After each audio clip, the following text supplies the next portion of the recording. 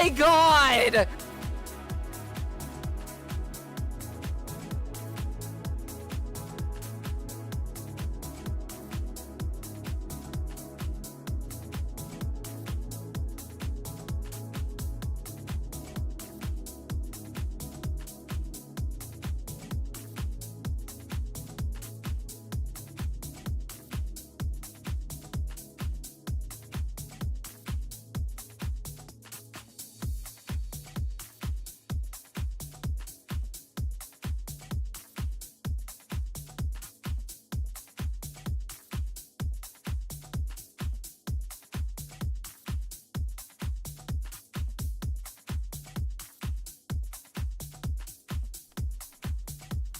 Holy shite. Yo, thank you for the 5 gifted, Hiki. Thank you so much for the 5 gifted. Thank you so much for that. I really do appreciate that. Holy shit. Thank you, thank you, thank you, thank you. I appreciate you so, so much. And let me turn on the music a little bit. And also, Trooper, thank you for the 30 biddies. Thank you so much for that. I appreciate that. Alright. It's good to see you guys. Thank you all for being here tonight. I know I'm running a little bit late again, but there's a good reason for that. And I'll get into that in just a little bit. But, hey guys. It's good to have you all here. Thank you so much for being here to support little old me. Been MIA, PC borked. Glad to be back. Well, I'm glad you're back. Hell yeah. Holy fuck. Oh my gosh, you guys. Holy shit. Thank you so much for that. Oh, weird. I said it was a bit. Oh my god. Thank you, Ty, for the 1,000 biddies and Hiki for the 2,500 biddies. Holy shit. Thank you so much, guys. Holy hell. Thank you, thank you. Icy, what's up? Hello, Hiki. Hello, Apple. Hello, Zen. Get your ass over on Twitch. What are you doing? Good to see you, though. I appreciate you being here. Hello, Trooper. Hello, Danny. Hello, Ty. Hello, Morra. Morra be looking. I see, I see. What's up, Sly? Hello, Vane. Hello, Viva. It's good to see you all. Thank you all for being here tonight. Hell yeah, hell yeah. What's up, guys? Won't verify my phone number. That's kind of wonky. It should absolutely do that, but you'll have to get in touch with Twitch about that. I don't know if I can help you out with that, but that's pretty weird. Maybe she use another form of verification. Maybe that'll work, but who knows? I'm not sure. But I'm glad you're here all the same. Glad you're here all the same. Good to see you guys. Wow, hard dicks in airplanes? What? I guess. I suppose that technically would be up. But, good to see you guys. Good to see you. I wouldn't look if you didn't have great ass and tits. Hey, I appreciate you being honest about that. Let me go ahead and you know, make that more of a reality for you guys. So you're not just kind of like hanging out and waiting for me. Oh, what's up? Hello, hello, hello, hello. Hi, hi, hi, hi, hi. Yes. What's up, everybody? Hello, hello, hello. Thanks for being here tonight. Good to see you. Hello, hello. As always, we are here with another VRChat stream this Thursday night. It's good to see you. Thank you so much again for the 2,500 biddies, Hiki, and the 5 gifted subs. Holy shit! Thank you, thank you, thank you, thank you. Mwah. Mwah, mwah, mwah. Thank you so much. And also thank you, Ty, for the 1,000 biddies. Again, thank you so much.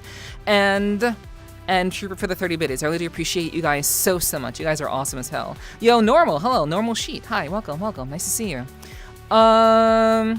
Okay, we got some stuff going on tonight. We have some stuff planned for this evening. So, you know, we got a little bit of stuff happening. But first, as always, we kind of chill, we talk a little bit, we chit-chat a little bit, catch up.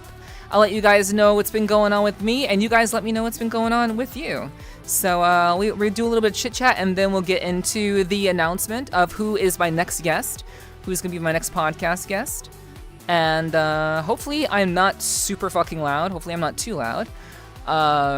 But yeah, thank you guys for the level 4 hype train. You guys are sick. The hype train's still going on though. But thank you so much for getting us to level 4. You guys are crazy. Thank you so much, you guys. Good to see you. Good to see you. Thank you so much for the support. All right. So what do we got going on? We got a lot of stuff going on tonight. So yeah, how's everybody doing? I don't know how everybody's doing. You guys can answer for yourselves. But how am I doing? I am actually tired as fuck. I'm actually pretty tired, not gonna lie. Why am I tired? Because in total, between ending yesterday's stream and today's stream, I've gotten a total, most likely, approximately, I've only gotten about maybe an hour and a half's worth of sleep.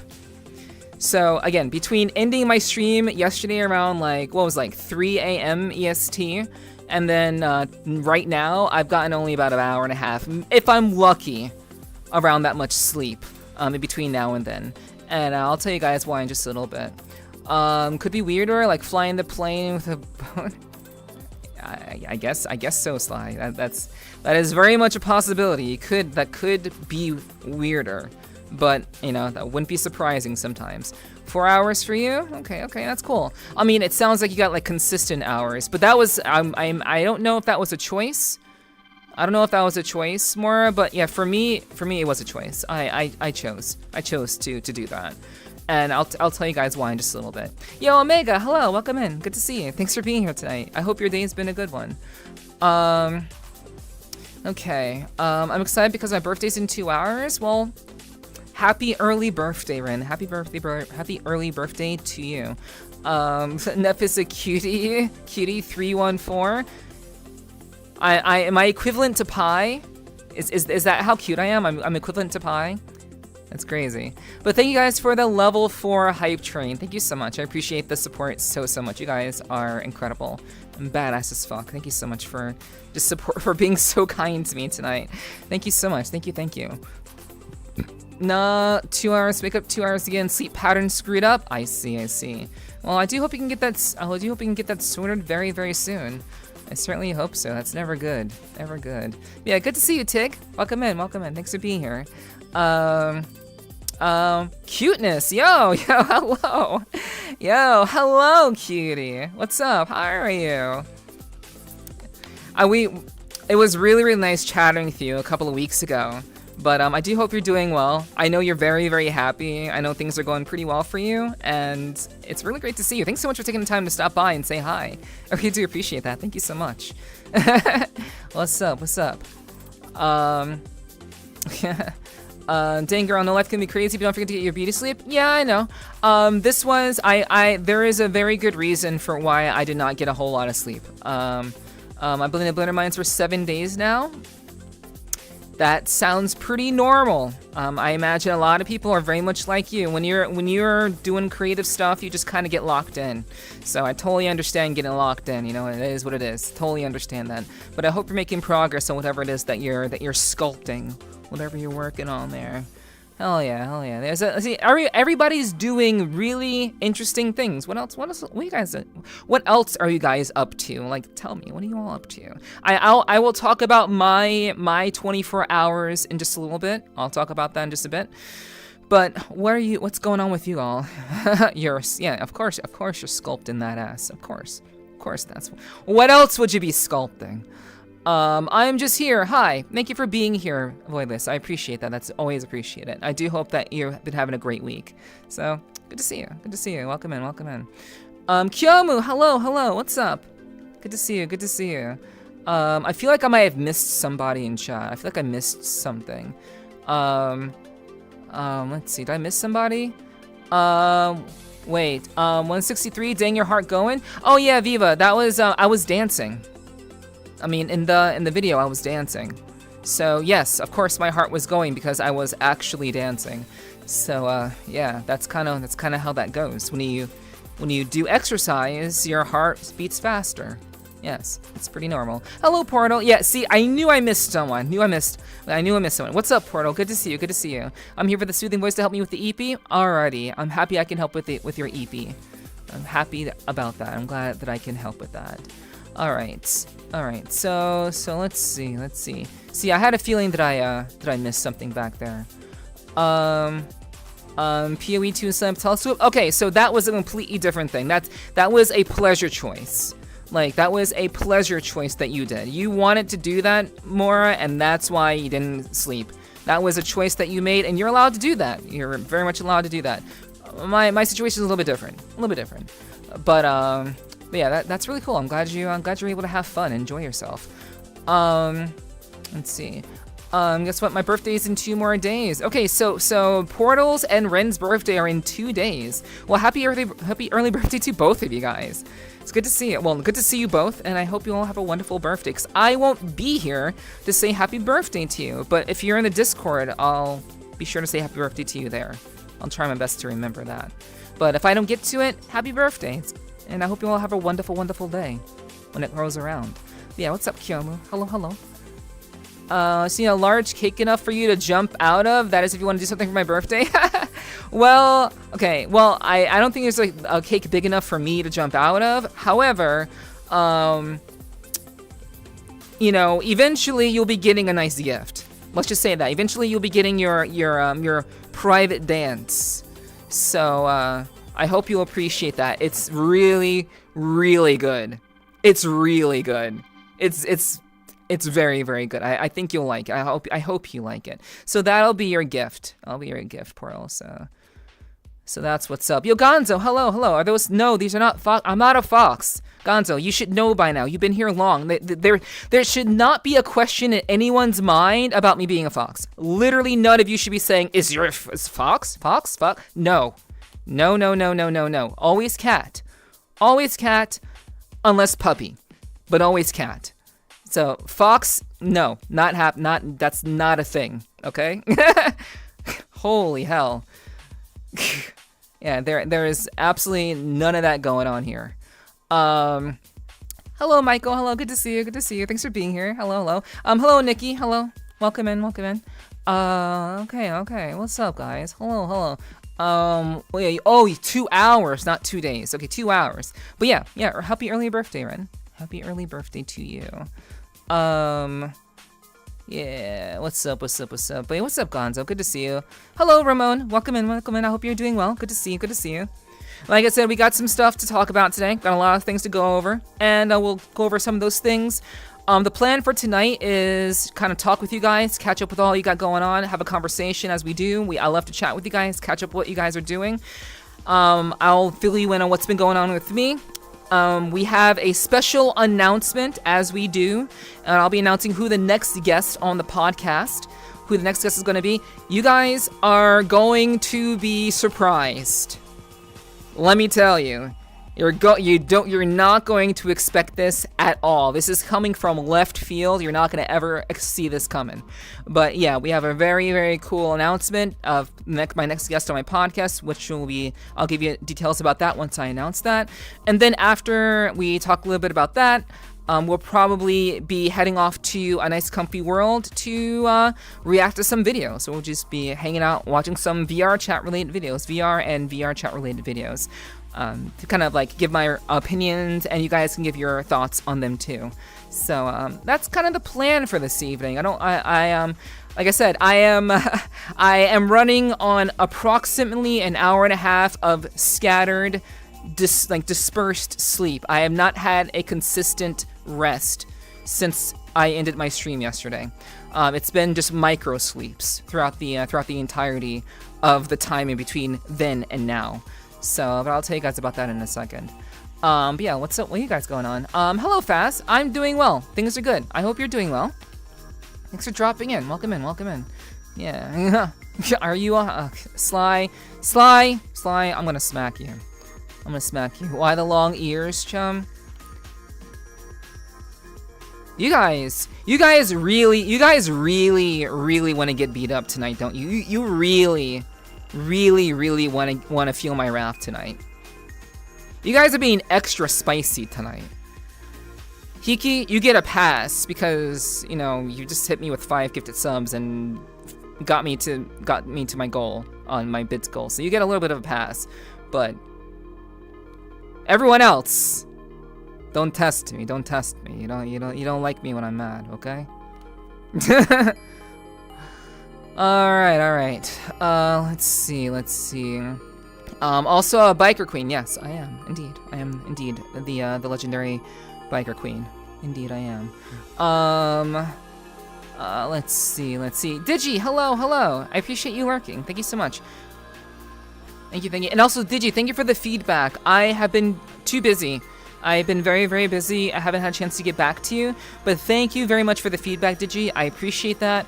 I'll probably just write you the same thing in the Discord, but I just want to let you know that I appreciate your feedback. So thank you for sharing. I really do appreciate that very, very much. I did see it. Let's see.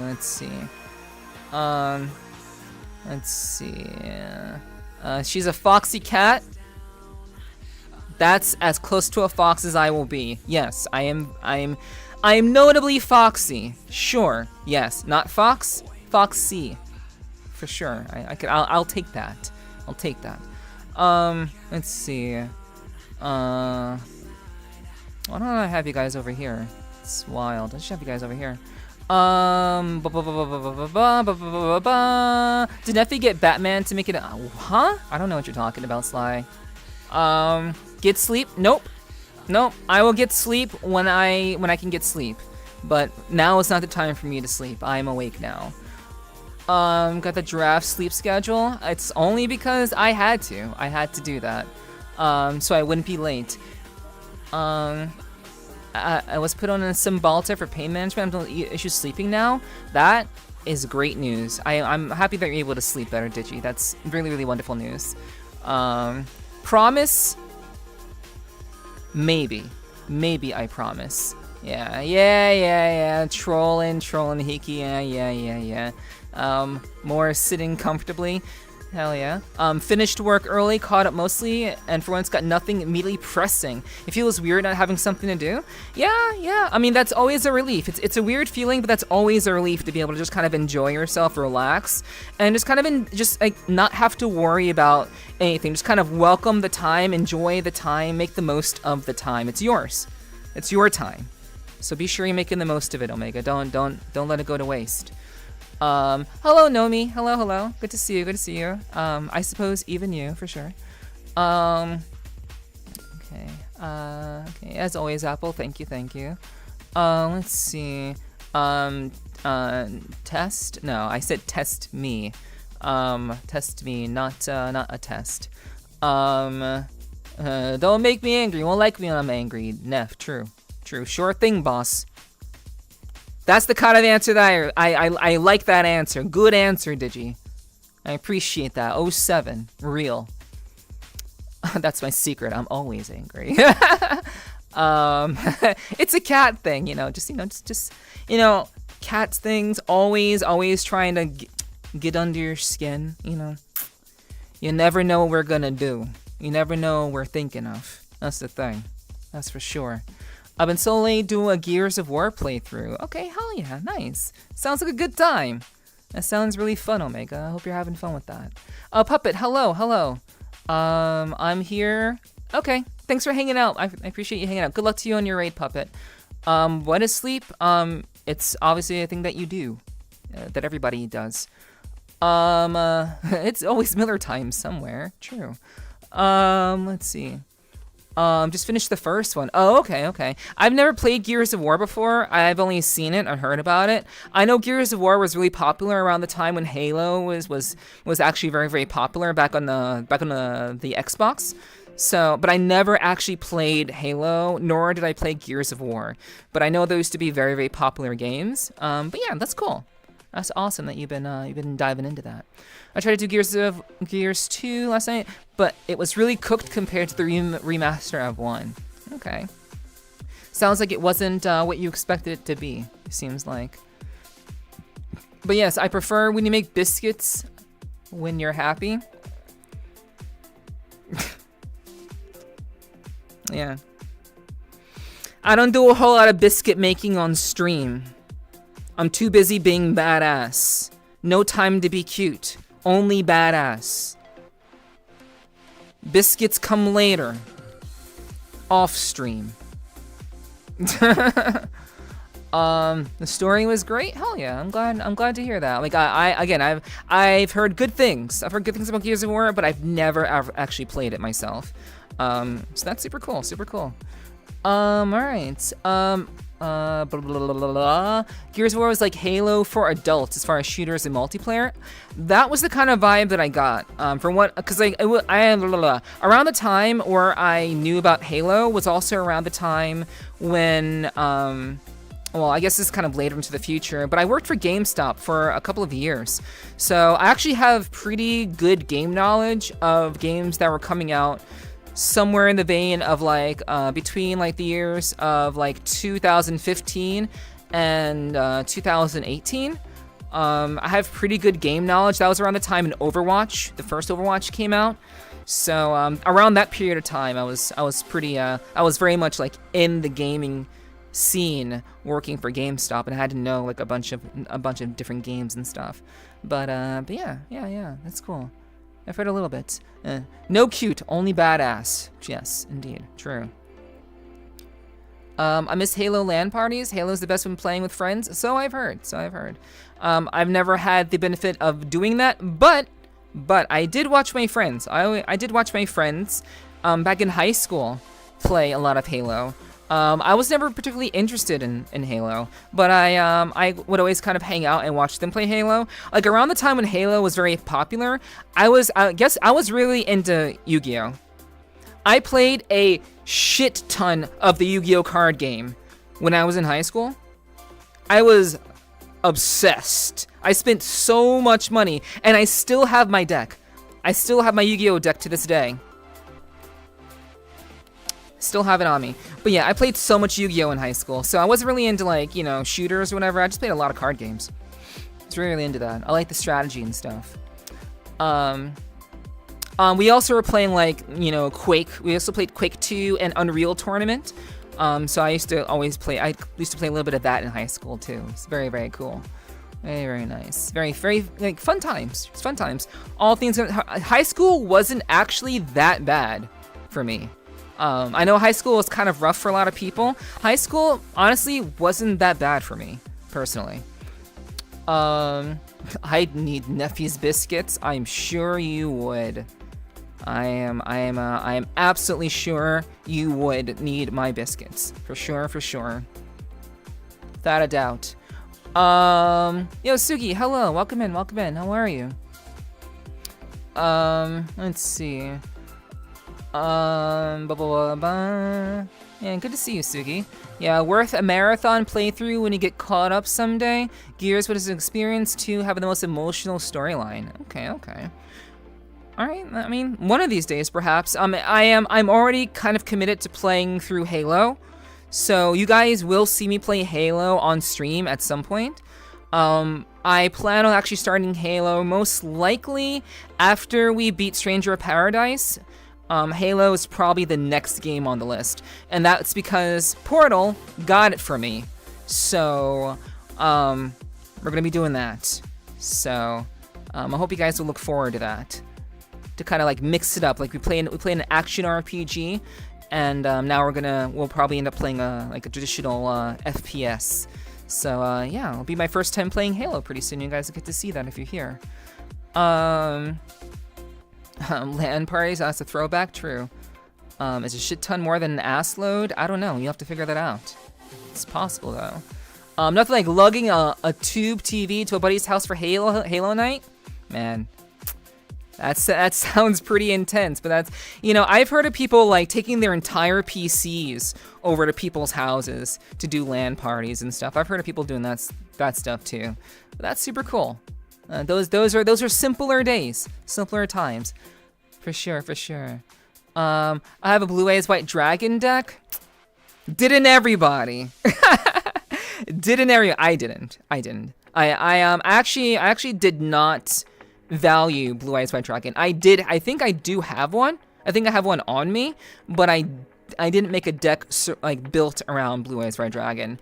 I had more of a burn deck. I always liked the idea of slowly burning my enemies, just kind of slowly burning them. I wanted them to be scared. I wanted them to be scared the entire time, to be worried that they were going to lose life points by doing anything against me. So I like the burn deck strat. So that's what I was typically focused on with Yu-Gi-Oh. You never saw this coming. I summoned Pot of Greed to draw 3 additional cards from my deck. Your turn, Kaiba. Thank you for the 100 biddies, Siki. Thank you so much. I summon Pot of Greed to the floor, to the table. Oh yeah. Good times. So those were the days. Yo, Subi, hello, welcome in. Good to see you. Thanks for being here tonight. I hope you're doing well. Welcome in. But thank you for the 1,000 biddies, Siki. Thank you so much. So it just clicked to me and I can't unsee. So I just thought you said about being a cat, and I said Biker Queen. Now I'm thinking about Biker Queen Cat Neff. That's correct. That's exactly what you should be thinking of, Ren. That is who I am. I am the Biker Queen cat girl. Indeed, it's true. That is how you should be thinking of me, exactly. Woods, Halo baby, can't wait. Hell yeah. Halo is definitely gonna be the next one. 2040, 2040 Parade.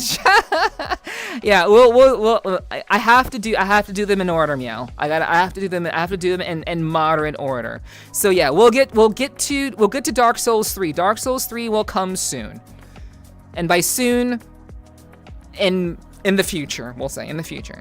Yes, but I know you're hoping for that. I have the entire Halo Master Chief 2, so we can play together. Okay, cool. I mean, I prefer to play solo, Nomi, but I would. It's really cool that you have it. But if I need any help with it, sure, I'll let people in. But I've always been one to kind of play games solo, just to kind of have like a real, like, unfiltered experience from people who are not familiar with the games. Because again, it'll be my first time playing them, and I just don't want to be spoiled, and I don't want to be dragged along by anyone else. I want to go at my own pace and just kind of play the game for myself. But I appreciate that. It'll be the Halo Master Chief Collection. That's what I'll be playing. Okay. Okay, let me see. Let's see. You have a Blaze Red Dragon deck? Cool. That's cool, Sugi.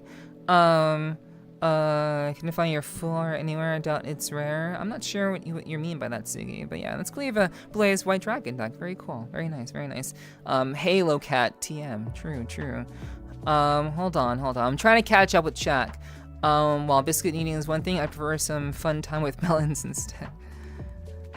Thanks, Apple.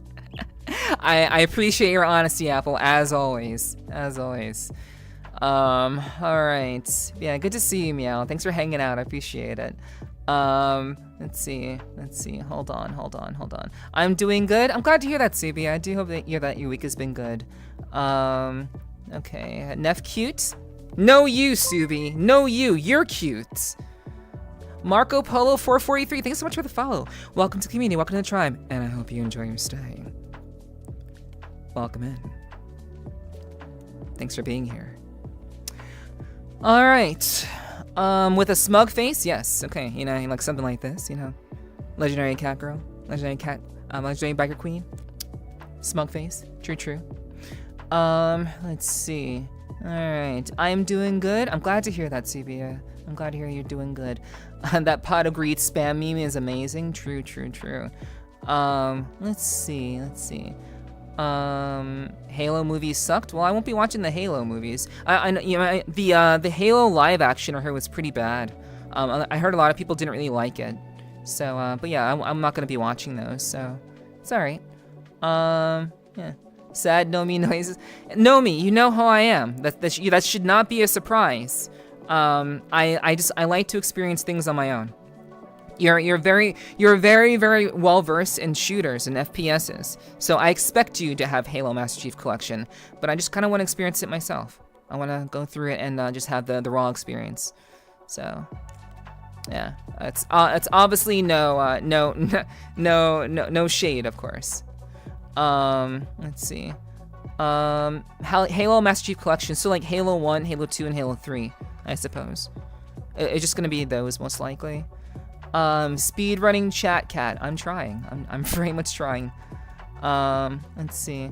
Halo 3 does have fun co-op campaign experience. It's so very funny to play solo. It's all good however you play it. Yeah, I would imagine so. Definitely so, for sure. I know Halo is largely done like multiplayer style, but yeah, I definitely would be just kind of playing on my own.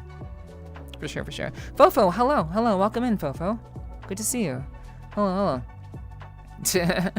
I game alone. Apologies to Green Day. Yeah, I walk alone. I just want to hang out with you. I know, Nomi. I understand that. But again, like there will be time for that in the Discord. Whenever I stream in the Discord, that'll be a great time for us to hang out. But yeah, when it comes to streaming, I just kind of like to just have my experiences solo. I'll be streaming this, and that's just kind of how it is.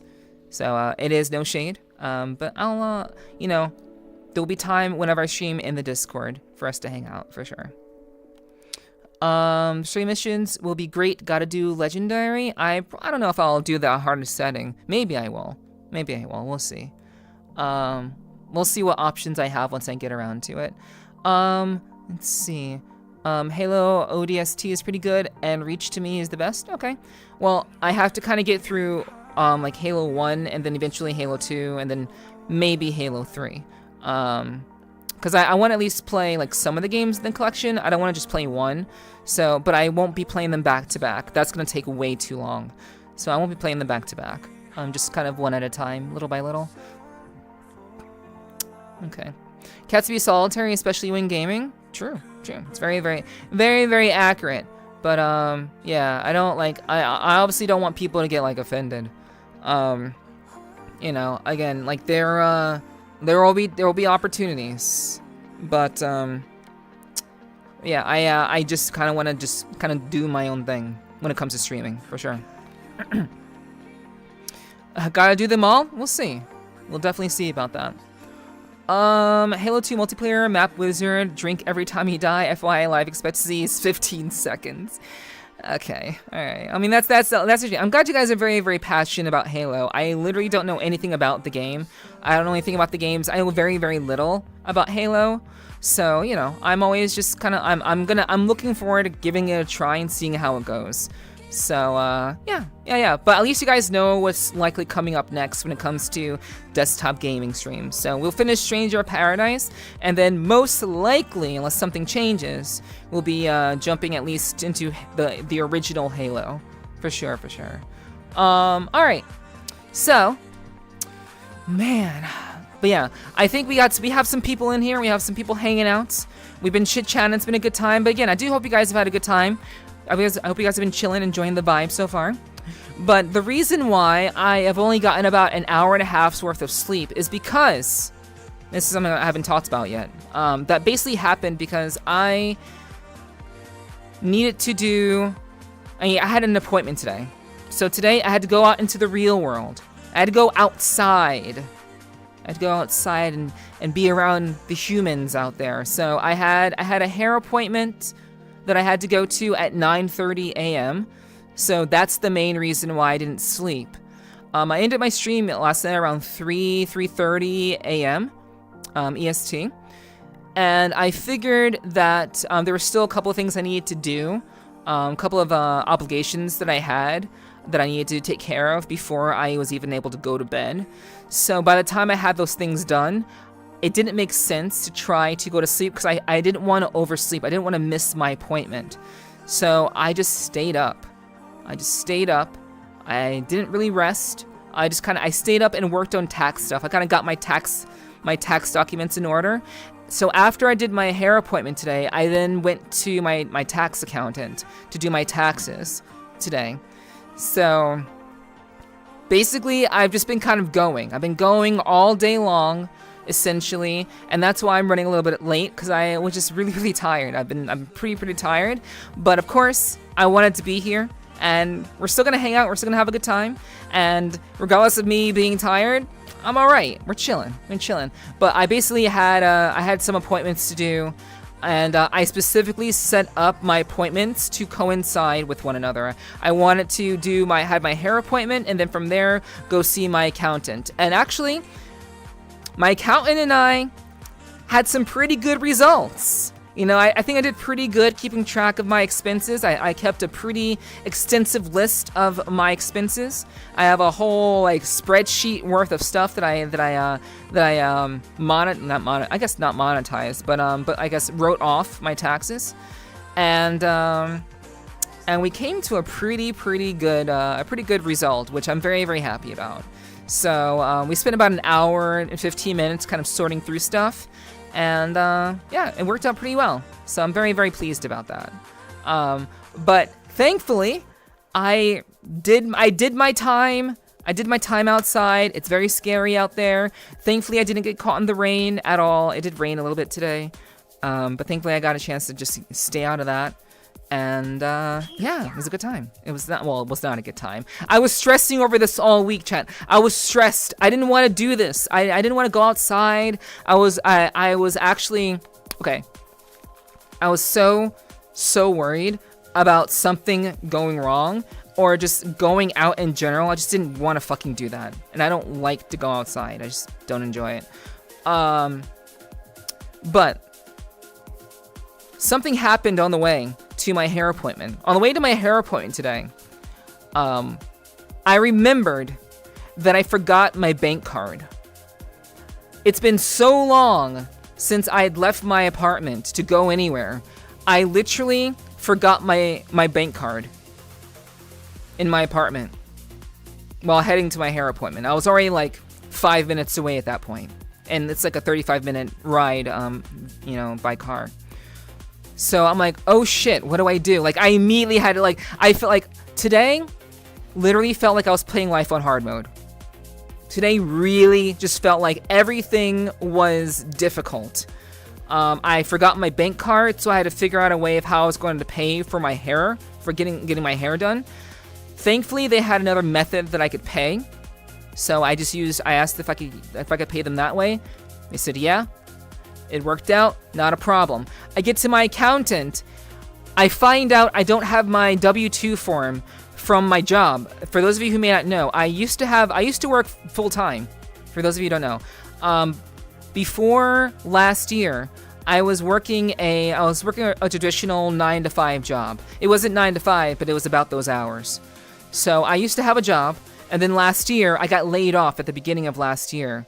And so because they had given me funds at the end when they laid me off, they gave me like a severance pay, and I had one check from them along with the severance pay. I had forgotten to put my W-2 and all of my documentation. I gathered up all of my documents together. I had everything ready to go, but I had forgotten my W-2. I'm like, is there any way that we can just kind of do this without the W-2? He's like, no, we need the W-2. We have to have it. So again, playing life on hard mode here. I'm like, okay, how can I figure this out without having to go all the way home and then having to come back again? Thankfully, I managed to realize I could just go into an application, figure stuff out, and I was able to pull up my W-2 digitally. So I dodged yet another bullet. So yeah, today was rough. I did my best, and we made it through. And now I'm back to being a digital cat girl on the internet, here to entertain you guys. So I'm very, very happy that is all done with. I'm happy it's over. I don't have to deal with that anymore.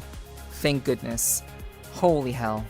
From working full-time to streaming full-time. Exactly. That's exactly what happened. Very true, very true. Nephi and her grand adventure outside. Yeah, like today, it was like life is pretty easy for me, all things considered. But having to like get all that stuff together, go out there, make it all work, and have everything coincide, like I had to plan out. I had to believe that I was going to get done with my hair appointment early enough that I would be able to go and make it to my appointment at my accountant's.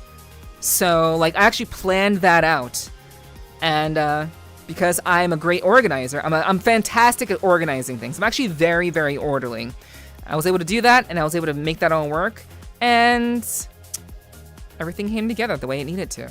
But yeah, I'm a full-time streamer now, guys. So so I told my accountant. He's like, what? My accountant was like, okay, what happened? What's been going on with you? And I'm like, well, you know, things have changed. And he's like, wait, how did things change? I'm like, they laid me off last year. And he's like, okay, all right, that sucks. But like, what have you been doing since then?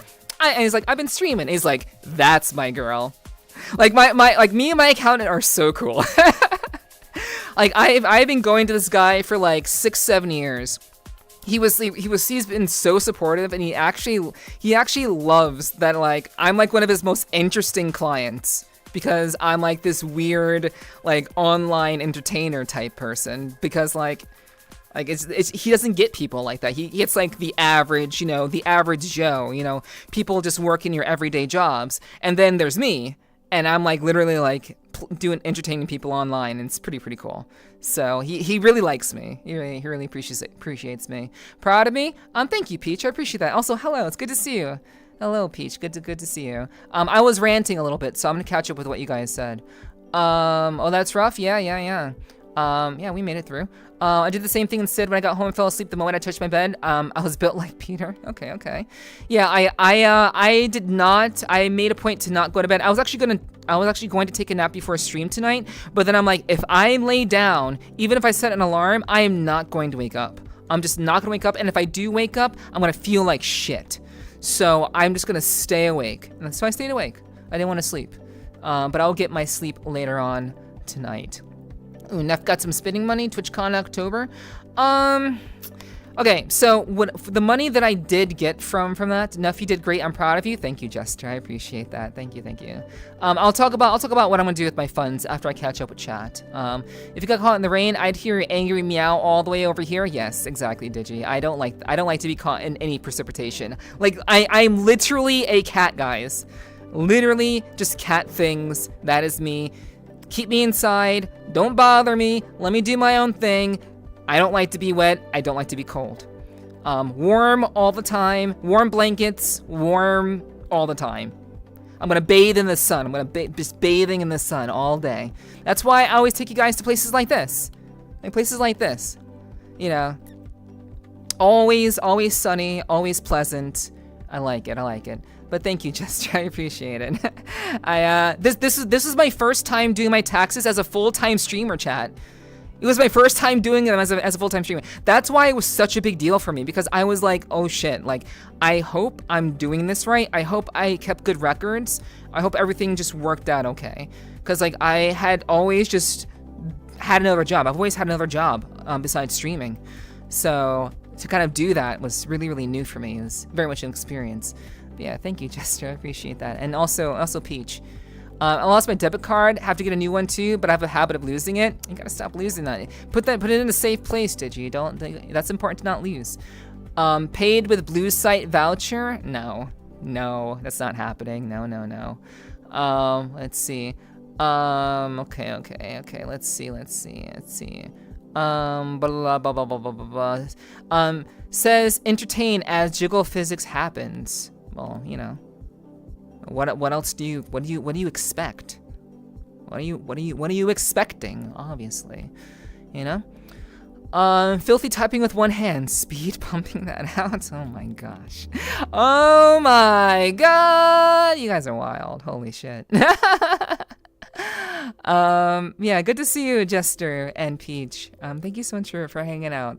I appreciate that. Thank you for being so supportive. Stroking and jorking. Stroking and joking. True. Oh my goodness. Puppy mode? Okay. Alright. Nephi doesn't like to be wet. Debatable. Alright. Okay, can we get a timer for puppy mode? I'm pretty sure it's just for 5 minutes. So, 5 minutes.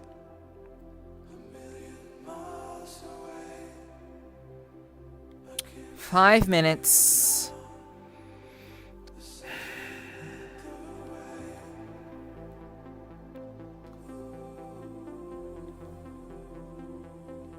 Five minutes.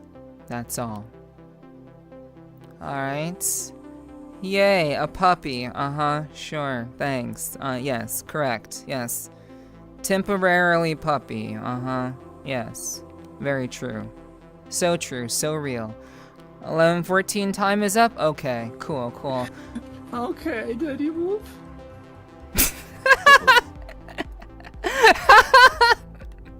Thank you for the 1,000 biddies, Hiki. Thank you. Holy shit. Thank you so much. Holy hell, that's so funny. Thank you again. Thank you so much. I appreciate you. Much appreciated. But yeah, you know. My hand! There you go. Like my index finger is always acting weird with my left hand. My left hand is so fucked. It is what it is. Puppy sounds angry? What else would you expect, huh? You think I don't bite? You don't think I bite? Of course I bite. You think I enjoy being puppy? I don't mind it. I don't mind it. But that's about it. That's all I'll say. Okay, Daddy Wolf. You know that kitty Neff hates water, but puppy Neff loves water? Possibly. I mean, you know, I do like to swim. Hey, you look cute as a pup too, not gonna lie. Well, thank you. I mean, a lot of people have said that I wear this pretty well. That's what people have said, so I'm inclined to believe them. And you know, I'm not gonna lie. I think I'd wear it pretty well too. I think I'm pretty. I think I fit the bill pretty well, honestly. So you know, it's cool. It is what it is. And they call it puppy love. Yeah. Neuron activation. Oh man. Oh my gosh. This is your bed, Neff. You must answer my siren's call. Eventually submit to me. No, I don't submit to anybody. You submit to me. I submit to nobody. You're gonna have to work really hard for me to submit, okay? That does not come easy, and I don't come easy. So, you know, just remember that. This is what it is, okay? That does not come around easy, and I don't come around easy, okay? Alright. Let's see. You can bite me all you want. I'm sure you would think that, Peach. I'm sure you would say that. Yo, Trav, hello. Yo, what's up, dude? Hi. Good to see you. Hello. You bite? You up for adoption? No, I'm not, actually. No, I got things to do. People to see. You know, food to eat. Heads to pat. I'll gladly submit. I'm sure you would, Danny. I believe. I'm a nobody. Sly, please no. You're somebody when you're here, Sly. As long as you're part of my community, you're somebody. Everyone who's here is somebody, okay? I want you all to be confident in yourself. That's why you all are here. Anyone who's a part of my community, you all are badass, and you all need to believe in yourselves more. I expect everyone here to always be confident in who they are. Never, ever think that you're nothing and that you won't be anybody. You know, I will not have it any other way. No one who's a part of my tribe is gonna think that they're nobody. That's not how that works around here. I don't house nobodies in my tribe, okay? Yeah. I might have, Digi. I might have said that, but I have things that I say. That's crazy. I say things, and they come out of my mouth. I do say things occasionally. I have things to see and people to do, real. I'm sure Moxie would say that's such a Peach thing to say. Well, I know Peach. Yeah, you like it. You like it rough. I know you do like that kind of attention. So I do appreciate that. All right, let's see. All right, I think puppy time is up. You giving me orders? I might be. I am nobody. Know me, like I said, nobody who's a part of my tribe is gonna be called nobody. Okay, nobody here is gonna be considered nobody. I will not have it any other way. You all are capable of things that you may not believe that you're capable of, but you are doing, and you have something. Each one of you have something that is special, that only you can do. Something that is your special talent, and it's up to us to figure that out. So nobody in my crew, in my tribe, nobody is nobody here. Because I'm not nobody, and I will let you talk down to yourself. And if you're gonna keep talking down to yourself, we're gonna have a problem. If you're gonna talk down about yourself, do it not in my presence. Don't do it in my presence, because we're gonna have words. Otherwise. If you ever enable Sniffer, I guess I forgot to enable Sniffer. I guess I did. Alright. But thanks for the heads up, Apple. Thanks for the heads up. Maybe I'll turn it on, maybe I won't. We'll see. Thank you for the drinking water, though. I appreciate that. Hello, Enzo. Hello. Welcome in, welcome in. Good to see you. But you submit to nobody, so I'm nobody. Oh, I see. I see what you mean, Sly. I get you. Oh my gosh. I am a nobody. What kind of VR chat content will we be watching? The good kind. The quality kind. I only watch quality content. And needless to say, there's not much quality VR or VR chat related content on YouTube. But that is the kind of content that we watch here. So it'll be stuff that I think is good to know, and interesting stuff that I think we can all potentially learn from, or that I personally find interesting.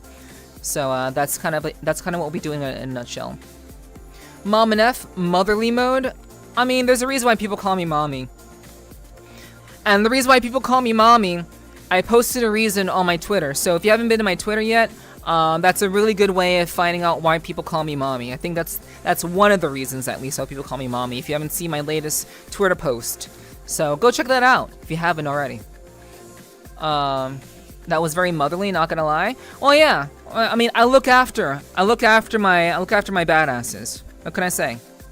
You know, I believe in the people who are here. My community, I don't believe in having a community of losers. You guys may have been losers when you came here, but under my watch, I will not have any of you be losers. Okay? That's not how this works. You do not get to be on my watch, be a part of my crew, ride with me, and consider yourself a loser, okay? That's just not how that works. So yeah, it's a little bit motherly, but it's also just kind of me putting my foot down, just like as the leader of the tribe. I want to make sure that you guys understand what's expected of you, because I believe in you guys. I truly do, honestly. Really, really do. Because I believe in myself. And honestly, I can't do this without you. So the more that you guys can believe in yourself and do great things, the more that you can work with me so that we can do great things together. And that's the goal, to do great things together. So yeah, it's motherly, but it's more just kind of like, you know, encouraging you guys. I think every community should have that kind of motivating factor. That's what I believe in, you know? Ayo. I think Peach is remembering that post that I made. For sure. Sniffa. It's not that, Sly. It is not that. I don't submit to anyone, so we're not gonna talk about no, we're good. I always love watching Neff wiggle. Yeah, you know. I appreciate that, Digi. I'm glad you do. I'm a loser, baby, so why don't you mommy me? But yeah, I see you guys. Wait, remembering that person? What do you mean remembering that person? I don't know what you mean. Remembering what person? No, I legitimately don't know what you mean by that, Peach. Remembering what person? But I'll give you guys a hug. Hugs for you guys. Sorry, that was really loud. That was like really fucking loud in your ears. Sorry about that. Sorry.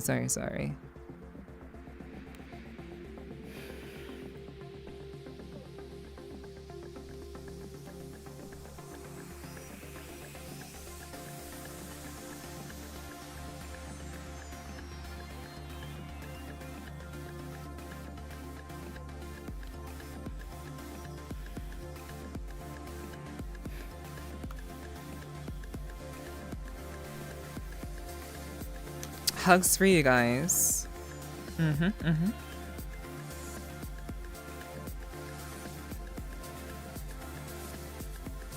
you go, chat. I swear I said something about Peach remembering that person. Nah. No. Oh, I said remembering my post. I said that maybe you might be remembering my post from Twitter earlier. Don't mind me just feeling a little bit loopy. That's fair.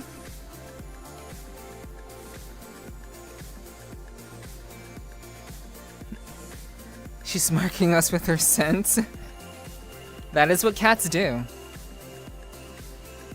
Okay, let's give me a second look at gander. Enough searching. Oh my lord, I wasn't ready for that. It's not that bad. It's not that bad. It's really not. My post today was not that bad.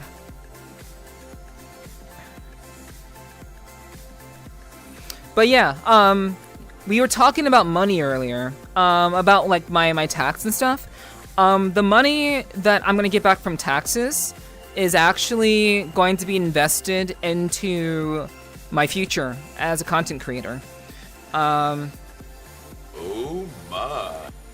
Like I'm gonna be basically just kind of using it to pay my bills, pay my rent most likely, and also to kind of invest into.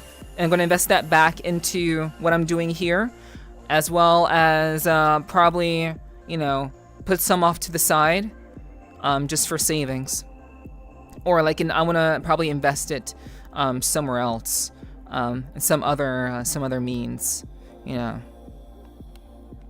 But yeah, so a little bit's going to get invested, a little bit's going to be for paying my bills, and the last bit of it's going to be for making sure that I can do more stuff here, more content, more things for you guys. So that's really the intention, for real.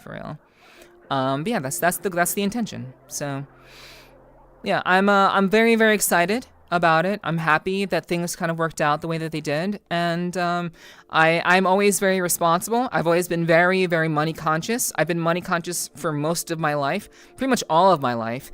The irony of me being money conscious, chat, is that I actually, when I was younger, I was a huge mooch.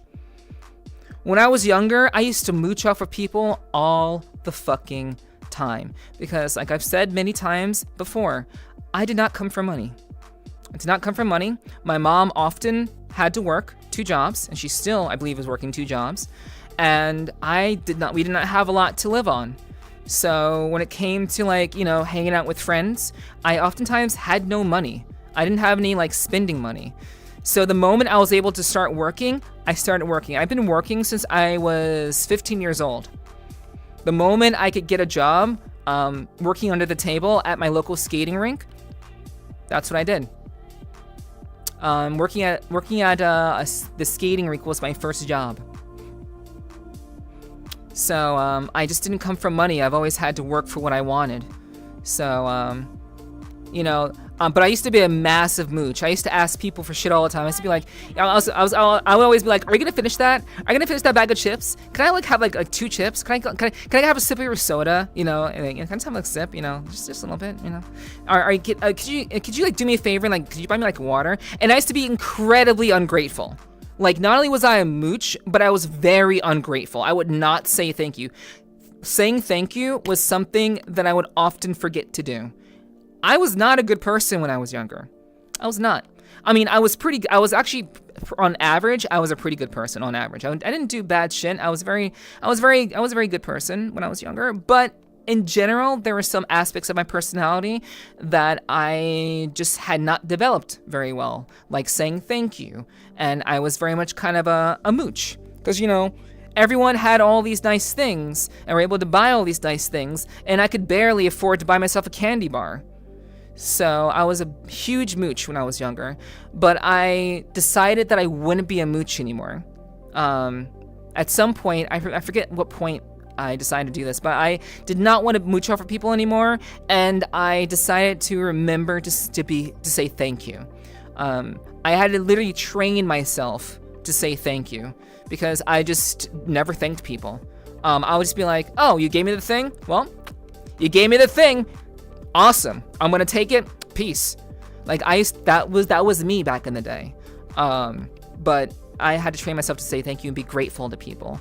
So I'm always grateful. I'm always like thankful, and I'm just a much better person now, you know. Today being the optimum word. Yes. Invest in physical gold. Can't go wrong. Yeah. Like I'm definitely going to invest in some manner of I don't know, some manner of like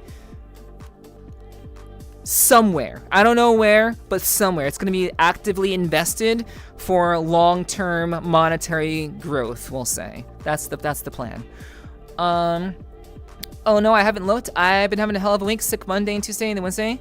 My company's cart door opened while driving and hit a railing. Oh shit. Oh, I'm sorry to hear that, Peach. I do hope I'm sorry you've been so sick. But yeah. I mean, I did see that you liked my most recent Twitter post. I did see that. So that's what I was talking about. But I'm sorry. I'm glad to hear that you're feeling better. I do hope you're feeling better these days. Yeah, I got you. I can see you working at a skating rink. Yeah. I very much enjoyed that a lot. That was, it was an interesting job, let's say. I enjoyed it. It was a good first job to have. Nephew jam into the Prodigy fire starter while spraying deodorant in the skates. Yup. It was a very smelly place. It was a very gross place. You guys have no idea how gross skating rinks actually are until you work at one. Yeah, it was very, very gross, very smelly. But it was a good job. I was a job that I had with my friends. I think two or three of my friends I worked with while I was there. So it was fun. It was a fun job, and you get to like skate around and, you know, make sure people aren't doing bad shit. And it was a good job as a teenager. It's a good job, and I liked it a lot. But I've worked all kinds of different jobs. I've worked in all different industries. I've had multiple different occupations. I have a very diverse work history. Let's just say that. My work history is extremely diverse. And the really cool thing is that I get to take all of my training, all the things that I've learned in life, I get to kind of bring them here into what I do. And to me, that's really fucking cool. It's really, really awesome that I get to take everything that I've learned in life and just kind of enjoy it and use that to entertain you guys. So, it's really nice. The shoe smell alone must have been bad. Oh yeah, it was pretty bad.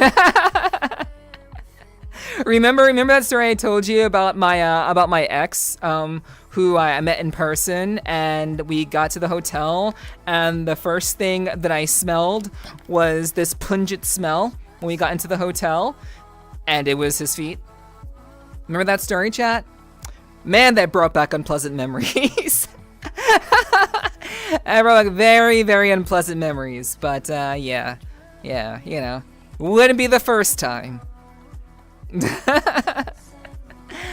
But hello, Michaels. I didn't say hi to you, dude. Thanks for being here. Also, thank you for the drinking water. I'll drink some more water.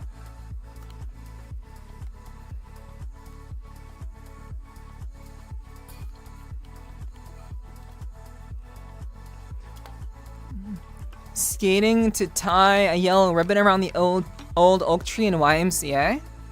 Yeah. Oh shit, I'm out of water already.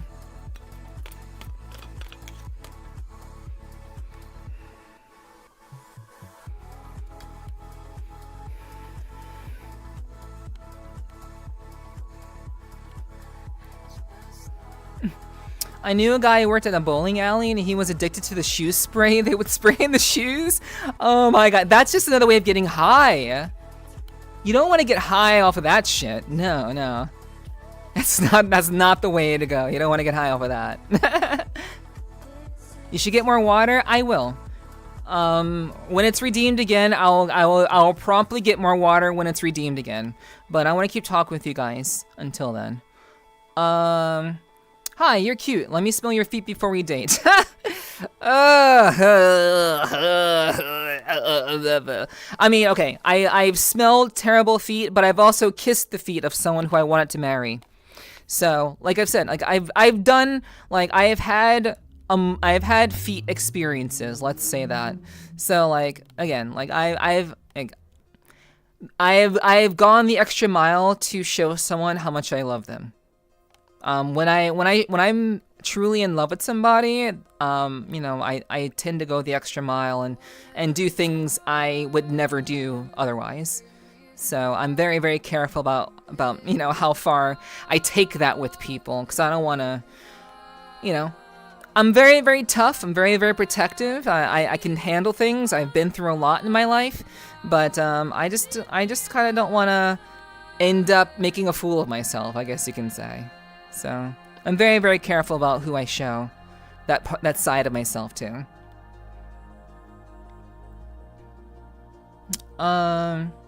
Of course, if you had a foot fetish, that shoe smell might be euphoric. I mean, I think leather smell is good. And like whenever I go to buy like new shoes, I always liked how like shoe stores smelled, which is weird. But like I've always kind of liked the smell like new shoes or new car smell. Those have been always very, very nice. Yeah, I know skating rinks for sure. When it's for someone you love, kinks not for you, you'd still do. Yeah, I get you, yeah. When it's for someone you love, kinks not for you, you'd still do. Yes, because like you want to share that with somebody. And like, even though it's not something that you would normally do, you feel comfortable enough to share that with them. That's something that they personally want. Then, you obviously want to like spend time with them and show them, how much you love them. And I think that's a beautiful thing. And I've definitely done something to that effect, for sure. I am not a hopeless romantic though.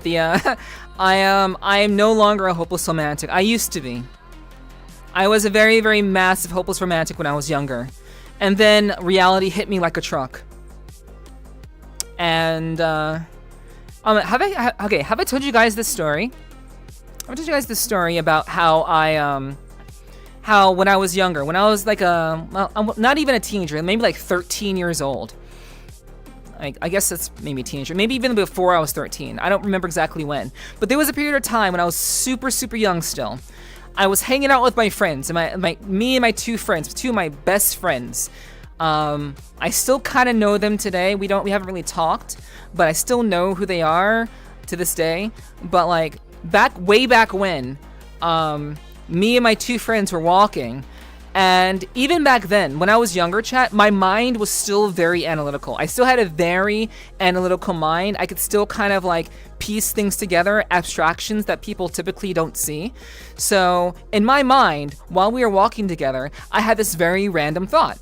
And my thought was, and I told them this out loud, guys, you two are so weird. And like I told them this with love, like you two are so out there in your personalities and so strange in your personalities that there is no way that you two get married before me. There's no way, because you two are interesting people. But I'm pretty chill. Like I'm weird too, but like I think out of the three of us, I will be the first to get married, and then maybe you, and then you.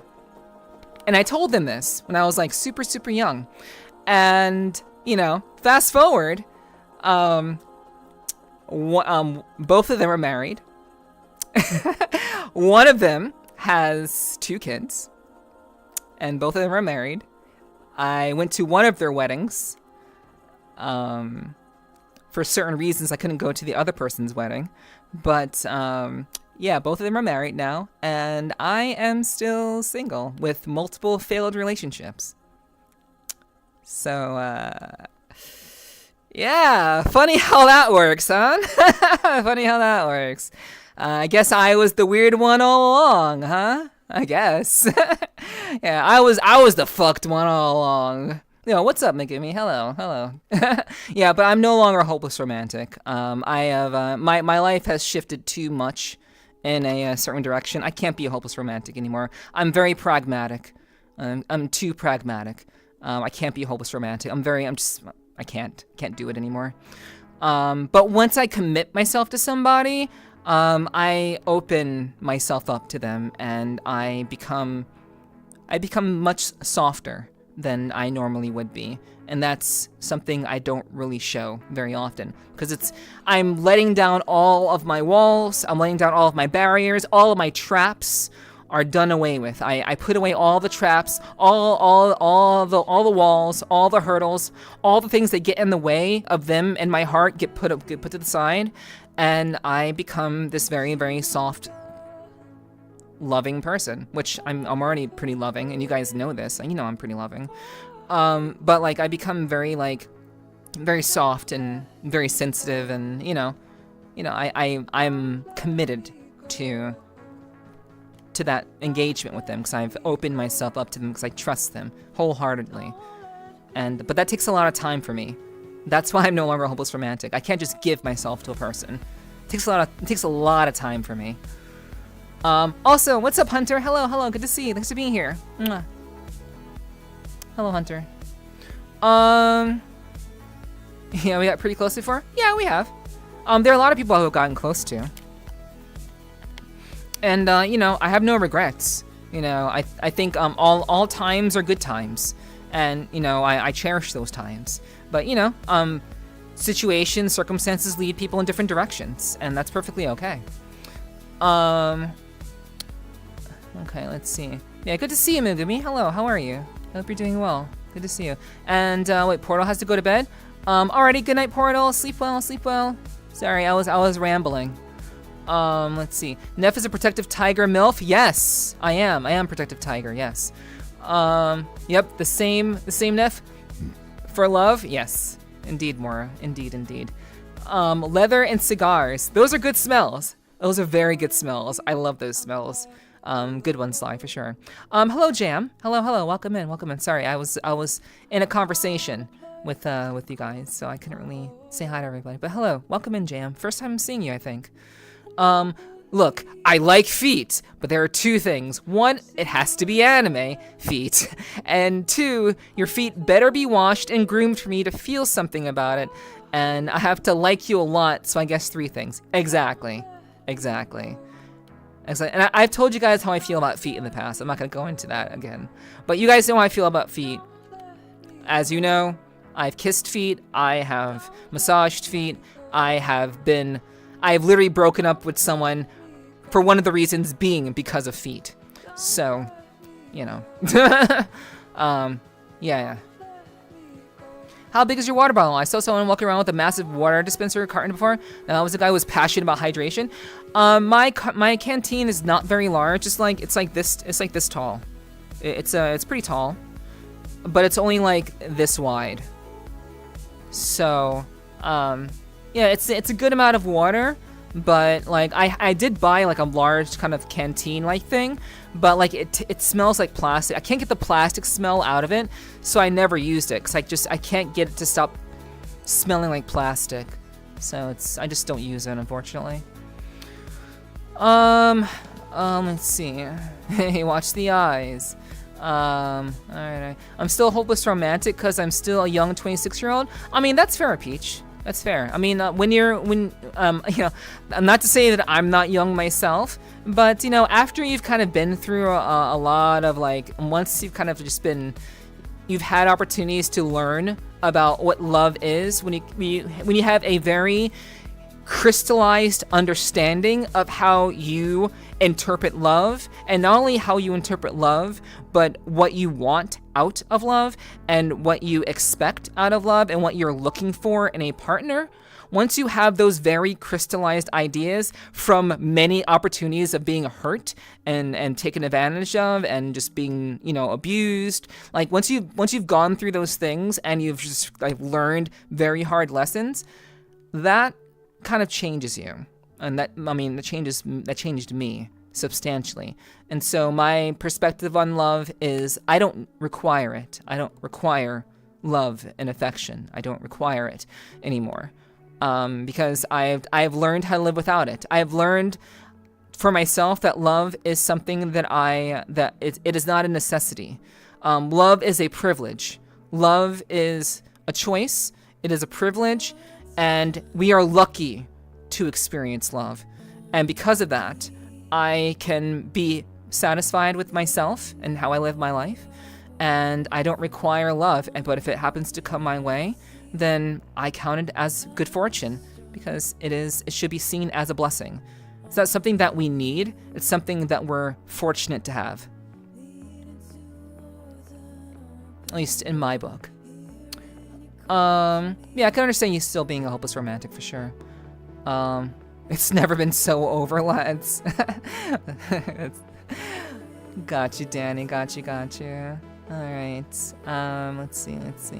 Okay, I said hi to Hunter and Megami. Maybe in another life, maybe. Let's see. Alrighty, Apple, catch you later. Got you. And Psych, hello, welcome in. What's up, Psych? Hello. Neff loves feet, that's not what I said. I'm not saying I like feet. I don't know, I'm weird as shit, been married 3 times and still hopeless romantic. I don't know. Maybe I think I'm just built different. My personality is not common. I think my way of thinking about life and existence is very weird and uncommon. So, it could just be me. Maybe I'm the weird one. Sadly, my job's taken a lot of my time recently, and that's good, Peach. It's good that you have something keeping you busy. You're earning your own way. You're earning your own wage. You are taking care of yourself, and to me, that's a wonderful thing. I'm glad that you are looking after yourself in that way. A lot of people just are lazy and unmotivated and don't have any desire to change their situation at all, and you have done that, and I'm very, very proud of you. Very proud of you. Digi, thank you so much for the gifted sub to Psych. I appreciate that. Thank you so much, Digi. Thank you. Mwah. I appreciate that. Thank you. Let's see. Okay, after 2 marriages and not dated for 14 years, I have decided I'm done and just would rather be alone than suffer through a bad relationship. That's fair. I mean, that's very, very understandable. And like I said, we are lucky.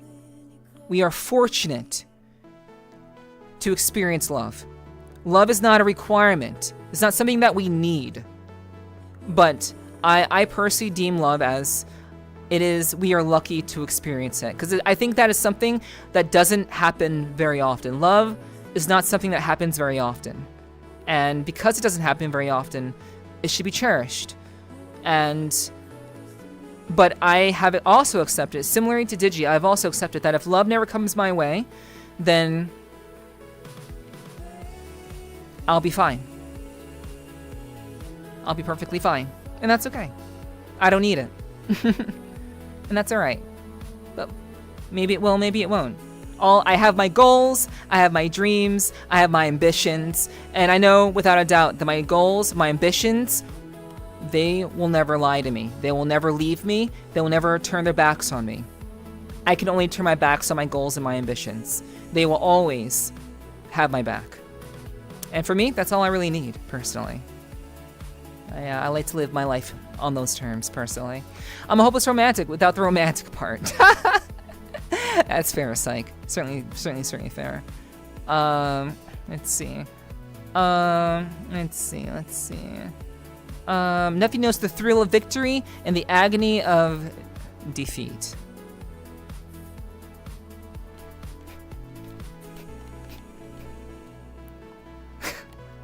God damn it, Sly. I clicked on this because it said, I'll have a good time. I'm not having a good time. What do you mean? What do you mean you're not having a good time? How dare you? How dare you say you're not having a good time? What do you mean?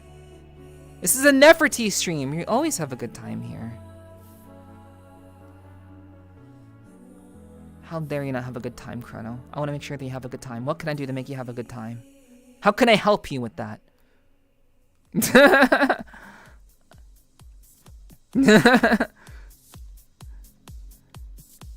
Love is a battlefield.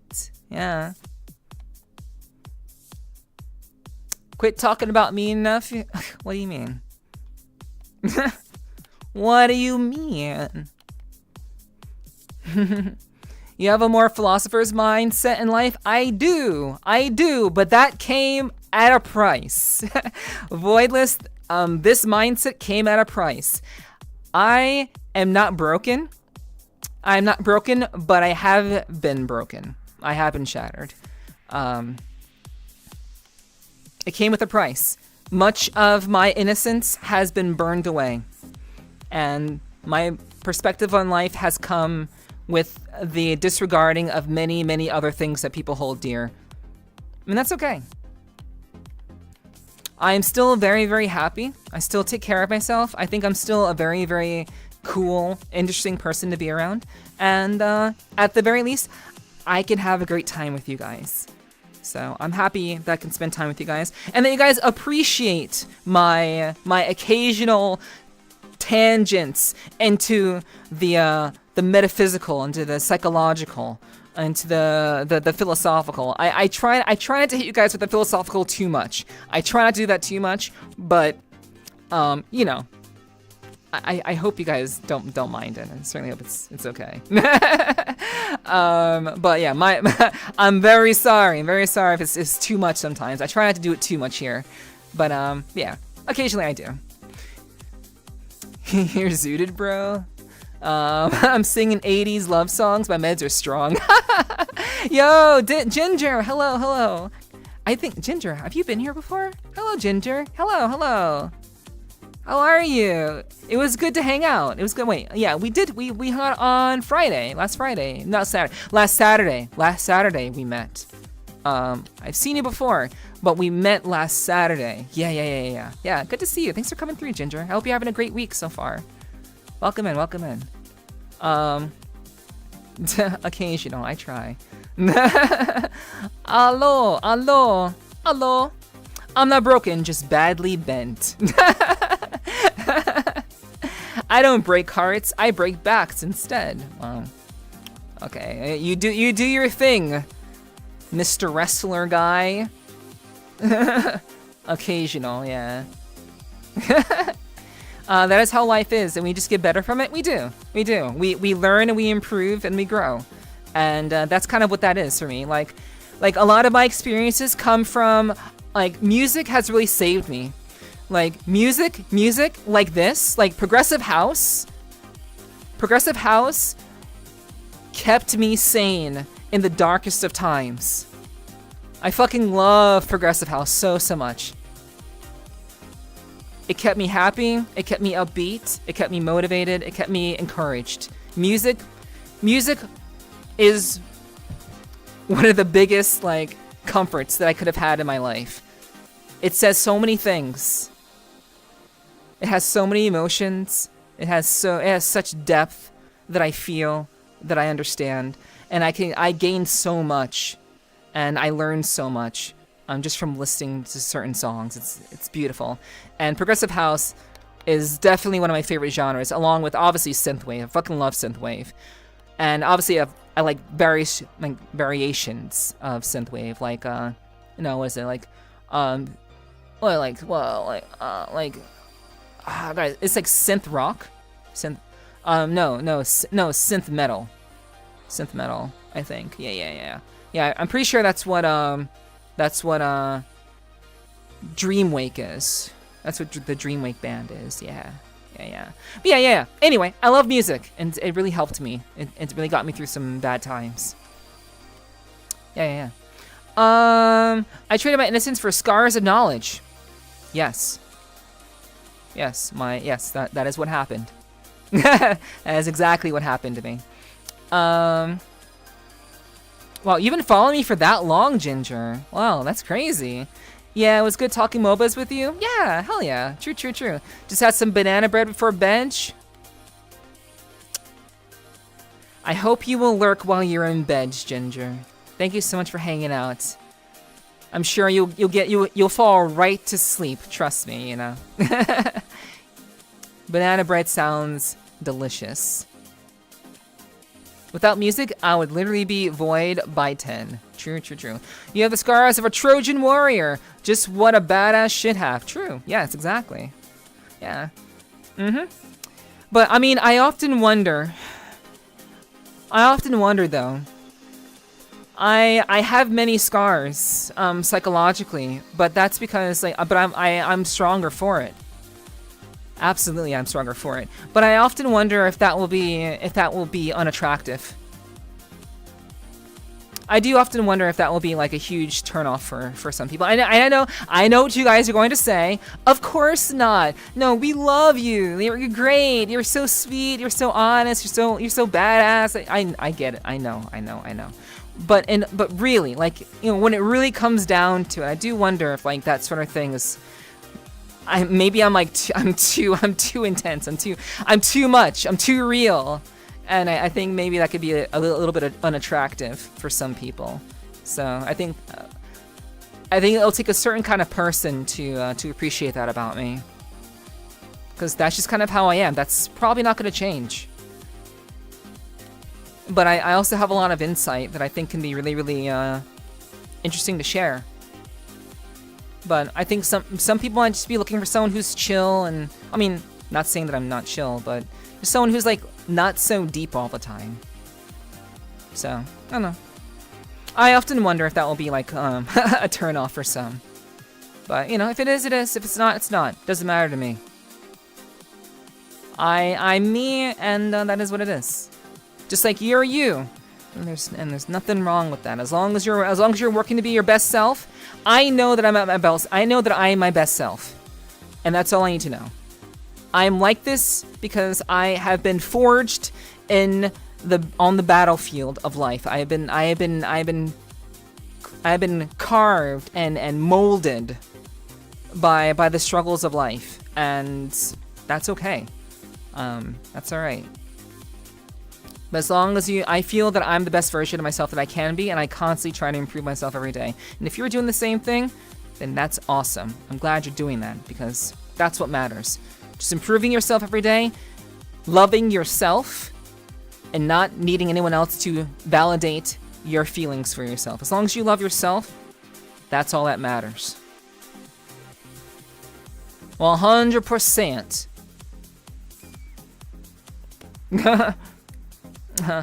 With me, I really sowed my wild oats when I was young, and I got burned badly. Life lessons, Digi. Life lessons, for sure. I like... Oh, okay, that's... Okay, I'll go to Ginger. I might be the only one who thinks The Cure isn't depressing. I don't know. I don't think I've listened to The Cure before. I probably heard maybe one of their songs, but I can't really remember them right off the bat. Yeah, I'm a natural ginger, and I have a dumpy, too. Damn. Hey... There are some things to be proud of. I think those are things to be proud of. There you go. There you go, Ginger. Scars are hot, and also show.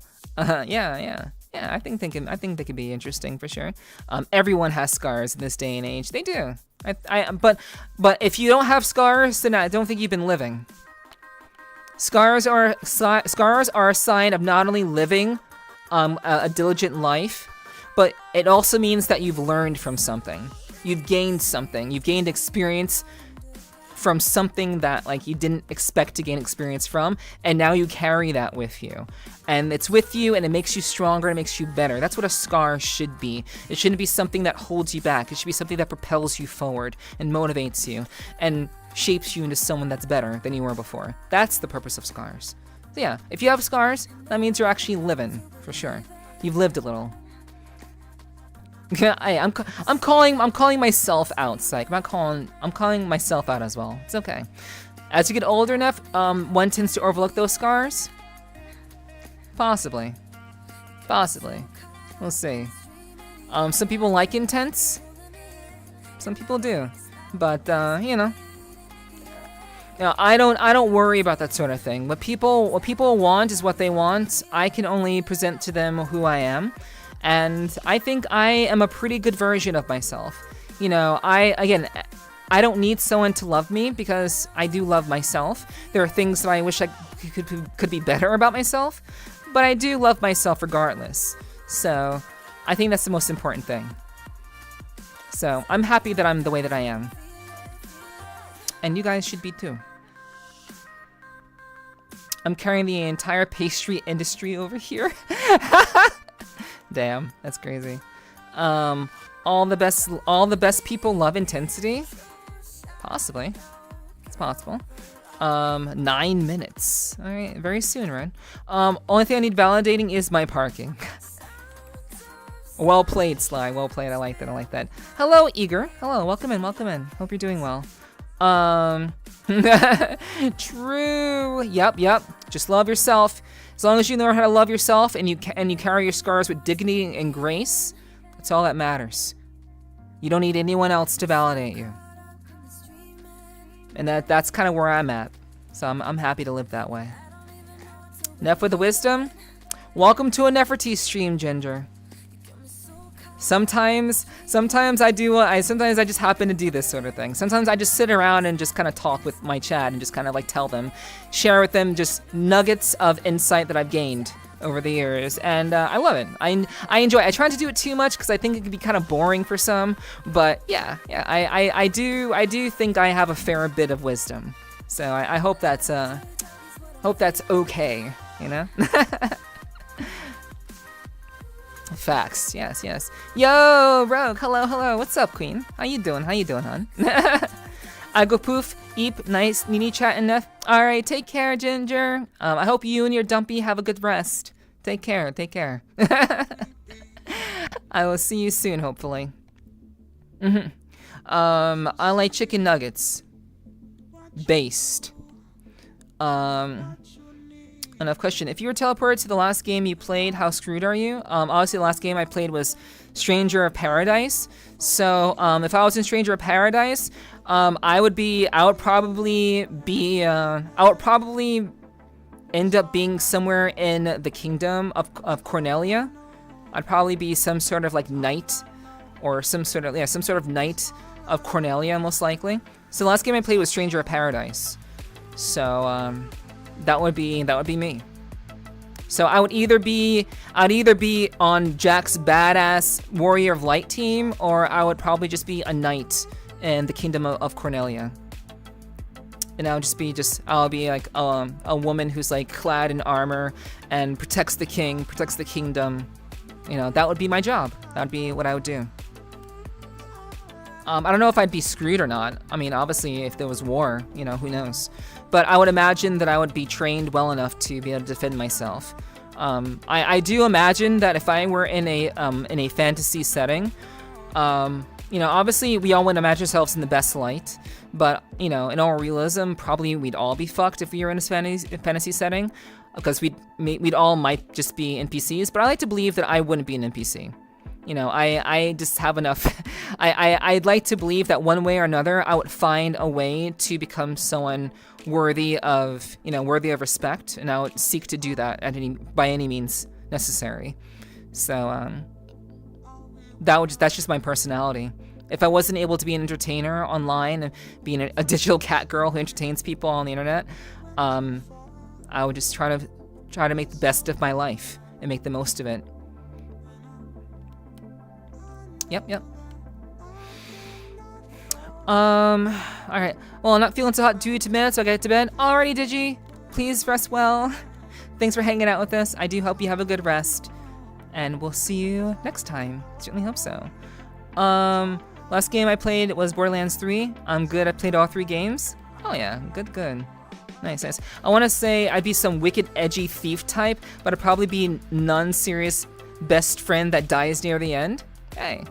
I mean, like, being realistic, I think is good. Like, being realistic about your situation and your mindset, I think is realistic.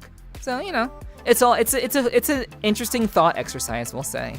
But being an adventurer and doing the small task to live okayish works for me. True, yeah. Like, building reputation as an adventurer could be a lot of fun. You know, depending, I would say. But chat, We have talked about a lot of things. We've had a great conversation. I love talking with you guys, but I think it's time for me to announce who the next guest on the podcast is going to be. I think like we're starting to get to the later hours. And I want people to hear who the guest is before people start to have to get to bed for work tomorrow or just need to get some sleep. So I'm not gonna delay any longer. We're gonna go ahead and announce who the next guest is. So give me 1 second.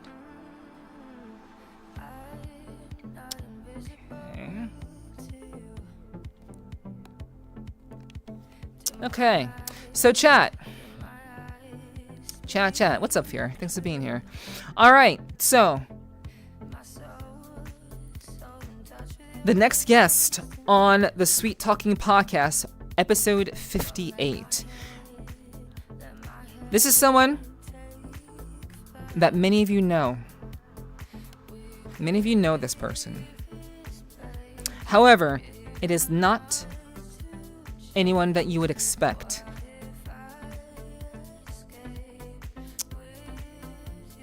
And that's all I can say. That's really all I can say. That's all I can tease you with. Anything more, and you'd probably be able to figure it out. But I'm very pleased to announce that my next guest on the podcast will be someone that I think many of you have been curious to learn more about. Some of you have been wondering why this person hasn't been on the podcast yet.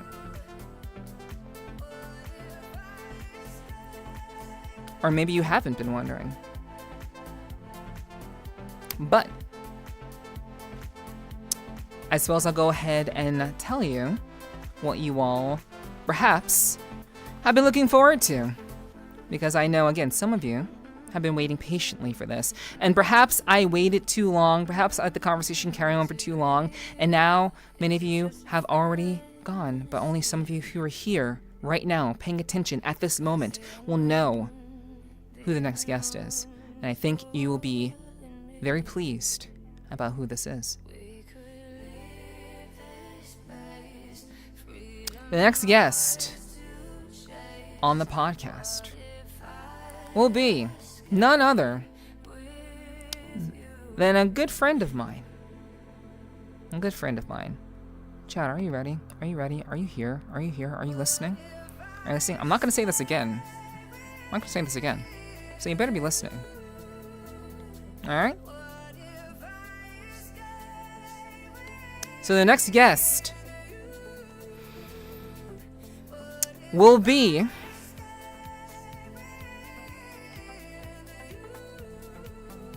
my good friend and fellow streamer and fellow cat girl,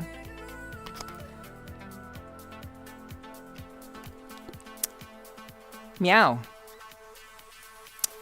Meow is gonna be my next guest on the podcast. She's gonna have her time in the spotlight. We're gonna have a nice conversation. We've talked a lot. It's been a long time coming. But we're gonna learn more about Meow. We're gonna learn more about what makes her tick. What makes her do the things that she does. Why can't she do math good? I'm kidding. I'm kidding. But yeah, we're gonna have a great conversation. It's gonna be good. It's gonna be a great time. It's gonna be a good time. It's gonna be a very, very good time. We're gonna have a great conversation. Meow is a very good friend of mine. We've known each other for quite some time. We've had our ups and downs, but I think this will be a great time, and I think you guys will really, really enjoy this. So I hope you guys will join me next Thursday at 7 p.m. for my conversation with Meow, and I hope you guys will enjoy what we have in store. Because I have questions, and perhaps she has some answers. So I think that'll be a great conversation that you guys don't want to miss. And this is actually a very rare situation because lately I've been having people on my podcast that I'm just kind of meeting for the first time. It has been a very long time since I've had someone on the podcast who I already know extensively.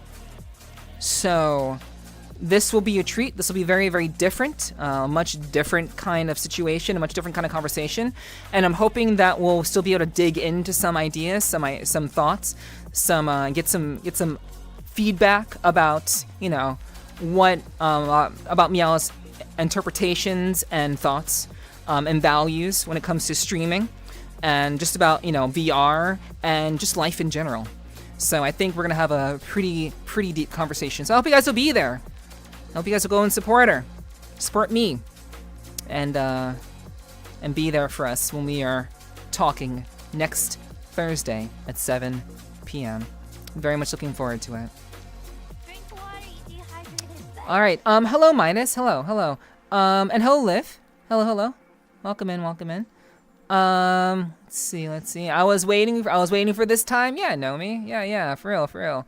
Meow mentioned. Let's go. Yeah. True. Yeah. Very good. Very good stuff. And thank you, Midas, for the drinking water. I'm actually going to run because the ads are going right now. I'm gonna run and get some water while the ads are going. So again, enjoy the news about Meow being my next guest. I'm going to I will pin this because I don't think my mods are around at the moment. So we'll go ahead and pin this.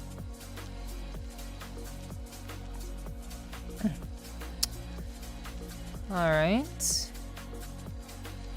And I'm gonna go get some water. So don't go anywhere, chat. I'll see you guys in a bit.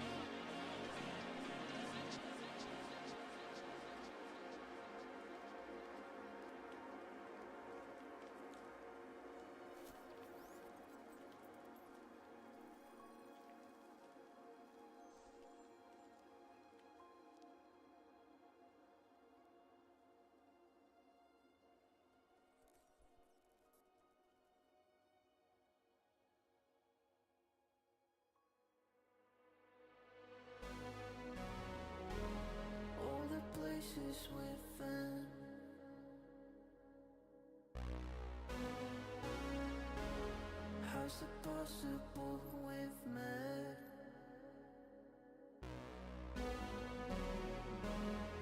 It feels like we were made for each other. I hope I'm not wrong, 'cause I can't let you go.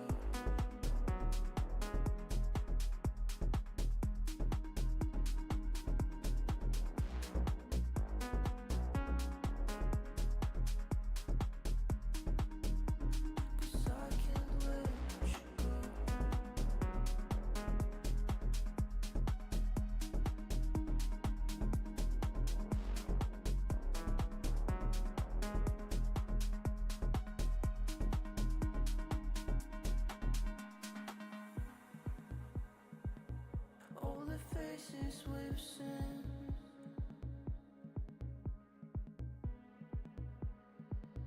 till the dawn we stay awake.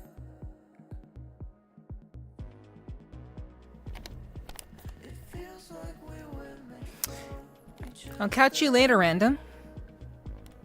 Catch you later. All right, I'm back. It's been a while.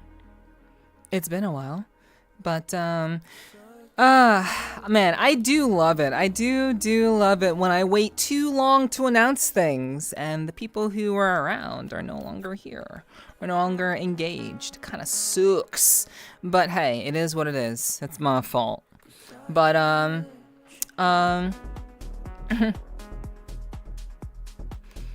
Okay. Yeah, it's wild that I come back and the moment I say goodbye and take care, they apparently don't hear it. It's the first thing out of my mouth when I come back because they're like surprised. But it is what it is. Thank you for the welcome back, Zen. I appreciate that. But yeah, I am back. I drank filled up my canteen, drank the entire thing, and then filled it up again. So, I am definitely watered. I'm very, very watered at the moment, for sure. All right, man, we talked so much, chat, we talked so much that now all the people who were here talking with me I've worn them out.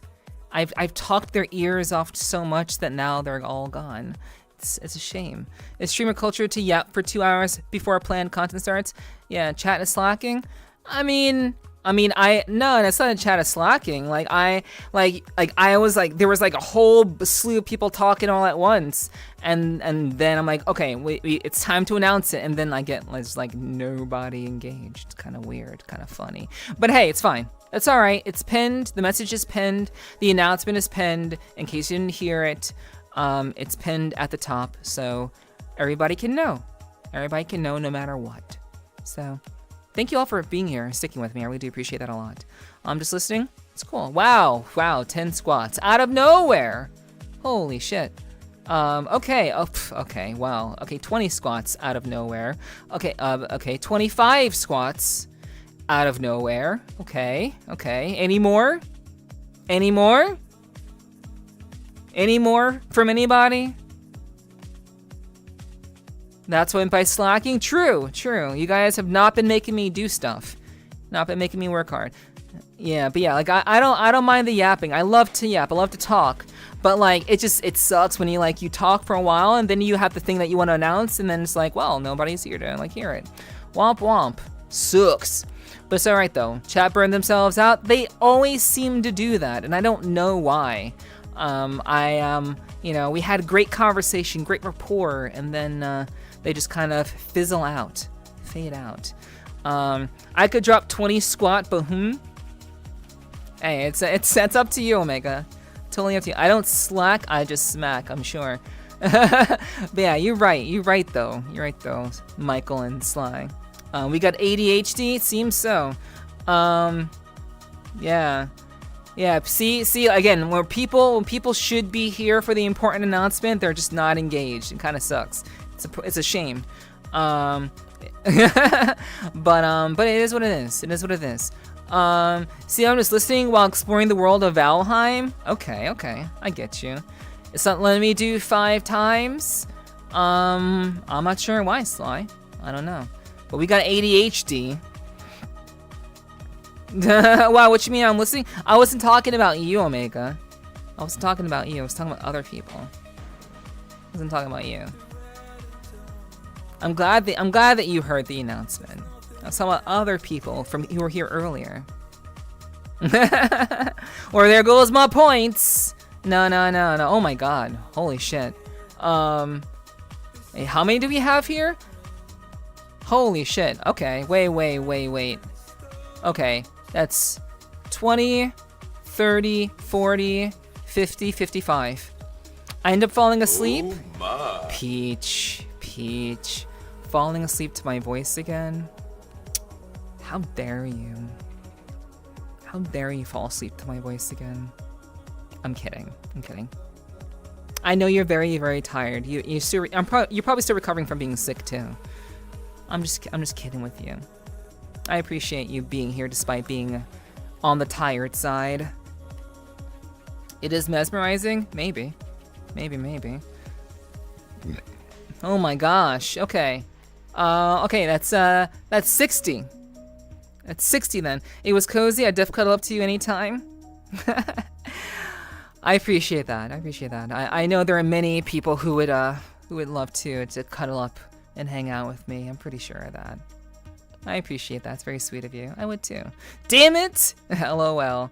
Let's make it a round number like 60. Okay. Alright, so chat. I got 60 squats to do. And guess what? I'm gonna do them all in one shot because I'm a badass like that. So we're gonna do them. We're gonna get them done.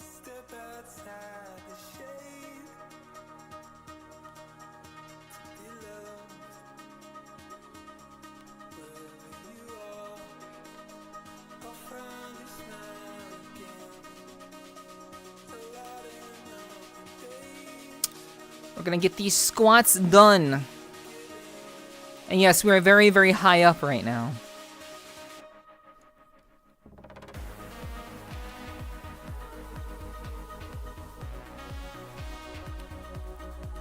Okay.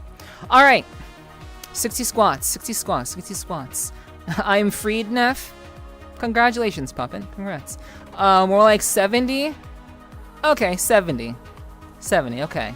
Time to breakdance, maybe. Save your points, guys. I have a lot of them. Save your points. Save yourselves. I'll hit you the squats too. My thighs can use it. Okay, okay, hell yeah.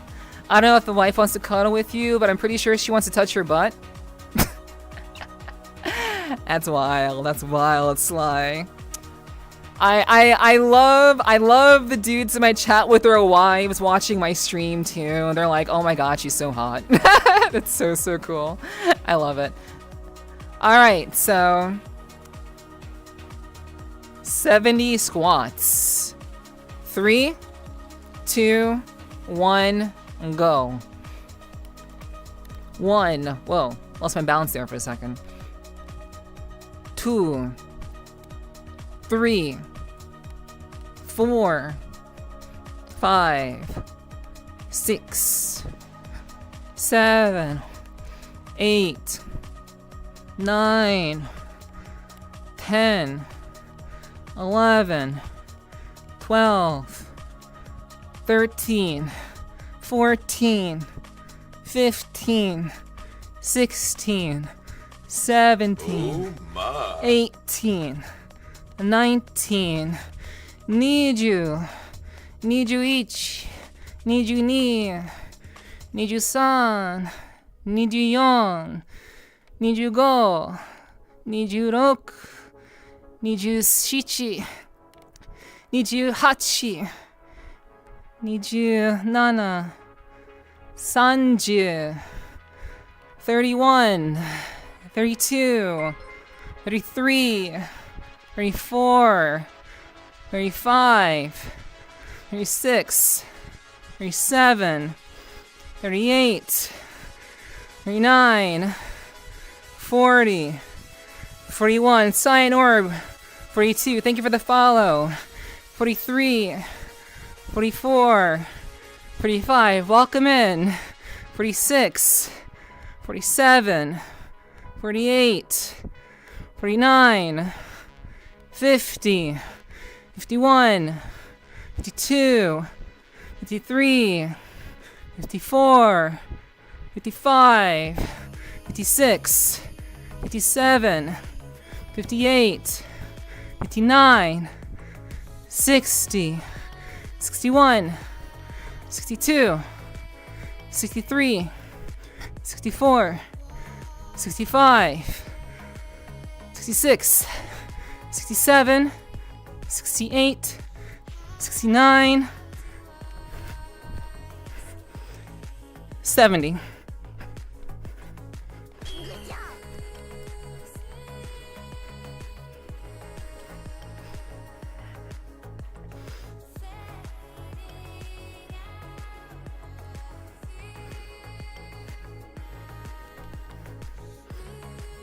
Easy.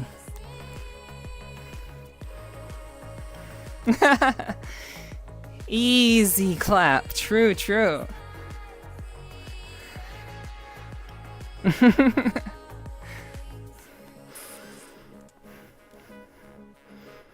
Ow, my legs.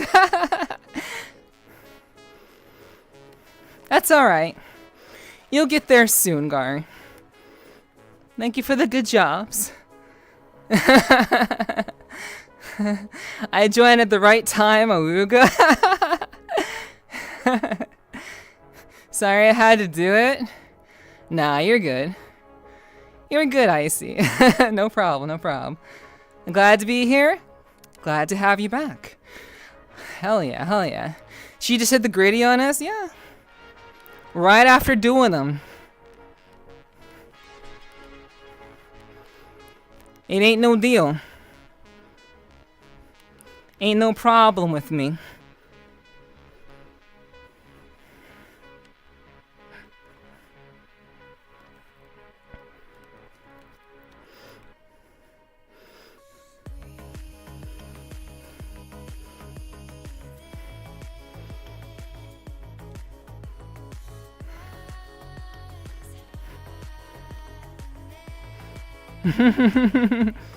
Tea.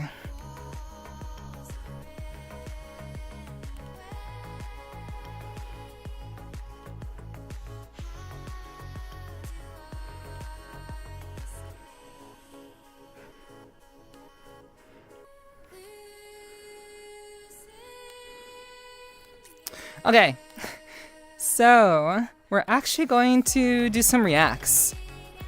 This is a good song though.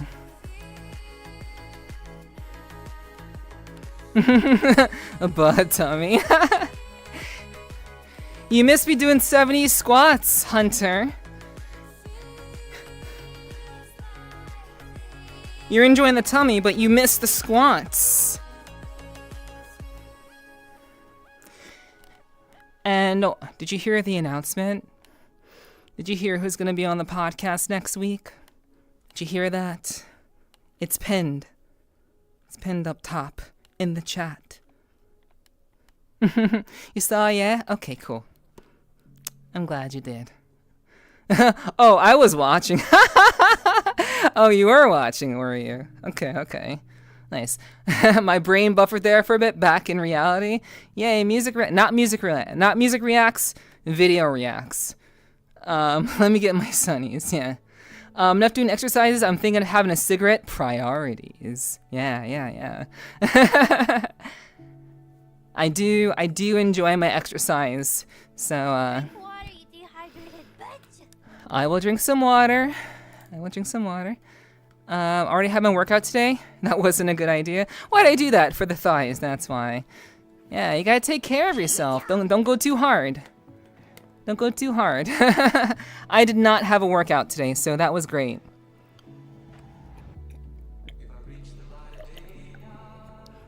All right. Nice water sip. All right, chat. I need to get into the gym for real. I wouldn't wait to get into the gym. I would just start now.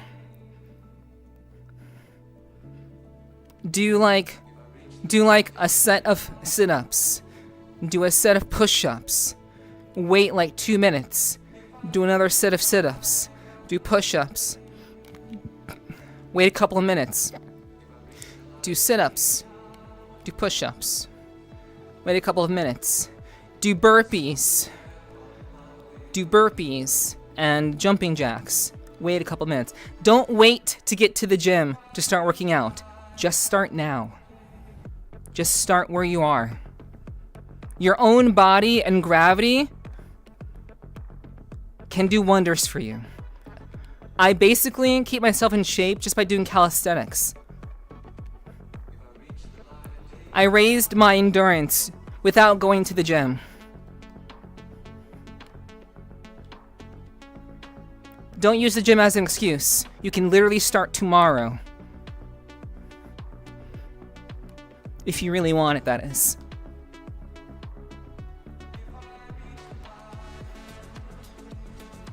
Michael forces you to work out? You don't want to?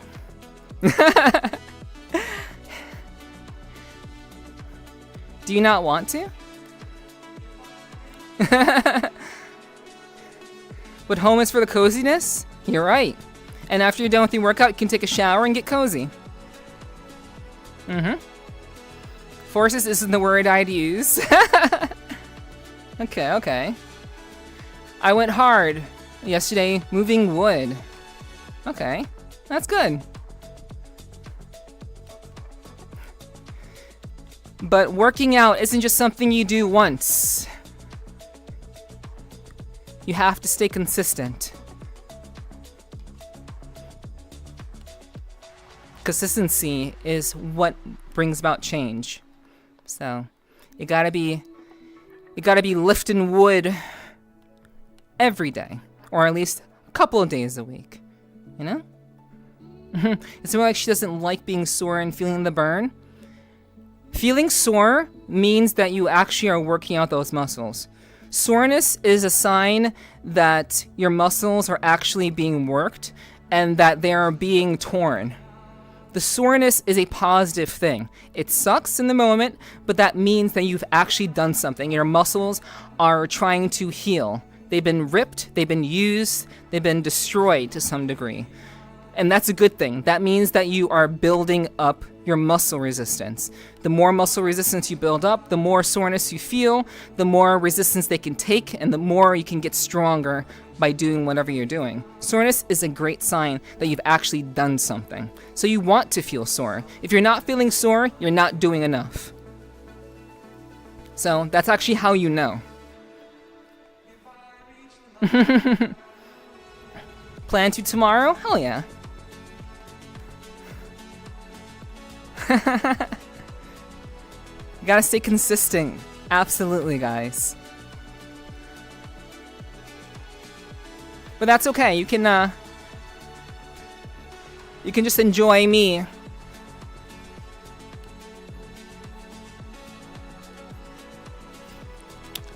Being your nice, fit, cat girl streamer. How about that?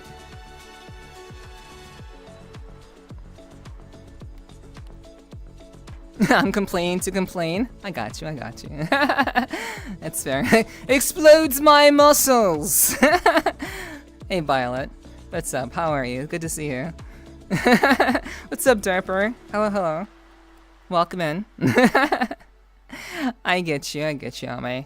I do hope that it's good for you, though. I do hope that you've been making the most of it and enjoying it. Yeah, good to see you. Good to see you, Violet. Alright, so... I think it's time you watch some videos. Also, happy birthday to you, Ren. Everyone, say happy birthday to Ren. It's his birthday.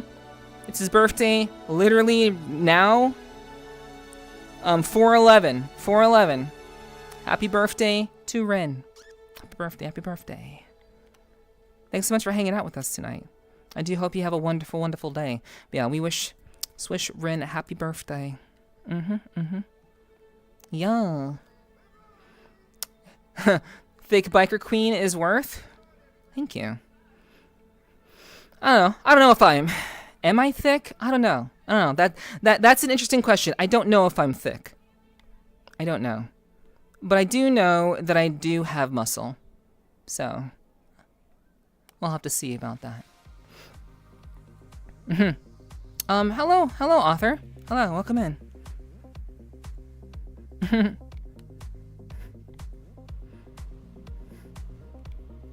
Of course.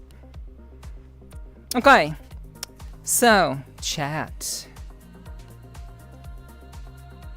Are you ready for some React content? I hope you are.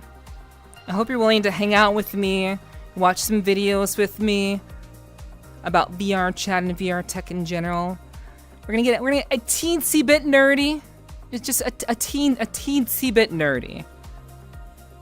And I hope you guys are down for that. Okay, I'll give you guys kisses.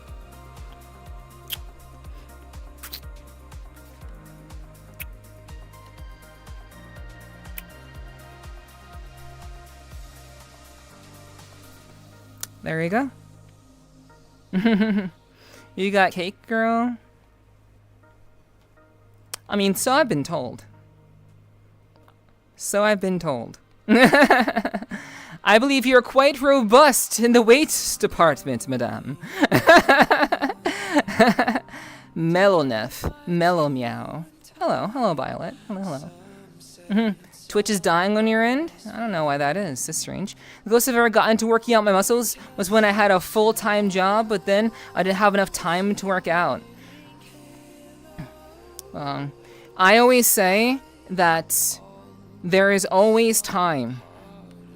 People get into their mind. This will be my last point before we jump to another world and get comfortable. We're gonna jump to. Actually, no, we don't have to jump to another world. We're gonna go somewhere else in this world to get comfy.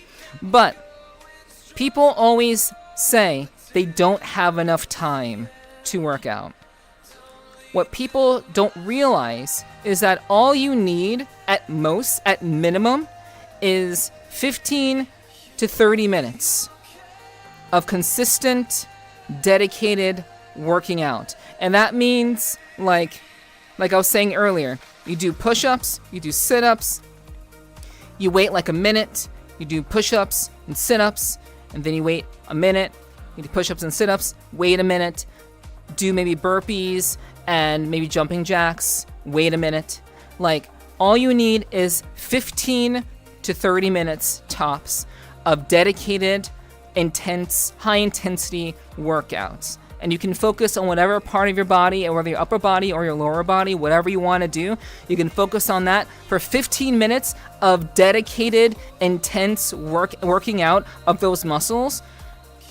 Not to your max, but just enough to like kind of feel it. To just feel it. And that's all you need. Literally 15 to 30 minutes minimum. You have time. We all have time. It's about whether we're able to make time. Trust me. But I understand. I understand what it's like to work a full-time job. I get it. I understand. Trust me. But even while I was working a full-time job, I still managed to make time to do even just a little bit of a workout. Whatever it may be. Whether it's cardio, whether it's, calisthenics, push-ups, sit-ups, whatever. You don't need a whole lot of time. All you need is consistency and high intensity for a short period of time every day or every other day. And you will get a workout and you will be making progress. And then also adjusting your food intake, adjust how much food you're eating. You will see results if you are dedicated and consistent. I guarantee you. I can start bench pressing my dogs if I'm bored enough. Hey, that's one way. True. Let's see. Yeah, Violet, Trust me, I understand the struggle. I do. But I believe in you. I believe that you can do it. But whenever someone says I don't have time to essentially make myself and mold myself into the person that I want to be, they are basically saying they don't want to make time. Because if you truly want to form and mold yourself into someone that you truly like, and have a body that you truly enjoy, that you want to have appreciated, you will make time. You will. Just like I have made time. Because whenever I get a chance, whenever I have the opportunity to have someone enjoy me, I want to make sure that it's the best that it can be, and I'll always continue to work towards that. That's my motivation. That's my motivation. I want whomever gets a chance to be involved with me to like what they have.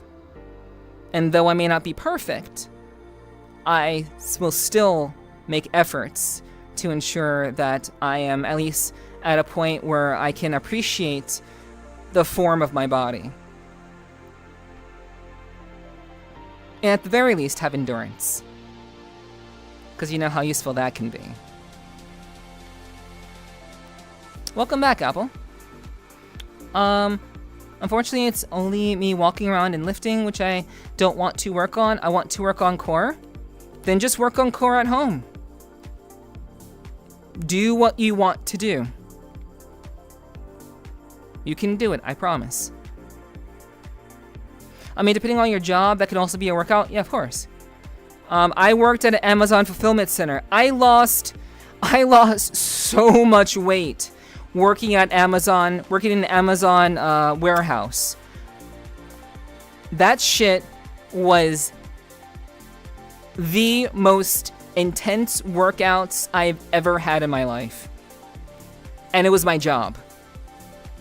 But yeah, working at an Amazon fulfillment center, that is literal slavery, and I got such a fucking workout from working there. So, some jobs can be that. So, you know, it's alright. I hate working at an Amazon fulfillment center. But I got swole. Yeah, you will, like, working at Amazon fulfillment center, it sucks ass, but you will become stronger. You will. Just by necessity, you will. I deadlift, bench, squat my nieces and nephews when I visit them. You just gotta be creative if you don't have the equipment. Yeah, you do. Like, we have gravity and we have our bodies. I guarantee you, you can do it. I believe. All right, so let's find a well-lit spot to hang out.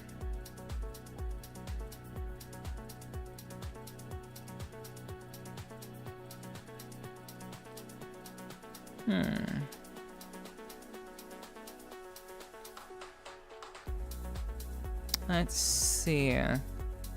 This is a very, very nice world.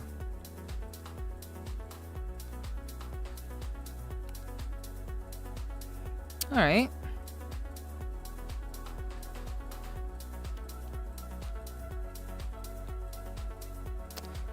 Okay.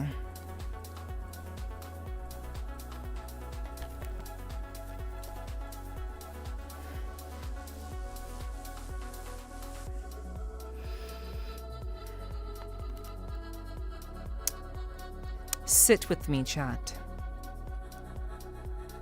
Sit with me. Right here. Right here.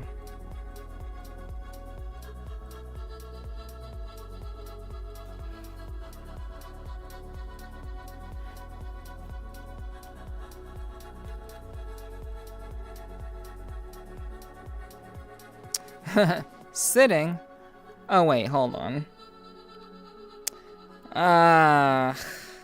The colliders here are fucking with me. Oh, I know what it is. I know what it is. 1 second, chat.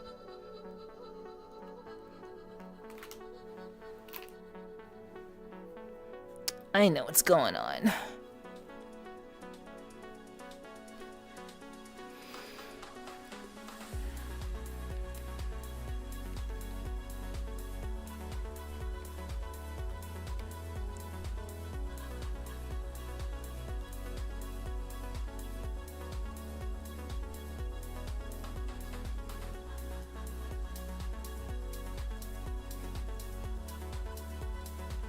Okay. All right.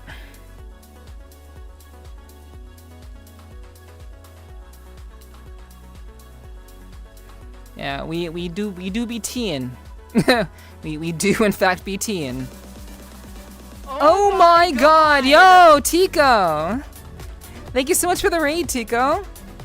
Hello. Hey guys. We're just about to get to chill out and watch some VRChat videos. We're gonna watch some VRChat videos, so you guys are just in time. Thank you so much for the raid, Tico. I hope you had an awesome, fantastic fucking stream, dude. I know you're doing VRChat. Were you just doing like chill streams, chatting with your chat? But I know you're doing VRChat tonight. Because I was lurking, so I know. But good to see you. Thank you so much for the raid. I really do appreciate you, dude. I really hope you had a wonderful kick-ass stream. It was fun? I'm glad. Hell yeah. Like, wait, so was it just like the chit-chatting, hanging out, you know, music, vibe, chatting stream? Was that what you had going on tonight? But I do hope it was a good time. I'm sure all of you who were there had a great time. And hello, hi. I'm actually one of Deco's teammates on Team Stupidity. In case you don't know who I am, some of you may not know who I am. But I do hope you guys had a wonderful time with Tico. Please, absolutely go follow Tico. He's a good friend of mine. He is one of my teammates from Team Stupidity. You should absolutely go follow Tico, the chillest wolf from VRChat. You should know what's up, because he knows what's up. Alright? So he has great vibes, great voice. Dude's a fantastic singer. So like if you like deep voice singing vibes, you're gonna enjoy Tico's voice. Okay. He's a much better singer than me, that's for sure. So go check him out. He's awesome, and I hope that you guys had a wonderful time with him. I'm sure you guys, if you don't know him, you should get to know him. But hello, Mayu. What's up? Yo, Trooper, thank you for the 30 biddies for the Tico dance. Hell yeah. True that. Tico is pretty bass. True, he is. What's up, Mayu? Good to see you. Hello. I hope you're doing well, Mayu. And yeah, guys, for those of you who may not know who I am from Tico's community, hi, what's up? My name is Nepherti. I am the legendary biker queen. Tico's the chillest wolf in VRChat. I'm the legendary biker queen. I am very much, if you want real talk, if you want like a real like hardcore feminine feel with some edge thrown in there, I'm your lady. I got you. So we play games desktop just like Tico does. We do VRChat. Obviously, we're in VRChat right now. And I've also interviewed Tico. So if you've ever wanted to learn more about Tico and you don't know who he is, you should definitely check out my YouTube channel and find his interview. I interviewed him like years ago. Like it was like 2 years ago now. But you should go check that out. Was a great interview. He was one of my first people that I interviewed when I first started my podcast. So if you want to learn more about him, go find that podcast, !podcast in the chat, or just hit up my YouTube channel and look up my my Sweet Talking podcast and find his interview. Check it out, learn more about the guy. I'm sure a lot has changed since then, but you know, it's only been about 2 years. So I'm sure you can still learn a lot about the guy. So, but definitely do check that out. And I hope you guys find yourselves chill here, because we do hang out here. We have a good time. And we're actually about to watch some VRChat videos, and we're going to be reacting to some of those videos, giving our feedback on them, and just kind of having discussions about them. But as always, I'll give my thoughts about the videos, and as you guys kind of watch and tune in, I may comment on what you're saying, but at the end of it, we'll kind of talk and discuss what we watched, and it'll be good. It'll be fun. So please stick around, and Tico, if you gotta run, get some food. I totally understand, but I appreciate the raid very, very much, dude. Thank you so much for the support. And yes, go follow Tico. I'm doing well. I'm surprisingly not tired. I'm running about an hour and a half's worth of sleep, and I'm surprisingly not tired. You know, going live has a way of kind of energizing you. I'm sure you're very familiar with that, Mayu. But yeah, like I went live and I'm just feeling good. I'm feeling very happy. Yeah, take care. You too, Tico. Please take care. I hope you have a good meal. And yeah, of course, feel free to stick around if you'd like. Otherwise, I will catch you on the flip side, dude. Yeah, have a good rest of your night, whatever you get up to. Off to sleeps? All right, well, take care of me. I hope you have a good rest. I appreciate you stopping in to say hello. And hopefully I'll see both you and Tico sometime in the future. For sure. It's episode 11. Yeah. It's very, very early. We're about to do episode 58 next week. Episode 58 is happening next week, so it's been a while. We've been at this for a while. So, but yeah, absolutely. All right, so let's go ahead and yeah, much love, Mayu, much love. We're gonna go ahead and get started with tonight's videos. So, give me a second to get us set up. Bum ba-na-na-na. Ba-na-na-ba. Bum bum ba-na.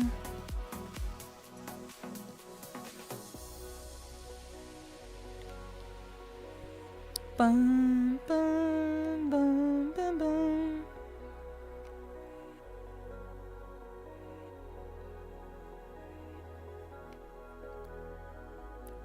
Okie dokie. So, oops. Oh, let's do that again. We won't do that again. Alright, so, okay. So we are all set to watch some videos. Alright. Okay. So, let's go ahead and get started. So, we have a couple of videos that I want to go through tonight. The first one being a video by Percival. Percival is a longtime VRChat content creator. I actually haven't watched any of their content before, but I do know that they are very much a longtime creator. I do know that they are very, very, they're very, very well known in the scene. I'm pretty sure that their content has been featured by VRChat directly. So they are definitely someone who has been noticed by VRChat Senpai. And I want to see about like what they have to say about their VRChat journey. So we're gonna go ahead and pause the music. Okay, I fucking love that song. But we're gonna pause the music, and we're gonna go ahead and jump into the first video, which is my VRChat journey. So let's go ahead and do it up. I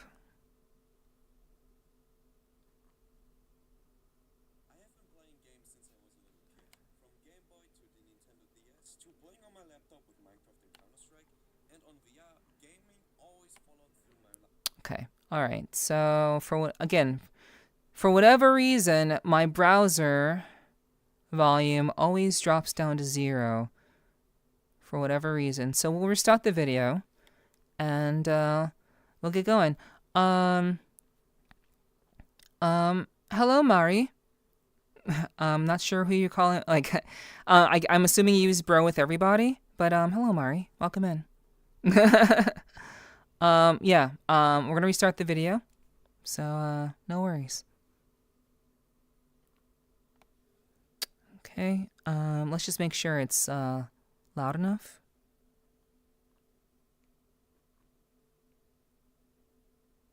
Okay. And slowly started to gain the Stop. Nintendo DS. I have been playing games since I was a little kid. From Game Boy to the Nintendo DS to playing on my laptop with Minecraft and Counter-Strike, and on VR, gaming always followed through my life. I was never able to accurately be able to tell you the story of how I even got into VRChat and in VR in general. So you know what?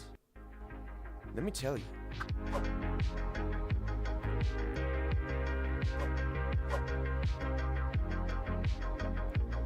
Okay. The first encounter I had with VR in general was in 2018. I used to do an internship at my local airport as a mechanic, where our colleagues showed us around on how the airport works in its core. Especially being able to check out the landing lanes to exchange the lights were insane, as well as being able to sit in the first class Lufthansa plane was incredible. In my 1-week internship, there actually was a day where my colleagues and I were allowed to try a VR booth with 4 HTC Vives and controllers. I'm not sure what exactly we played back then, but it was a Beat Saber-esque game with balls. You'll probably see the footage of the game we played. After we took off the headset, I instantly knew I was gonna get myself a VR. After my 1-week internship, my mother and I flew to Dubai and checked out the UAE. And in the meantime, I was looking for a website to rent a VR headset. Wow. Okay, so he just casually went over to Dubai. Man, that's interesting. I mean, getting an internship at an airport and then just like, oh, we just decided to go to Dubai, you know, to see what was going on over there. It's very, very, like, already Percival seems like a very, very interesting dude, a very, very interesting person.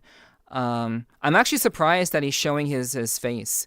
Not many people from VRChat, especially people who are pretty prominent in the scene, are willing to show their appearance. But then again, I mean, you have people like Thrill Seeker.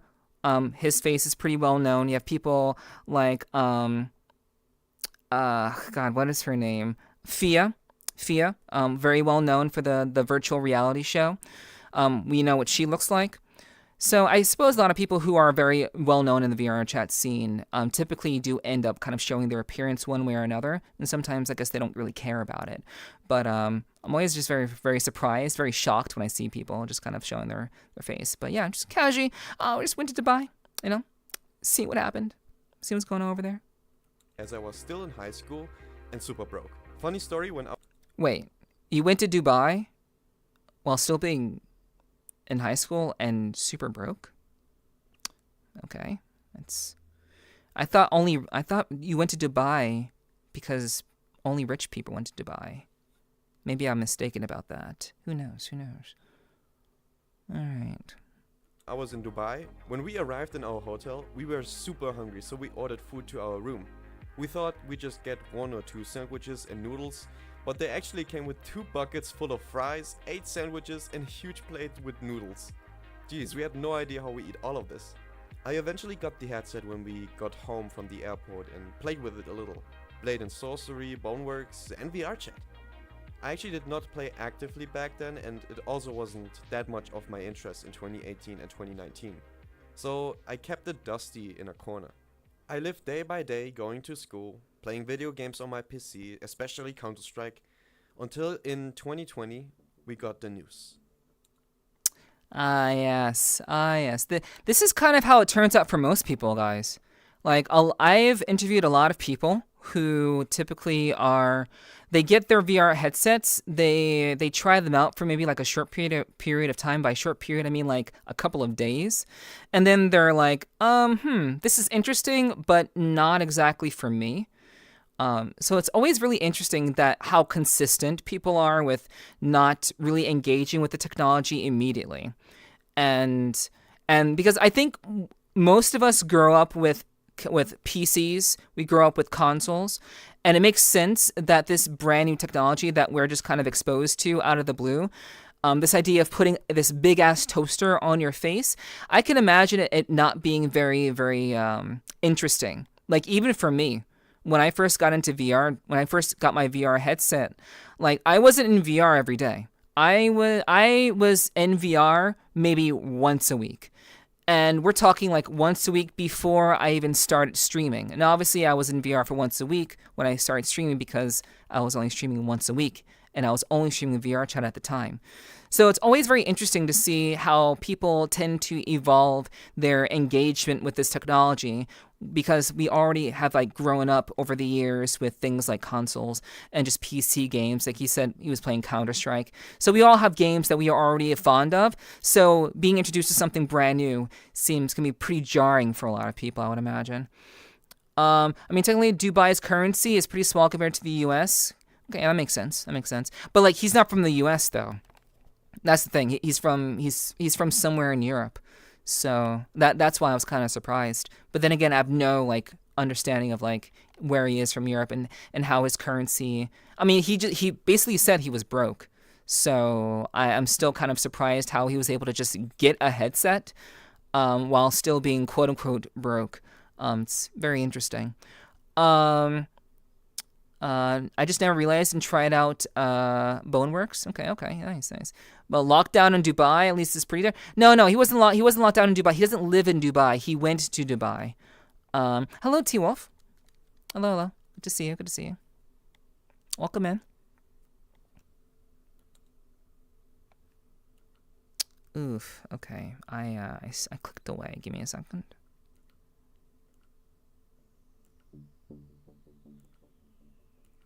Lockdown due to COVID. No one was actually able to get into school or other places. This is how it all begins. Broke equals $500 in my account.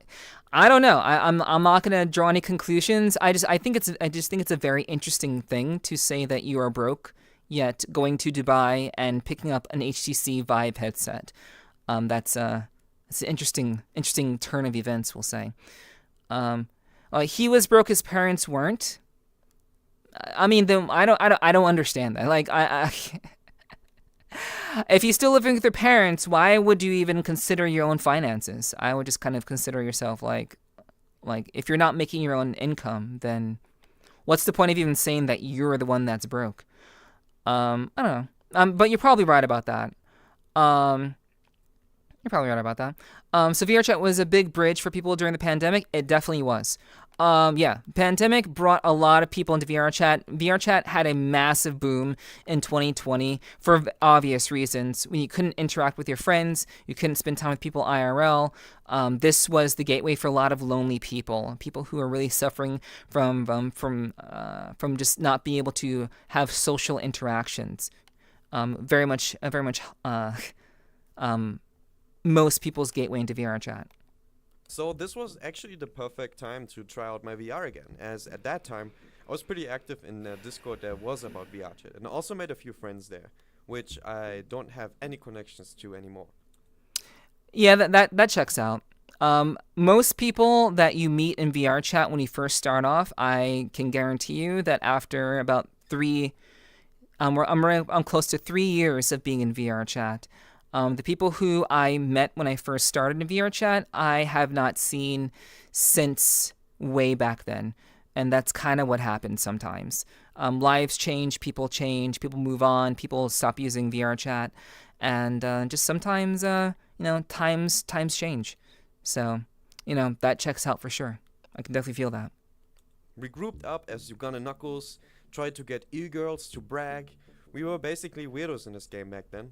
The lockdown actually hit me pretty hard mentally, giving me panic attacks at times and a fear of the future when it comes to possible working place.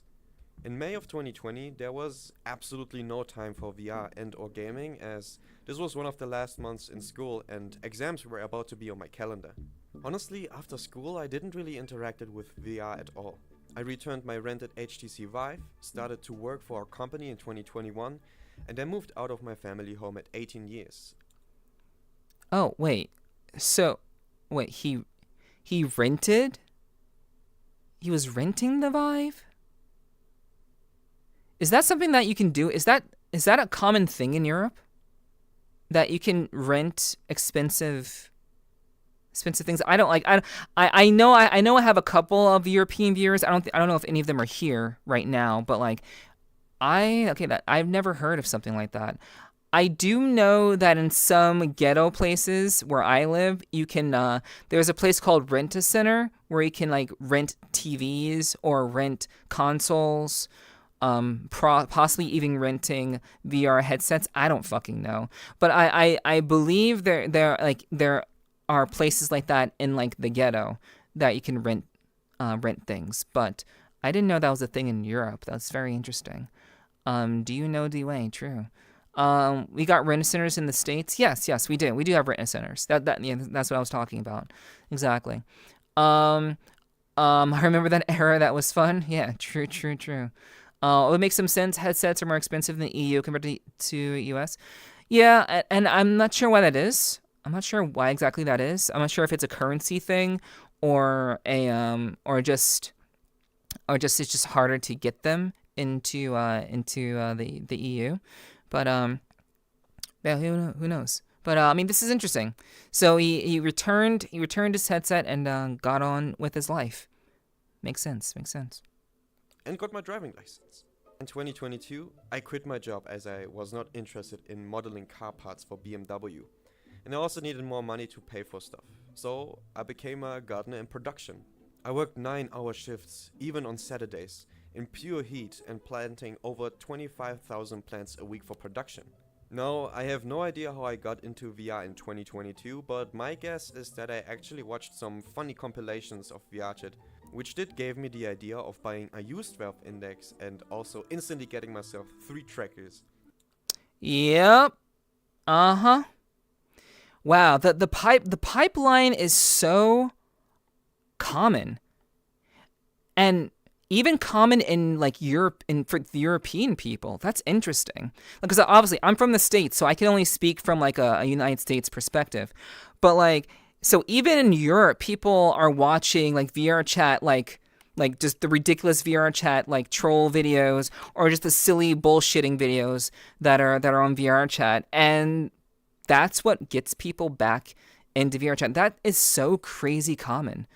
There are a lot of people who have that kind of pipeline. Like, they're not interested in VRChat, but then they watch someone else play VRChat, because also during the pandemic, and a little bit after, there were a lot of well-known streamers playing VRChat, like Soda Poppin', a couple of other big streamers too, XQC, where they tried out VRChat too. So they basically kind of created they reignited interest in it, like during the pandemic and even after that, for people to kind of learn more about VRChat, and that's so interesting that this, again, Percival is a pretty well-known content creator.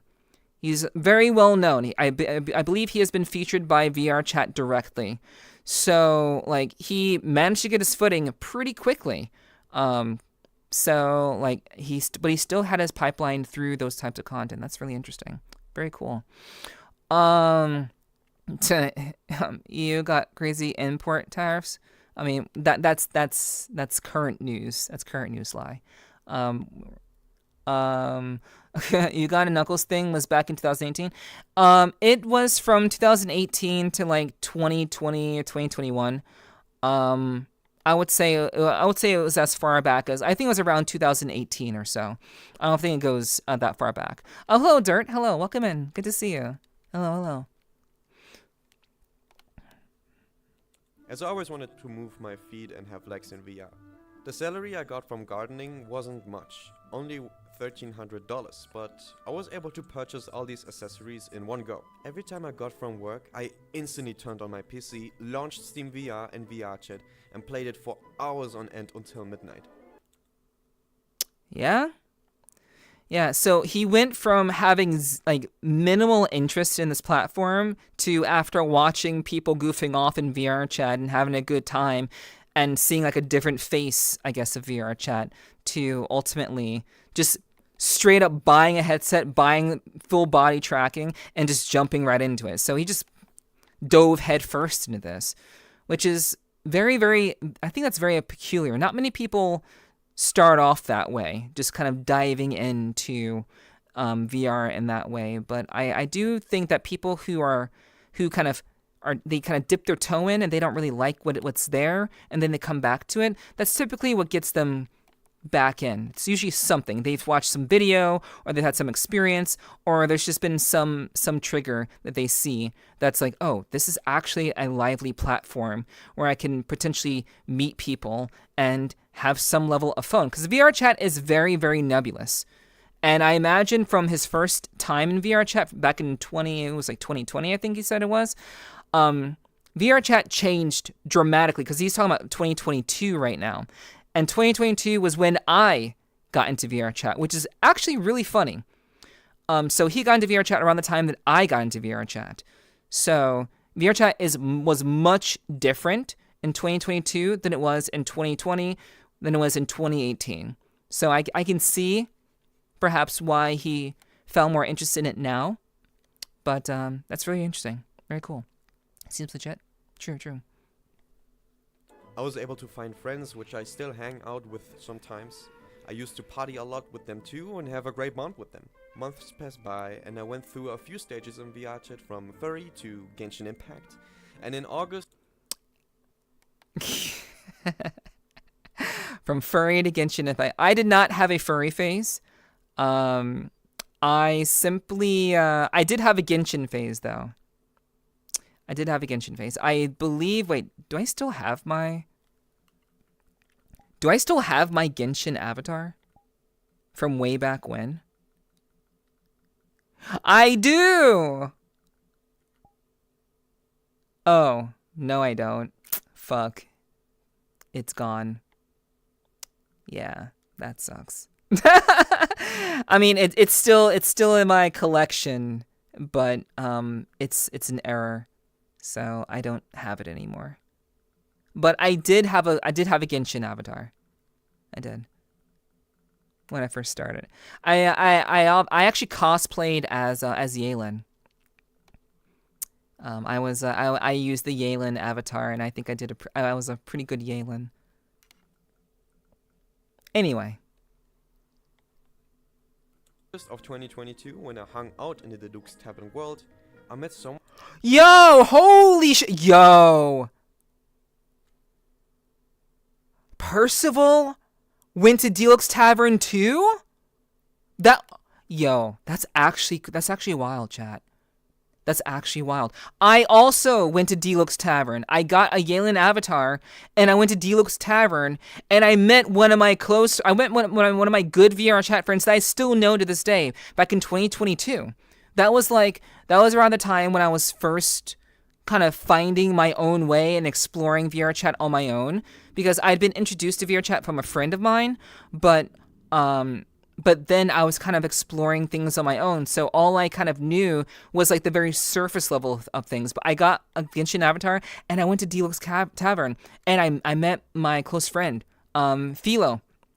I met Philo in Deluxe Tavern. Like the first and only time I went there, I met Philo. And if you don't know who Philo is, he's one of my good friends. He's still a good friend. He doesn't really stream anymore. He used to back in the day, but he was in a lot of my first streams, a lot of my first VRChat streams, which you can see on YouTube right now. He's literally in a lot of my older streams, so like you can like see that like firsthand. But that's so funny that like he also like Percival also had like his first like engagement in Deluxe Tavern. It's very cool. I've had a play dogger phase ever since I started playing. I don't use them much anymore. I still use them periodically. Yeah, I see using them every time, every so often goes for sure. The sacred Nephilar. I mean, if you want to know more about my lore, I literally have an interview. I have my own interview, so you know, there are some things I didn't get to talk about though, for sure. Someone that I'm a huge fan of. A YouTuber that I was binge watching when I was not playing VRChat. Twice VR. I was super hyped meeting someone I knew from YouTube, and we talked a little about how things do and how the YouTube algorithm works, and this is the picture we took back then. Now, as I was thinking of what Twice said when it comes to YouTube, my mind thought, why don't you try making videos about VRChat? I was thinking really hard about what I should do. Cinematics or funny moments, simple explanation videos. And then I got a Discord notification. VRChat uploaded another developer update. I read it all through and thought, is there anyone who actually makes videos about these, as people don't really check out these posts and rather watch videos on what's new? I checked and no one did, so I started with these. And a few months passed by as well, and I went to Wow, Percival's actually a pretty decent looking dude. I mean, we were seeing him with his mask. We saw him a couple of times in other videos. He's actually a pretty decent looking dude. Was this a big tavern? Was Deluxe Tavern a big hub for everyone in VRChat? No, there was no. I mean, obviously you had the drinking worlds. The drinking worlds, I would say, were more commonplace.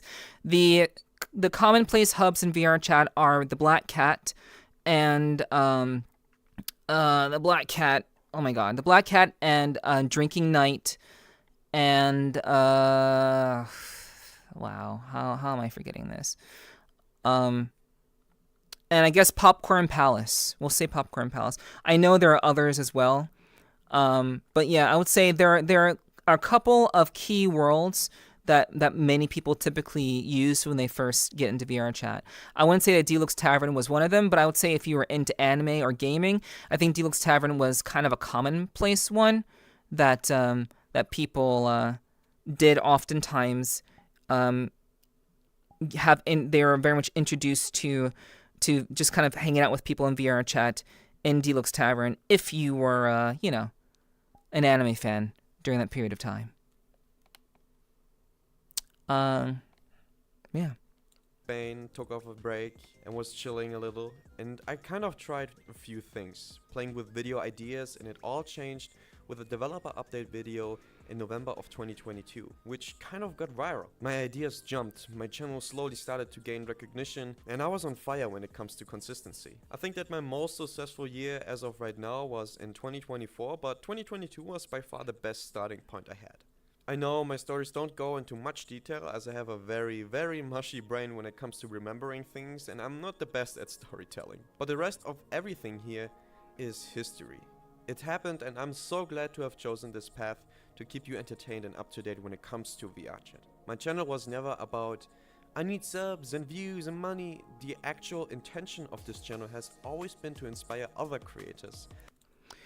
I truly wish there were more people like Percival. I don't know Percival personally, but what I do know about this guy, and this is why I wanted to watch this video specifically, is that like I have a lot of respect for people who are trying to create content that's legitimately very, very interesting, very engaging, and trying to be educational and show VRChat in a new, different light.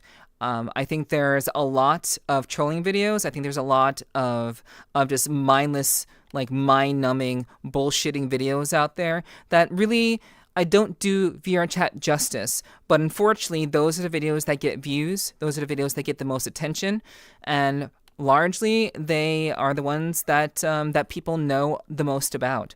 So the fact that he didn't end up taking the trolling path or going into that kind of content is, I guess, a show of his desire to and his love and appreciation for VRChat, which I genuinely do appreciate.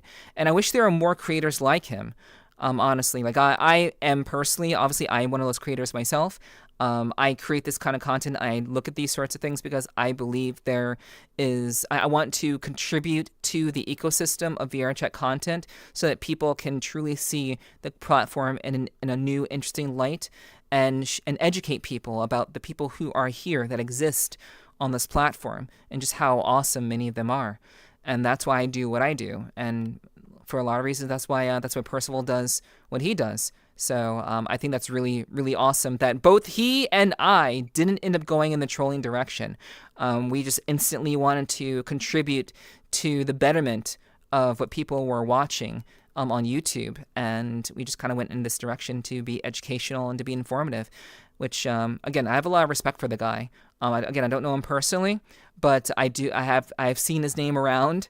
Yeah, we've never met. I would actually be interested in talking with him one day, honestly. I like honesty, no matter your biases. Yeah, true. Yeah, I try not to be biased. When I talk about things, I try my best to not be biased. I always aim towards truth. That is always my intention. I don't like to, if I am biased about something, I will say that I'm biased. But in most cases, I don't say things in the interest of being biased. I say things with the intention of perceiving and pursuing truth. So that's, I prefer honesty too, regardless of biases. But I know many people are just not capable of discussing things in an unbiased manner. And I kind of pride myself on being able to do that. I'm definitely new to VRChat, so sorry you might need to handle me through some things. Not a problem. That I want more people here who are interested in learning more about VRChat. That's perfectly fine. I don't mind answering questions if you have any. Black cat trolling breathing ground. True. The mindless witty banter. Yeah, that's the content I'm sadly more exposed to. Yeah. It's just that hits people a lot more often for sure. In general, but definitely in a presentation of something in video format. Yes. Mm-hmm. I get that, Dart. Yeah, I get what you mean. Other people and to inspire you. And I hope and I guess it works. Thank you for everything. All right. So that was the video. That was the entire video, and that was a pretty quick video. He was actually able to concisely talk about everything in a very, very concise, quick way. Let me where is his avatar? Where's this guy? Yeah. So Percival, very interesting character, very interesting guy. Papa and Crow Brewski. What's up, Ita? Hello. Welcome in. Wait, you hadn't followed me, Ita? Really? You Well, thanks for the follow, Ita. I appreciate that. Enjoy your brewski. But welcome in. I appreciate the follow, hon. Percival is actually a very, very interesting guy. I have seen him try various forms of content. I believe at one point he was even trying to do his own podcast, which I found very, very interesting. I believe it was last year he was looking to do his own podcast, which, again, given my own podcast that I have been doing, which I found it very, very interesting that he was attempting to do that. I don't think that he stuck with that idea. I imagine he got some pretty good guests because he is already quite well known with VRChat staff. So, but I don't know if he stuck with it or not. I'm not sure. But because of that, I was interested in him, and I thought that he was a very, very interesting guy. It's nice to learn more about him. Says to hear a little bit more about his story, and I'm actually really surprised about how similar our trajectory into VRChat was. Obviously, he had the part where he was like, "Oh, I was not going to be in VRChat. I touched it and I didn't like it." I touched VRChat and I immediately saw the potential. But he touched it back in 2020. So he wasn't quite sold on it just yet. But around the time when I started VRChat was around the time that he was sold on it. And he had the same experience of going to a Genshin world, meeting twice. Well, I'd never met twice, but I met my good friend Philo at that time. And that kind of changed things for me because Philo was my first guest. Philo was my first podcast guest ever on my podcast. So you could say that meeting Philo made it possible for me to kick off what I do now as the Sweet Talking podcast, and because he could understand me, like we could have a conversation about things. But anyway, Percival is very, very interesting, and I just thought it was very fascinating to find out how similar our trajectories into VRChat and our experiences of coming to appreciate VRChat and creating content for VRChat, how similar they are. It's very cool, very cool. Yeah, it's interesting lore for sure. Yeah, you thought you did? Yeah, that's all right, Yuta, no worries. But yeah, I really enjoyed this. I really enjoyed this video. I personally wanted to learn more about Percival, so I want to make sure that you guys can like this video. I'm gonna give it a like. And honestly, I should be subbed to Percival. I should already be subbed to him. So we're gonna go. We solved that problem immediately. I'm now subbed. Gave him a like, and if you guys enjoyed this video, you should give it a like as well. Not that Percival needs any of my support. He's pretty well known already. But feel free to like the video if you desire. All right, let's move on to the next one, chat. Next one. So this is another kind of lore video about a content creator which we've watched in the past. This is Darafog's VRChat past and future video. I believe this is meant to be a rundown. Let me pull this up.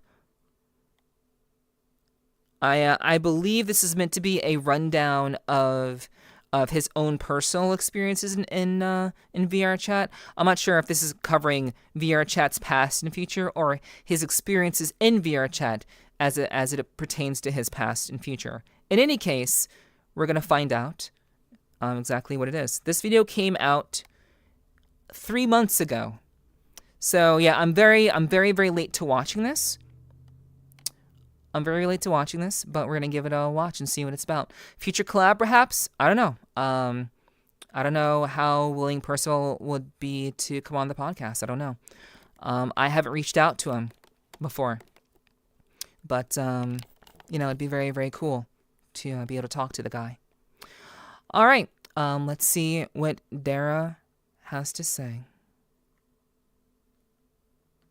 Just me, or does it feel like the internet is just getting angrier and angrier all the time? Man, it's been a year, hasn't it?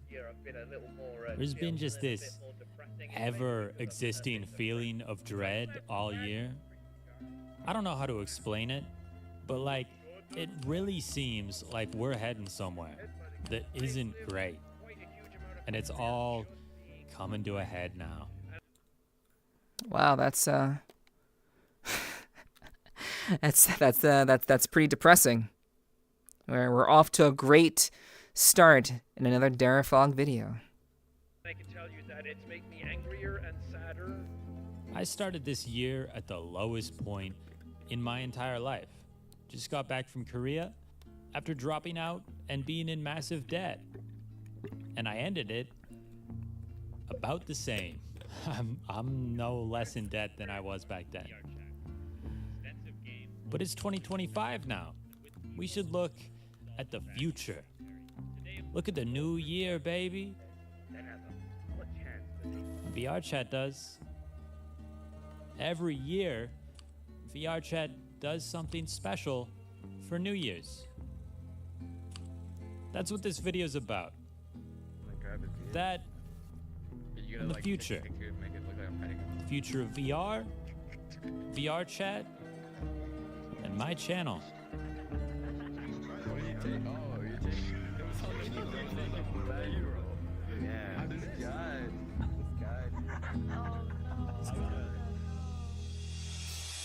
Forget about all that weird, depressing, artsy intro. I've just kind of been feeling it lately. So No, it's all right, Dara. Your videos always have a certain kind of depressing twist to them, but you always manage to bring it back. You do manage to bring it back into something more positive. So it's okay. When you watch your videos, I enjoy your videos, but you don't gotta apologize. You always have that little spin, that little. You can't help it sometimes, but that's okay. That's okay. Still appreciate you, dude. Still appreciate you. New Year's World, though, it's all right. It's all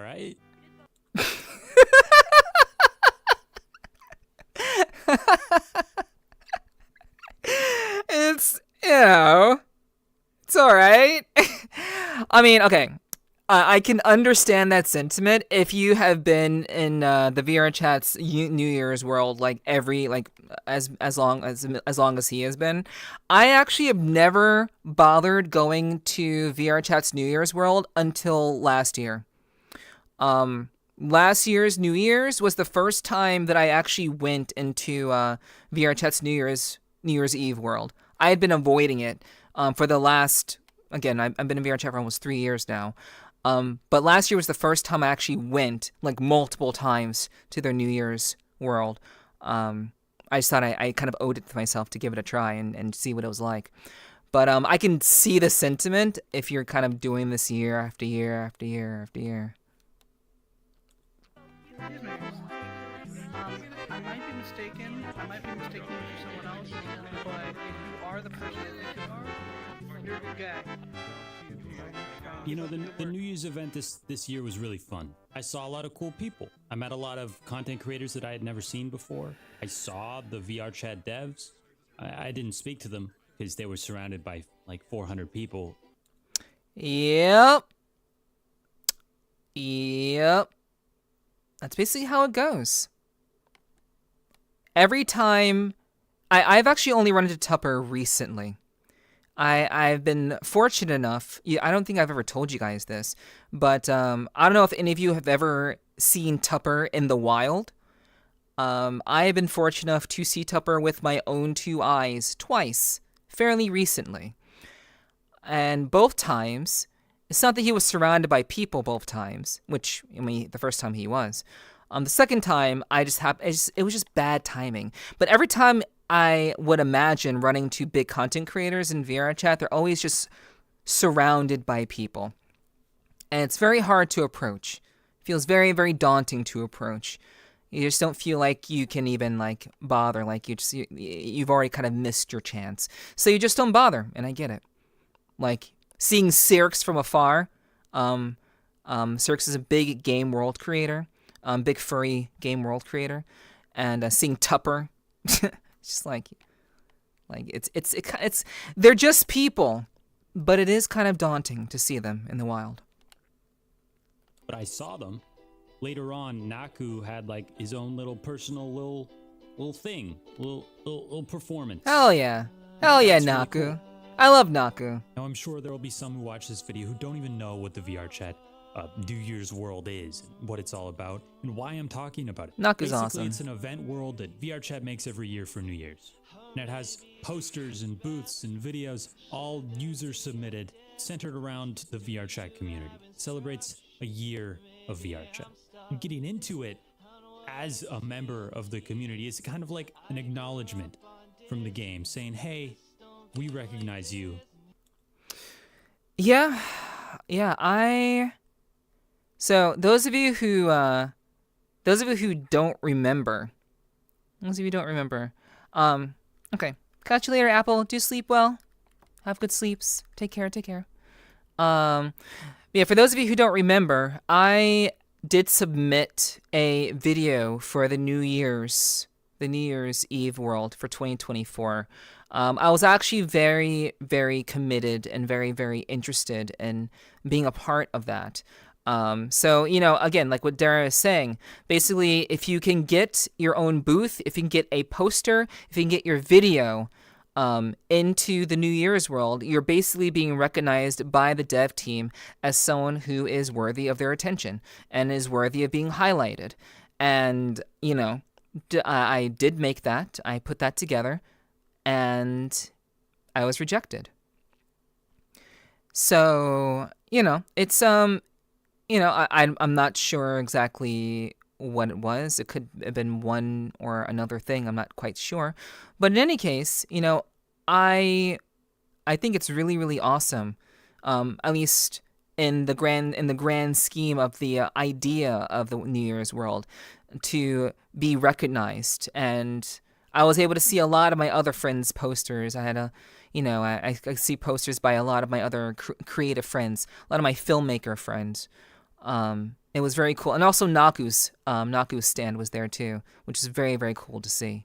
So, it is what it is. I don't worry too much about it. But yeah, it's being a part and being included in the New Year's world is a direct acknowledgement that you are worthy of recognition by the devs, by the team. And perhaps one day I'll have my time. You did good. So of course, this year, I wanted to get in, and I did. I got a poster, graffiti, and I submitted 3 videos. The thing is, everything in this world is limited just to New Year's. I mean, already, nobody's in these worlds. So I kind of wanted to showcase what I had in this world here, so they don't get forgotten. Let's start with one of the videos that I submitted. For those who know me, my VRChat friend group is kind of composed of a bunch of quote-unquote creators.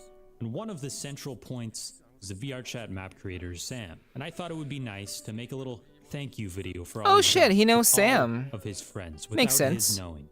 And so I did. Made an extensive 10-minute long video with interviews of all of his friends, and I even recorded his reaction. I known Sam for about 4 years. I met Sam in Gary's mod.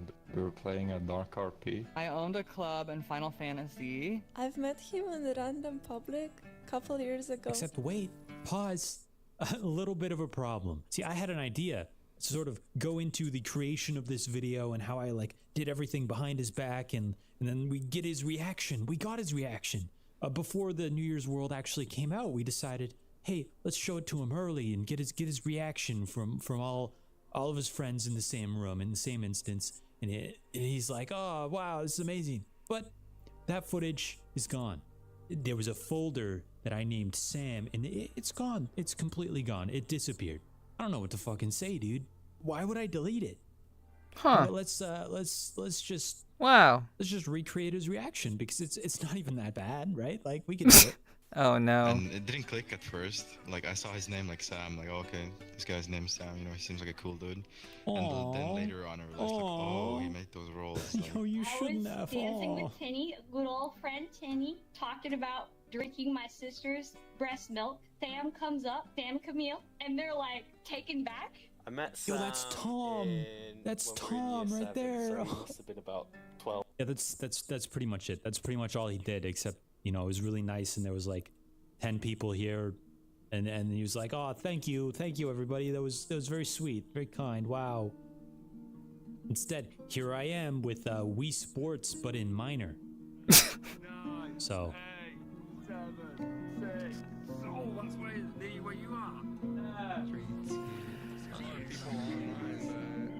Most of my friend list is you big hunk. I got a bone.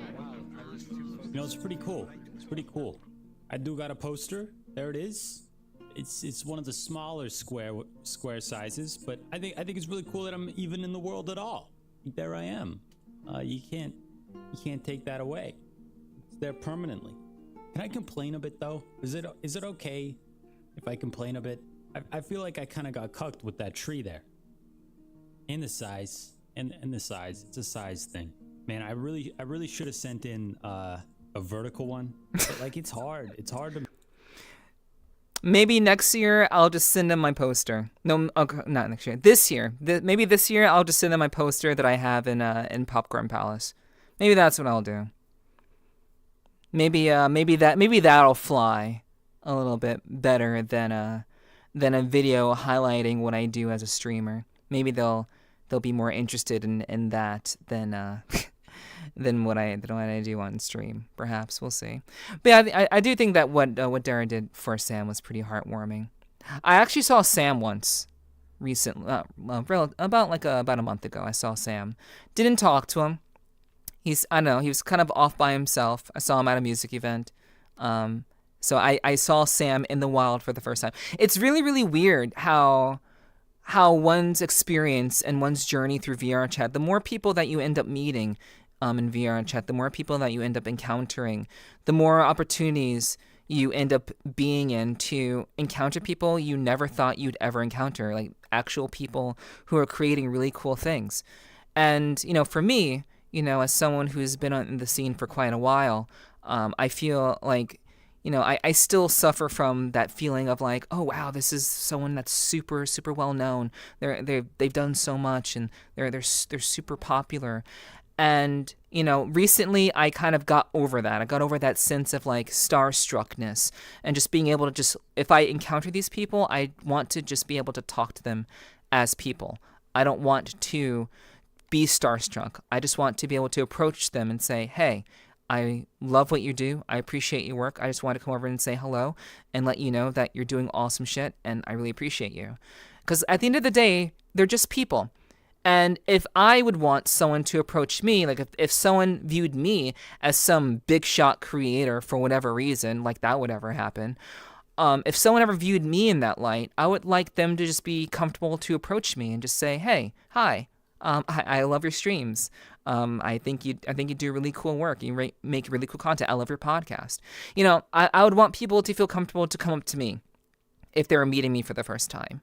So, I think that creators all just want to be seen as people and not to be seen as these gods. These gods to be revered, like they're better than everyone else. I think they just want to be seen as people, and I think Dara does a pretty good job, or did a pretty good job at kind of like humanizing Sam, just another guy, just a guy creating cool stuff. And maybe next year I'll just give them my poster. I'll revise it for New Year's. I'll make it look a little bit different. I'll put some. I'll highlight the Aurora Escape group. I'll put the group number on the poster, and I'll advertise our VRChat group through that poster. But it'll just be the same thing, just kind of maybe with a different background or something with more information. Maybe we'll get into it this year with that. Make a vertical one. 'Cause you gotta like do so much more. It is what it is. Video number 2 is for a group you might know. A coffee social that my friend Shaman runs, called Magoobers. Hello, my name is Shaman. Never heard of this. I currently host Magoobers, which is a coffee social in VR. We've been doing it for a few months. It started off pretty slow, but then it started picking up. So in these recent months, it's been pretty big. We had a lot of ideas for different skits we could do with Magoobers, the core of which is Lems versus Goobs. Goobs being the Magoober staff, and Lems being, well, me, because I use a lemon avatar every once in a while. We had so many ideas. The Lem Ripper, a detective story of Lems dying and trying to get the killer, who is Jamon, the head of the Goob gang. Okay. School Goobers, the story of a soul Lem in a full Goob town growing to accept his Lemness. Goobio and Lemiette, Romeo and Juliet, but it's Lems and Goobs. Buddy Goob, a buddy cop comedy film with a Goob and a Lem working together to undermine a drug cartel. And then a kidnapping story, which we ended up doing. And I think I think it turned out all right.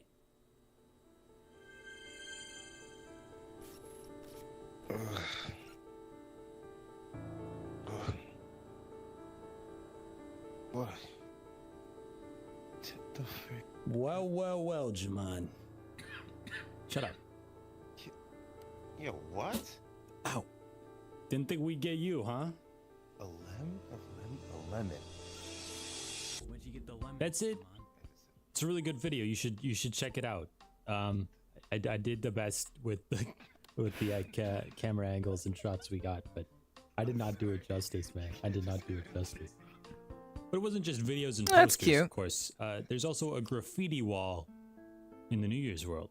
Now, maybe the first thing you think of when I mention my VRChat group Derricore, which you should join, it, isn't music.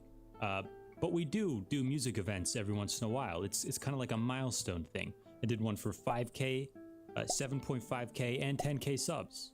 Oh, and 15K as well. We did that. So Derricore getting graffiti on the music wall is justified. I asked another friend, the wonderful Maxie, if she could do some graffiti for me, and they delivered. It's pretty cool graffiti. I really like it. Unfortunately, we got skamazed. You know, it's not the worst. It could have been worse, but you can't read it. But now we know. Oh, no. No. Wow. It's not a high enough resolution. And it's on the same color background as the color itself. Oof. Damn. That's a bummer. Now we know that no matter what VRChat asks you to do, just send in your logo. This is not a graffiti wall. I would call it a sticker wall. That's what it should have been advertised as. You could probably count on 2 hands the amount of these that actually went for a graffiti style logo, which is sad. It really is sad. Like Mayo up there though. Mayo got it good. Mayo got it good. Happy New Year! Sam's not here to give me a kiss this year. Important ones are done. So what does 2025 look like for me, for my channel, and for the future of VRChat? Well, for me and my channel, January and February, don't expect much from me. Like, maybe not any videos at all. I'm working on one video for... Give me a second. I have to recalibrate.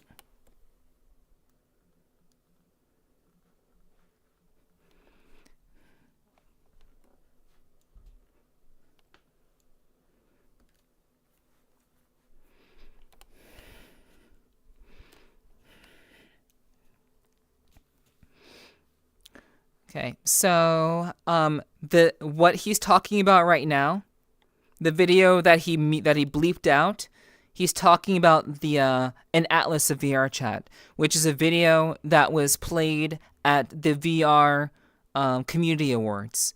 So I know for a fact that that's the video that he's talking about that he just blurped out just now, because obviously it has to be a secret. It debuted at the VR Community Awards, which we watched on stream, by the way. If you want to see what that was like for us on stream, if you didn't watch it with us, it's actually on my my YouTube channel right now, so you can catch it there if you want. But yeah, I'm pretty sure that's what he's talking about. Yeah, that's how fan interaction should be. Yo, Neff, what's up? I love your stuff. You're awesome. Keep being a badass to you out there in the world. That's all you need. Yeah. I think that's just how people should treat each other, and not to get, so starstruck that it's impossible for you to just say hi. Just think of what you want to say before you walk over. Consider what you want to say and how you want to, talk about them and appreciate them. Just think of what you want to say in advance. Walk over, just say hello, hi, and shoot your shot. Just be friendly. Just be natural. And that's what I say to people on my streams all the time. People come into my streams and they're like, yo, like, what's up? How's it going? Like, oh, wait, no, if they're saying what's up, how's it going, that's perfectly fine. But it's more like, yo, goddamn, yo, I fucking love pickles, dude. Pickles are awesome. Yo, fish. Oh, whoa. Like people are saying like being normal is overrated. First impressions are not overrated. You may think that being normal is overrated, but first impressions are very important. And if your first impression is being a fucking idiot, you're not doing yourself any favors. So it's just like people doing that in my streams, it's just not a good idea. You're not going to endear me by acting like a 2-year-old in my chat. So, same kind of deal. Yo, Onyx, hello, what's up? How's it going? I like pickles too. I do like pickles. I do. Tasty gauge. Oh my god, is that the Nepherti TV? That's not a real thing. That's not a real thing. There is no Nepherti TV. That's funny though. No, that's the Omega TV. I like how you just swapped your name in with mine. That's cute. That's cute, Omega. Yeah. I don't know if I'm allowed to say that. I might just bleep out what I'm working on it for. But you'll see it in February for sure. So January. Yep, he said February. So yeah, I was right. He said you'll see it in February for sure. The video that he's talking about, the Atlas of VRChat, go watch it if you haven't seen it. It's a fantastic video. It really paints a really interesting picture of the culture of VRChat. Go watch his video if you haven't seen it already. It's on his channel, Darafog. Go watch it. It's good. I'm just going to be focusing on making that video the best that it can be and just ignoring everything else. I do, over the course of the entire year, want to sort of diversify my content and bring it to other platforms. For one reason, you can never trust when things will just end. You never know if you're going to get shut down for some bullshit copyright thing that you had no idea about. The Good, the Bad, and the Ugly video took 3 uploads before I actually released it because I kept getting copyright for sound effects that I just didn't realize were copyright. By the way, YouTube is so heavy-handed with their copyright stuff, and it's all automated. It's a real bitch when you're just trying to release something and do something cool and just really create something that's authentically cool and interesting, but you have to fight with copyrights just so you can continue to be monetized for the work that you're doing. And I don't blame Dara for diversifying his work. You should diversify your work. As a content creator, you should be diversifying where you are posting your content. Bar none, you should just be doing that. As soon as possible. Take what you make, cut it up, make it good, make it good, put it elsewhere. Don't just count on YouTube to foot your bill, because they will not. YouTube does not have your back. They do not give a fuck, and they will shoot your stuff down, and you're better off trying to grow on various platforms rather than just putting all of your eggs in one basket. Onyx, you're a very, very good boy. You're a very, very good boy, Onyx. I hope you remember that. Don't you forget that. And yes, very, very true. Very, very real. Just want to stop by and say I'm about to start work. Hope you have a rest of your stream. Thank you, Onyx. I appreciate that. And you are a very good boy. Kick ass at work. And I hope to see you very, very soon. Thank you so much for the love. I'll see you next time, hon. the way, they aren't. They're just sound effects that were used as samples in music, and then that music just flat copyrights any video that uses that sound effect. It's bullshit. It's bullshit. So I'd like to have like other platforms to fall back on, and then a presence on like things like Twitter. So if shit hits the fan, I actually have traction. I don't use it, but like if shit hits the fan. You know, guys, this is gonna be the best winter break of our lives.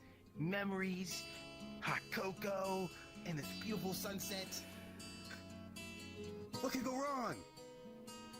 Stab, stab, stab.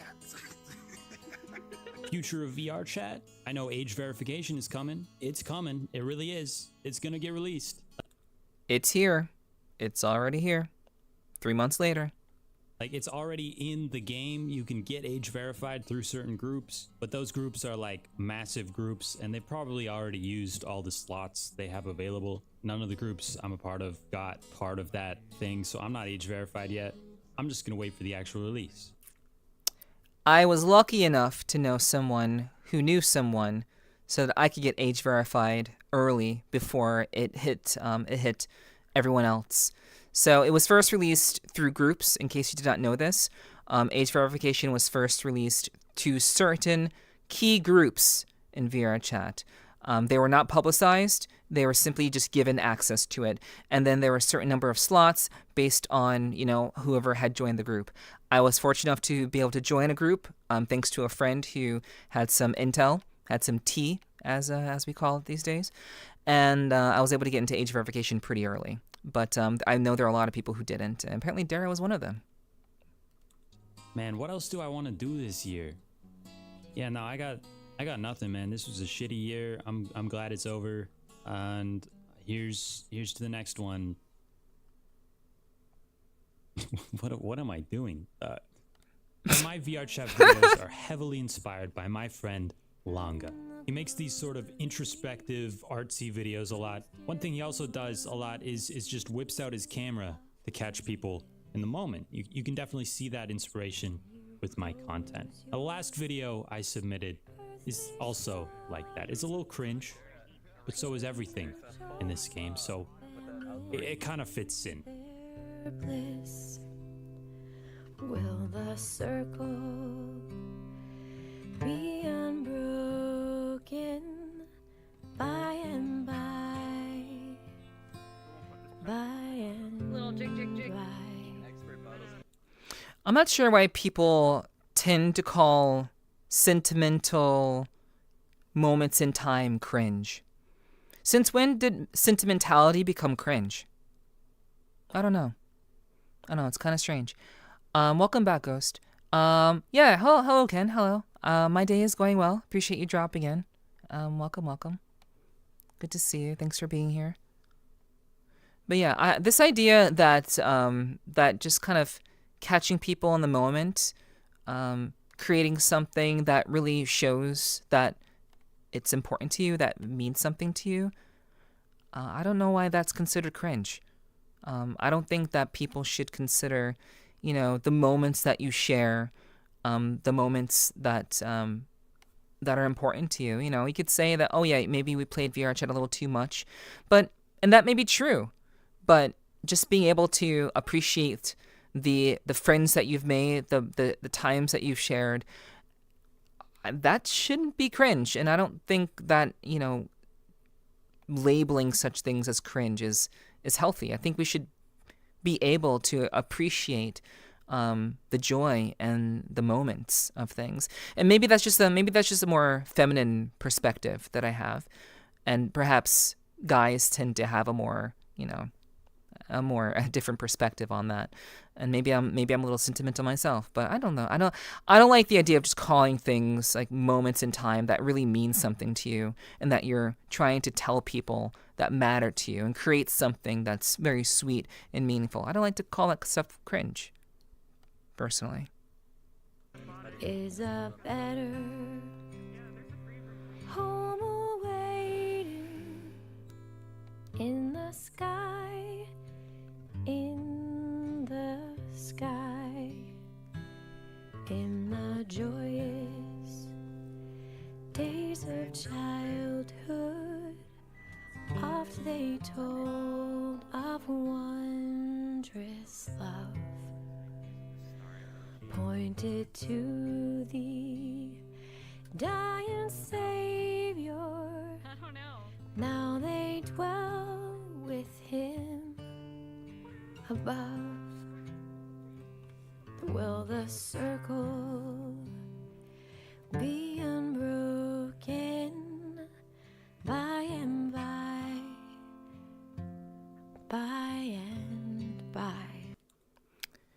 Okay, I get that. Okay, this line right here, I can't really connect with anyone. It's hard, but I try. I like that. I mean, I like that in the sense of I can relate to that. So it's not something that I personally enjoy, but something that I very much relate to. I relate to the idea of there's sometimes this seemingly disconnect or disconnect between how I want to interact with people, what I want to talk with people about, how I want to relate to people, and though I don't change myself to fit in with people, I don't believe in fitting in. I've never really fit in anywhere. My entire life, I've always been, I mean, I've had friends. I have had lots of friends over the course of my life. But, this idea that, like, the typical spaces where people generally interact, I have always struggled to fit in. And though I say high school wasn't that bad, I said that earlier, high school was not that bad for me. I will say, though, that despite high school not being that bad for me, I did struggle with connecting with people. I oftentimes felt alone. I oftentimes felt misunderstood. There was a line that I very much held close to me during that period of time in my life, and the line was, "Myself is never enough." And that's something that I could definitely relate to. It's something that I can still relate to this day. I sometimes don't feel like that I'm well suited for certain people, certain groups of people. But I do my best. I'm not the most social person, but I try my best because I know that it's beneficial. I know that it's good, and I know I understand the importance of connecting with others, even if it is not quite in the way that I would like to ideally. Is a better home awaiting in the sky, in the sky. You remember songs of heaven which you sang with childish voice. Do you love the hymns they taught you, or are songs of earth your choice? Will the circle be unbroken by and by, by and by? Is a better home awaiting in the sky, in the sky. You can picture happy gatherings round the fireside long ago,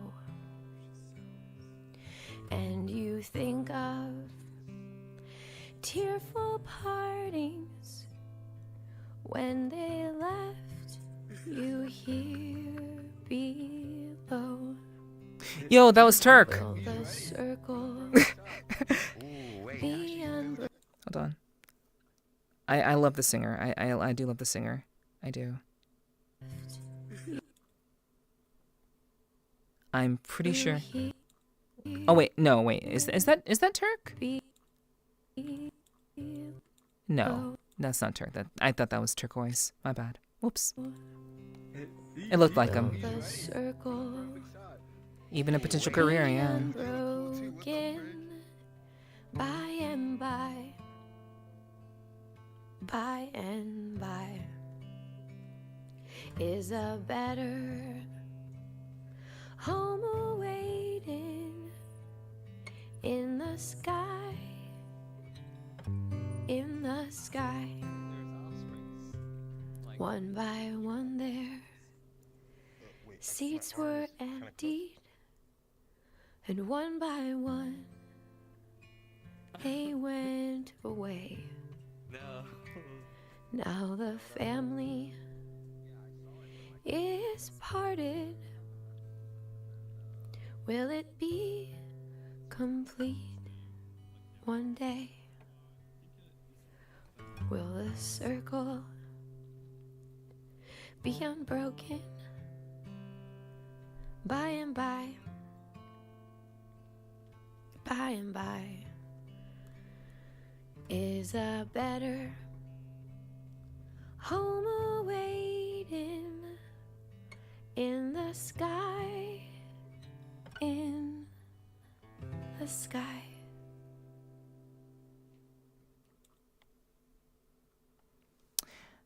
Yeah, that's super sweet. Super, super sweet. I like it. I like that. Let's see.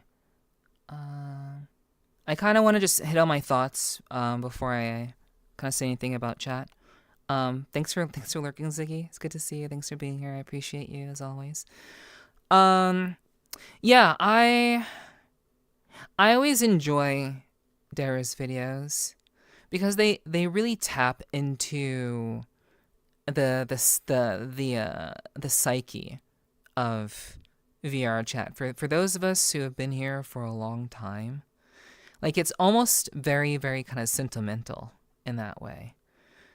You know, for many of us who are here, you know, whatever content that you've made here, whatever content that you do here, it's still meaningful.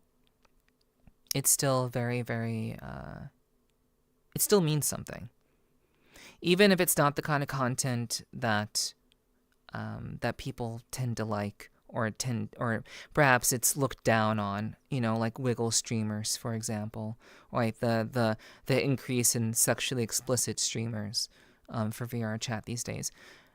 You know, we're all here to express something. Some are here just to make a bag, and that's fine. If you want to make your bag, go make your bag. I don't fault anybody for that. You know, I'm a content creator. I obviously do this for a living. There is a justification for wanting to just make a living. Just do the thing that's going to make you the most money. Just do it. Fine. Whatever. But for me, personally, all the content that I've ever done has always been in the interest of connecting with others, of being creative, and expressing myself, and utilizing this platform to make something that I hope will ultimately last and ultimately have some manner of reason and purpose. And, you know, a part of me is actually holding back tears right now. So I will say that outright. I'm actually pretty emotional at the moment because, you know, VRChat is and has given me a lot. It really has. And I've met a lot of people here.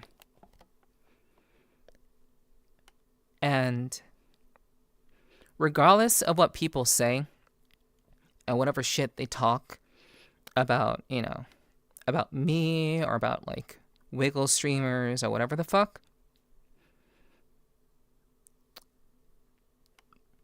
I genuinely do love the platform. I love VRChat. I do. It's given me a lot. It's changed my life. So, I really appreciate videos like this. And what people like Dara does, I appreciate it a lot. Because like, it shows people that there's a lot to gain here, but like, you can only gain something here if you search for it. You have to look for it. You can't just expect it to come to you. It's an experience.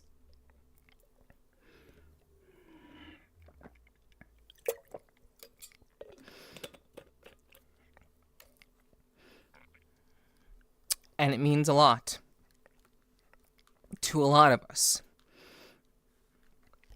And I would imagine that it even means a lot to the people who are just trying to make a bag.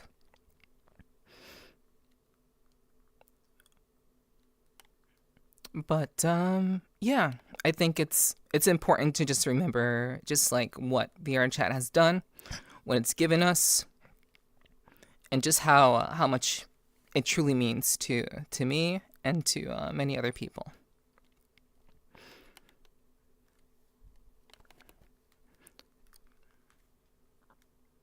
But yeah.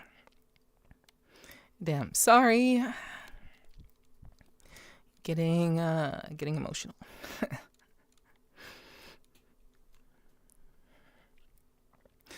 But yeah.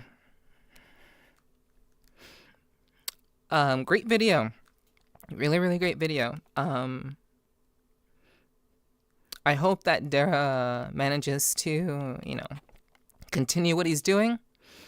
Life does sometimes get in the way. We're all kind of here experiencing VRChat, but we all still have our responsibilities IRL. He mentioned that, he has his relative is, recovering from being in the hospital, so he's like focused on that. But regardless of we have to take care of the things that we have IRL, but we also have kind of a responsibility to the people that we've met here. And I oftentimes wonder if maybe one day, I'll just end up leaving the platform, leaving VRChat. I like to think that I won't. I like to think that I'll be here for a very long time. But I don't know. No one ever knows. So, but what I do know is that VRChat has given me more than any other experience I've ever had. More than competing in fighting games. More than working like a 9 to 5. More than Final Fantasy 14. More than all of that. So I like to think that I'll be here for a long time. And that I won't just end up upping and leaving. But I know that I have left Final Fantasy 14 to some degree. I have left the fighting game community to some degree.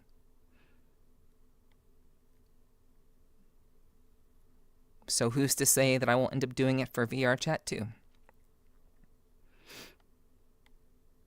But I think what I've gained here is far more precious than anything else.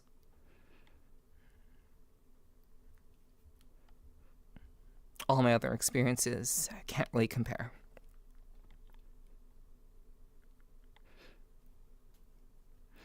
But yeah.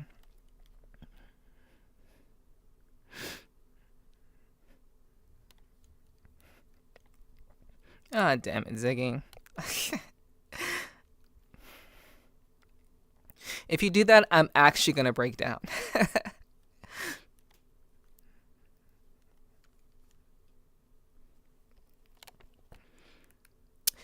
Well, I'm glad I don't have face tracking. I'm glad I don't have face tracking. Holy shit.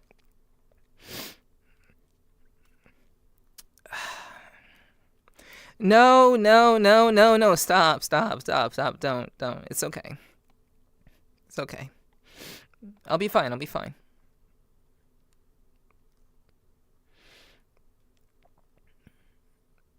Thanks for the hugs, guys. I appreciate that. Thank you.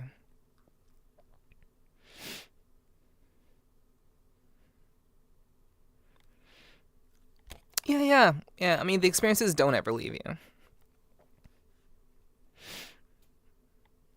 Like, I have so many photos. And, I've made so many videos. I've talked to so many people. It really has been great. And I fucking hate that this video fucking messed me up. God damn it. God damn it. You fucking got me. Holy shit. Thank you, Ziggy, for gifting a sub to Megami. I appreciate that. Thank you. I don't know. I feel like people talk a lot of shit about, about the things they don't understand. Like the things that content that people do in VRChat. People make a whole slew of different kinds of content in VRChat. People make all kinds of different things on this platform. And the devs know it. The devs are aware that so many things are made on this platform, and not all of it is kosher.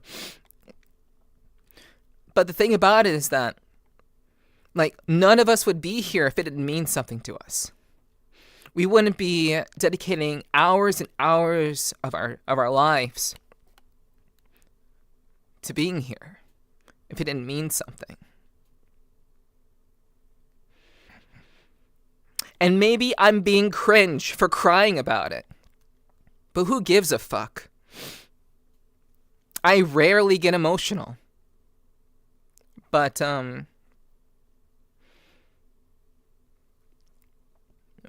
just, I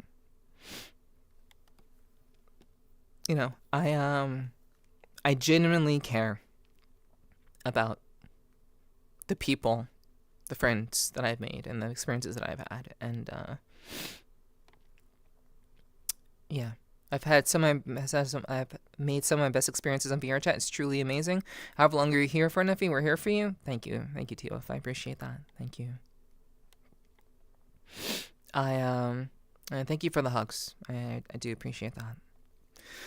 Okay, so I think I'm just rambling at this point. I don't even think I'm saying anything of actual value at this point. I'm just kind of emotionally rambling. This is a great video. It's good to look back sometimes. And there's a lot that's happened to me here that many of you don't know about.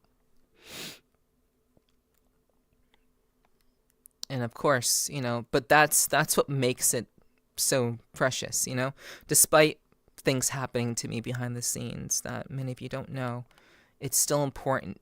It's still valuable. It's still a part of my time here. It all matters. And I appreciate all of it. So, please like this video. Dara doesn't need my support. He makes really, really great videos. Go watch the Atlas of VRChat if you haven't. It's a really, really great video. You should go watch that. I'm fine, Euclid.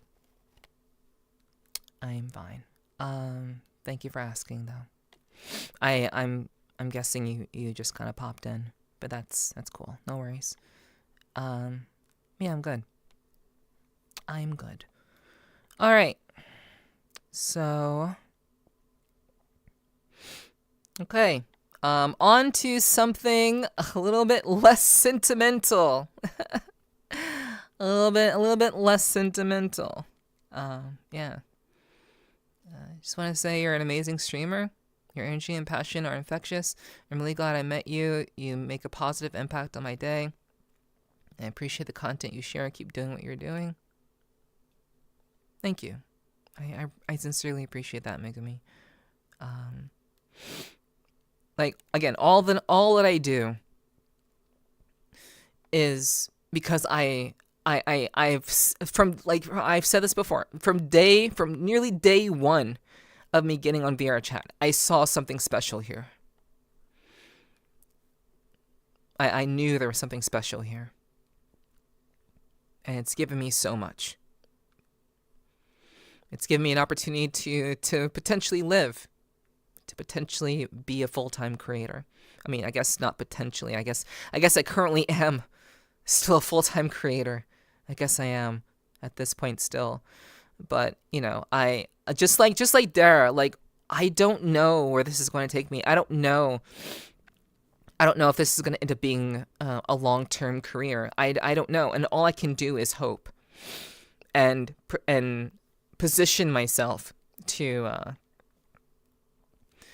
grow and to reach as many people as I can with my content. And that's why I do what I do. I work so hard to try to create good things that I hope my community will enjoy, and that I hope other people will hopefully like as well, and they'll come over and see what I do. But it is but I value all of it. And I guess it's that video hit particularly hard recently because I've only kind of recently developed a very kind of close friend group in VRChat. I don't think I've ever had like a dedicated friend group that I can like hop over to and hang out with, like a small group of like 4 or 5 people. I've never really had that in VRChat before. I think I did very early on. I think when I first started VRChat, I had something similar to that. But since then, it was so long ago that I don't remember clearly if there was even something like that. It's been a while. And I've always struggled to find like just small, closely knit groups that I can just kind of hop in, and like it just feels natural to be there. It feels good to be there. It feels comfortable to be there just instantly. And recently I found that. And I've always kind of struggled to find people like that. So, this video, I guess, hits a little bit harder because of that recently. And just kind of like everything that I've done and continue to do for myself, for my community, because I love VRChat. And I appreciate what it's given me very, very much. The good, the bad, all of it. Thank you, Euclid. I appreciate that. Thank you. I'll just keep doing my best.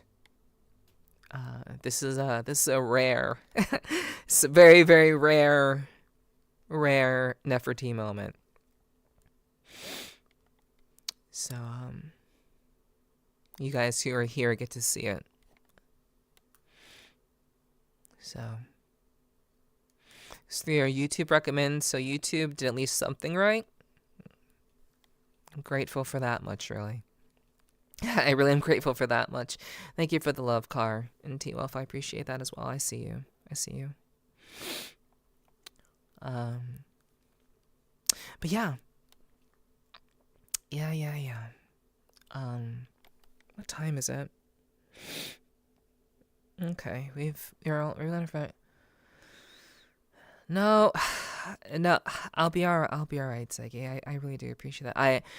Your kind words and your consideration are very much appreciated. I will actually break down if you come give me a hug. And if you try to invite yourself here, I'm not going to accept it. I appreciate you.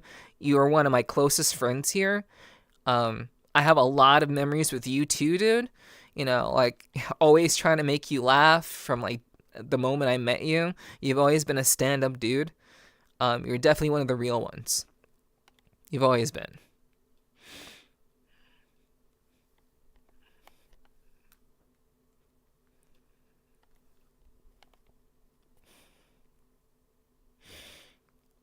So yeah, I'm not going to accept that invite because I actually will break down. Okay. So, something a bit less sentimental. Let's see. The problem with Discord. Let me see what this is. What is this? Okay, so this is Royalty is here. We've watched some of their videos in the past. We've watched some of the videos in the past. For sure. This came out 7 days ago.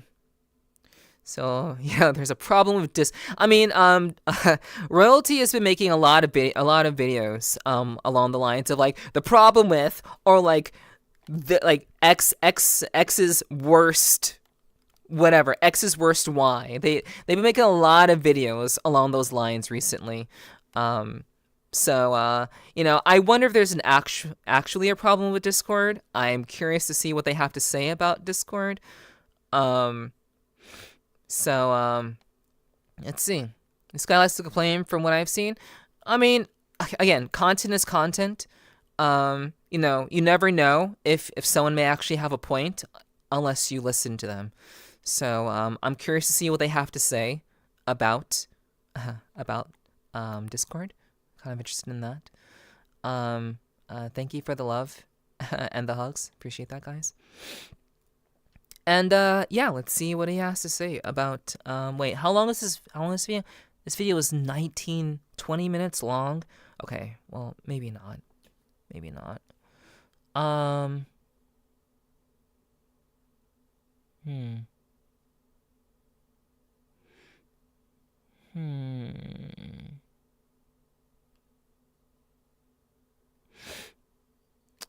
You know what? Let's do... And we've already watched a long video.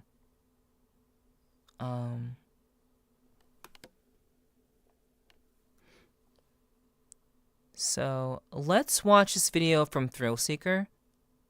This is like 13 minutes long. I think this will be interesting.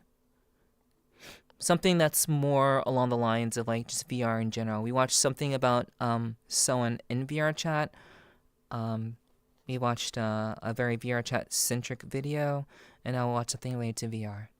So I'm gonna switch over to that. Okay, when did this come out? This came out 4 weeks ago. The entire VR industry just shifted. I don't know.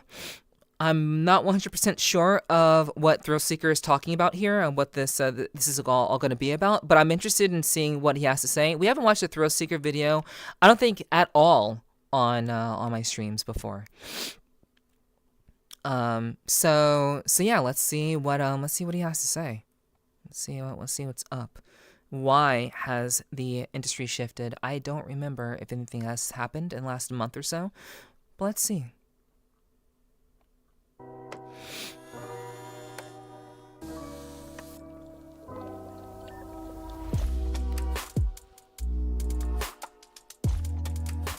Hello and welcome to Tuesday News Day, your #1 resource for the entire week's worth of VR news. A lot has happened the past few weeks. We got a ton of stuff from Meta, some of it good, some of it incredibly alarming. We got fresh details on Valve's next headset, and a couple of absolutely insane news bits that I think you're gonna really like. From VR headsets entering prisons, to the original founder of Oculus making a huge comeback in the XR industry. Yeah, this is gonna be a fun one. But before we get to all this, a word from this video's sponsor, SideQuest. As one of the largest VR app platforms in existence, with thousands of VR games and apps to explore, SideQuest is just a great tool to have, especially if you're a Quest user. And SideQuest has been working on their own social VR platform for the past few years, Banter. And I think you can see exactly what Banter is all about via their new trailer. Become the self-deluded rock star you've always wanted to be.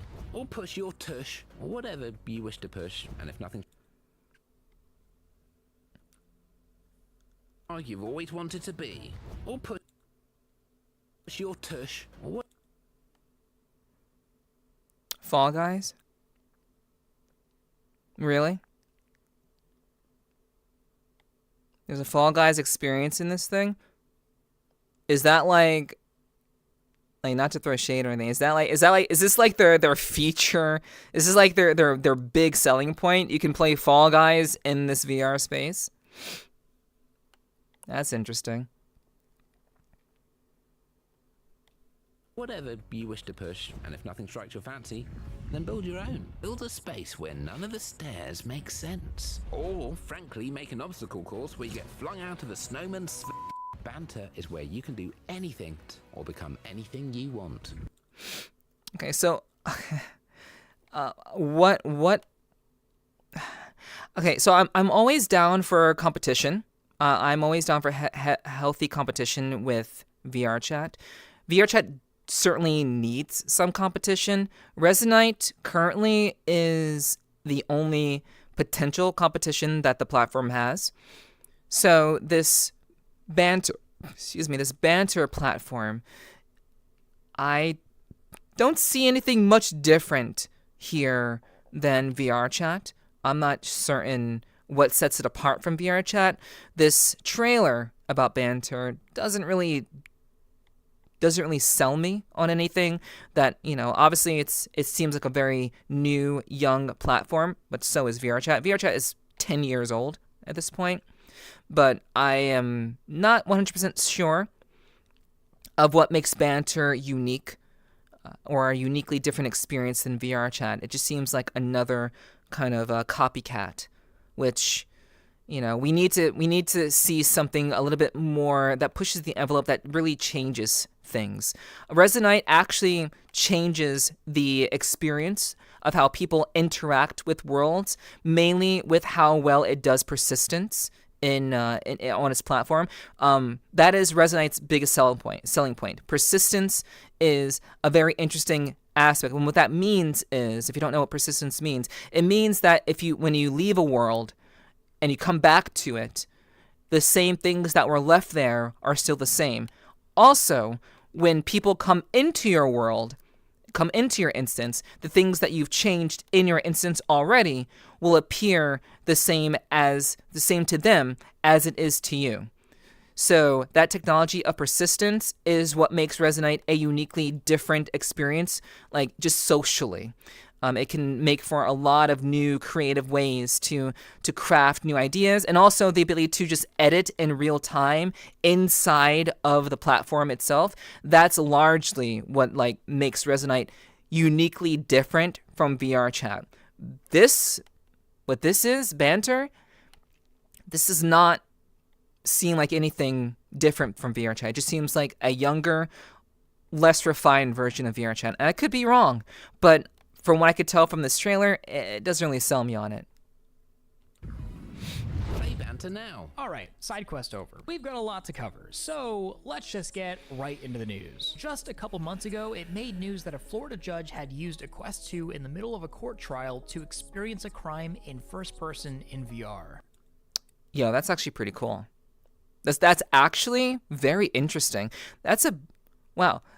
I never considered the possibility of being able to create a dramatization in VR in which the judge can actually witness a simulated dramatization of what went down, like for beat for a case. That's an interesting use case.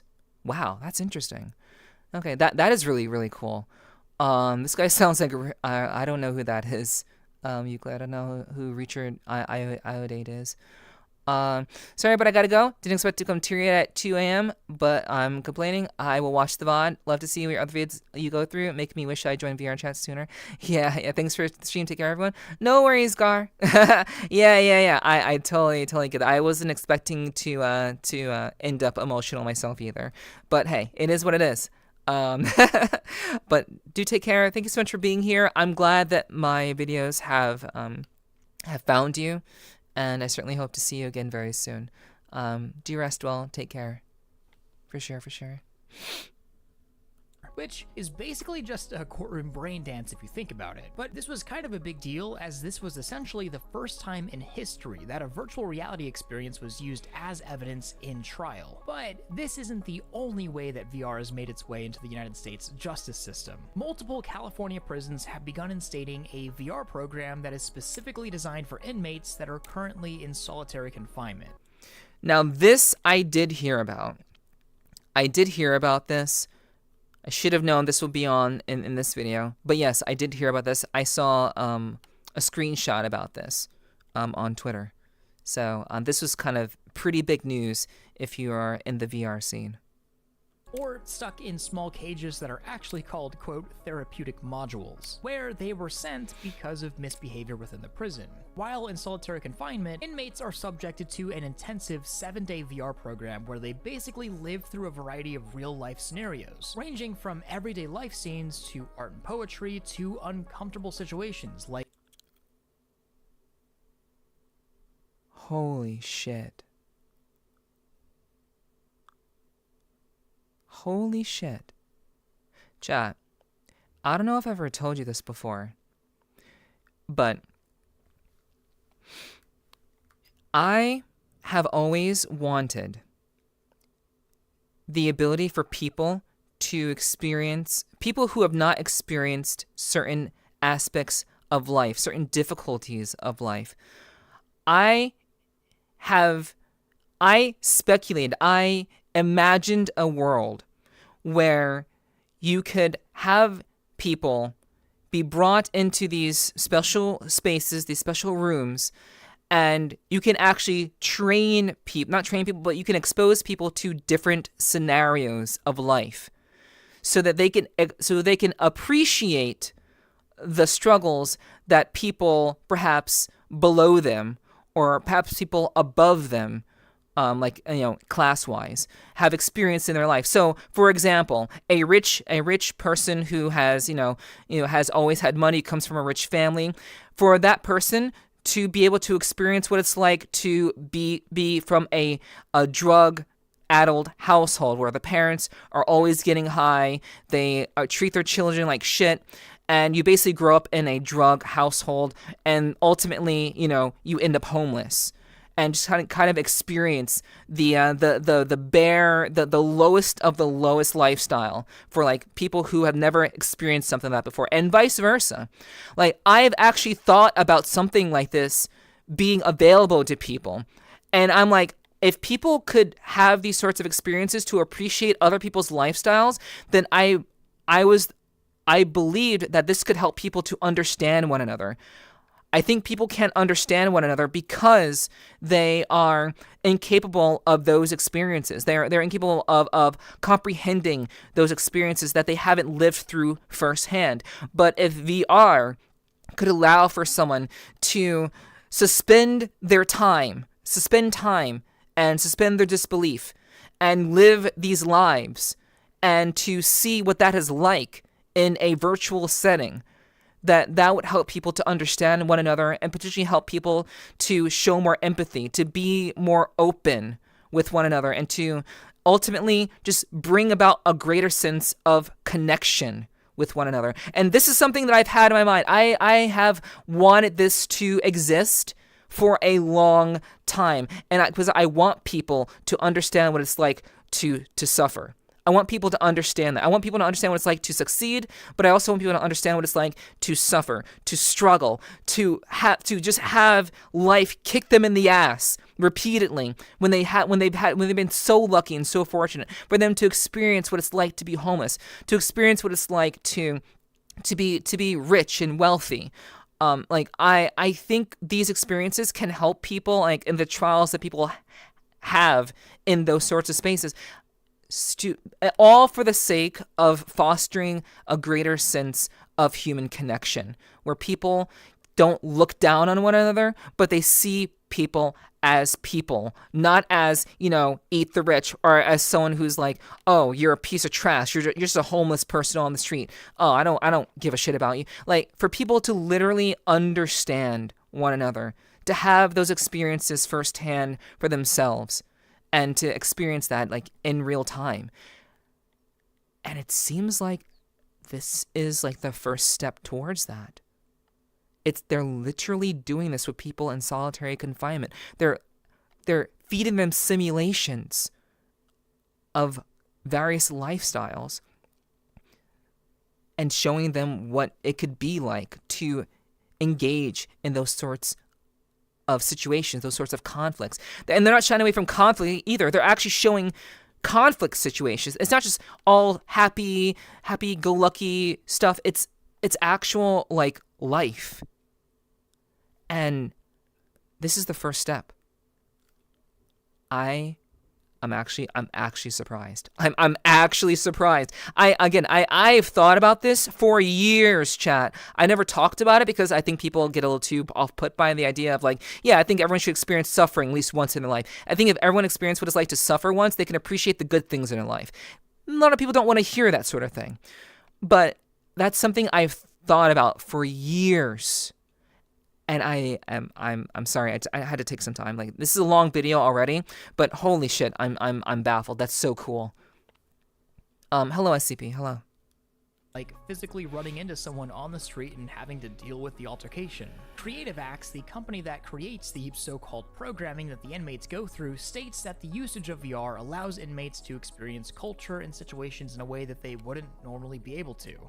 Yeah, like people who only know about being on the streets, who've literally grown up in gangs, to have them experience a life that they have never experienced before, and they probably won't ever, unless they give themselves a chance to believe that that kind of life is possible for them.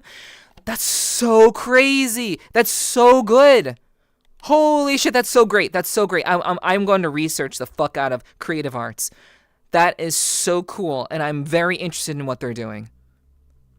But almost more importantly, it gets the inmates out of the prison environment, even if just for a moment. And I'm not gonna lie, without any context, there is something deeply unsettling about these pictures. It looks dystopian to say the least, and I think there's even something further unsettling about the base idea of prisoners using virtual reality as a form of escapism while being locked up.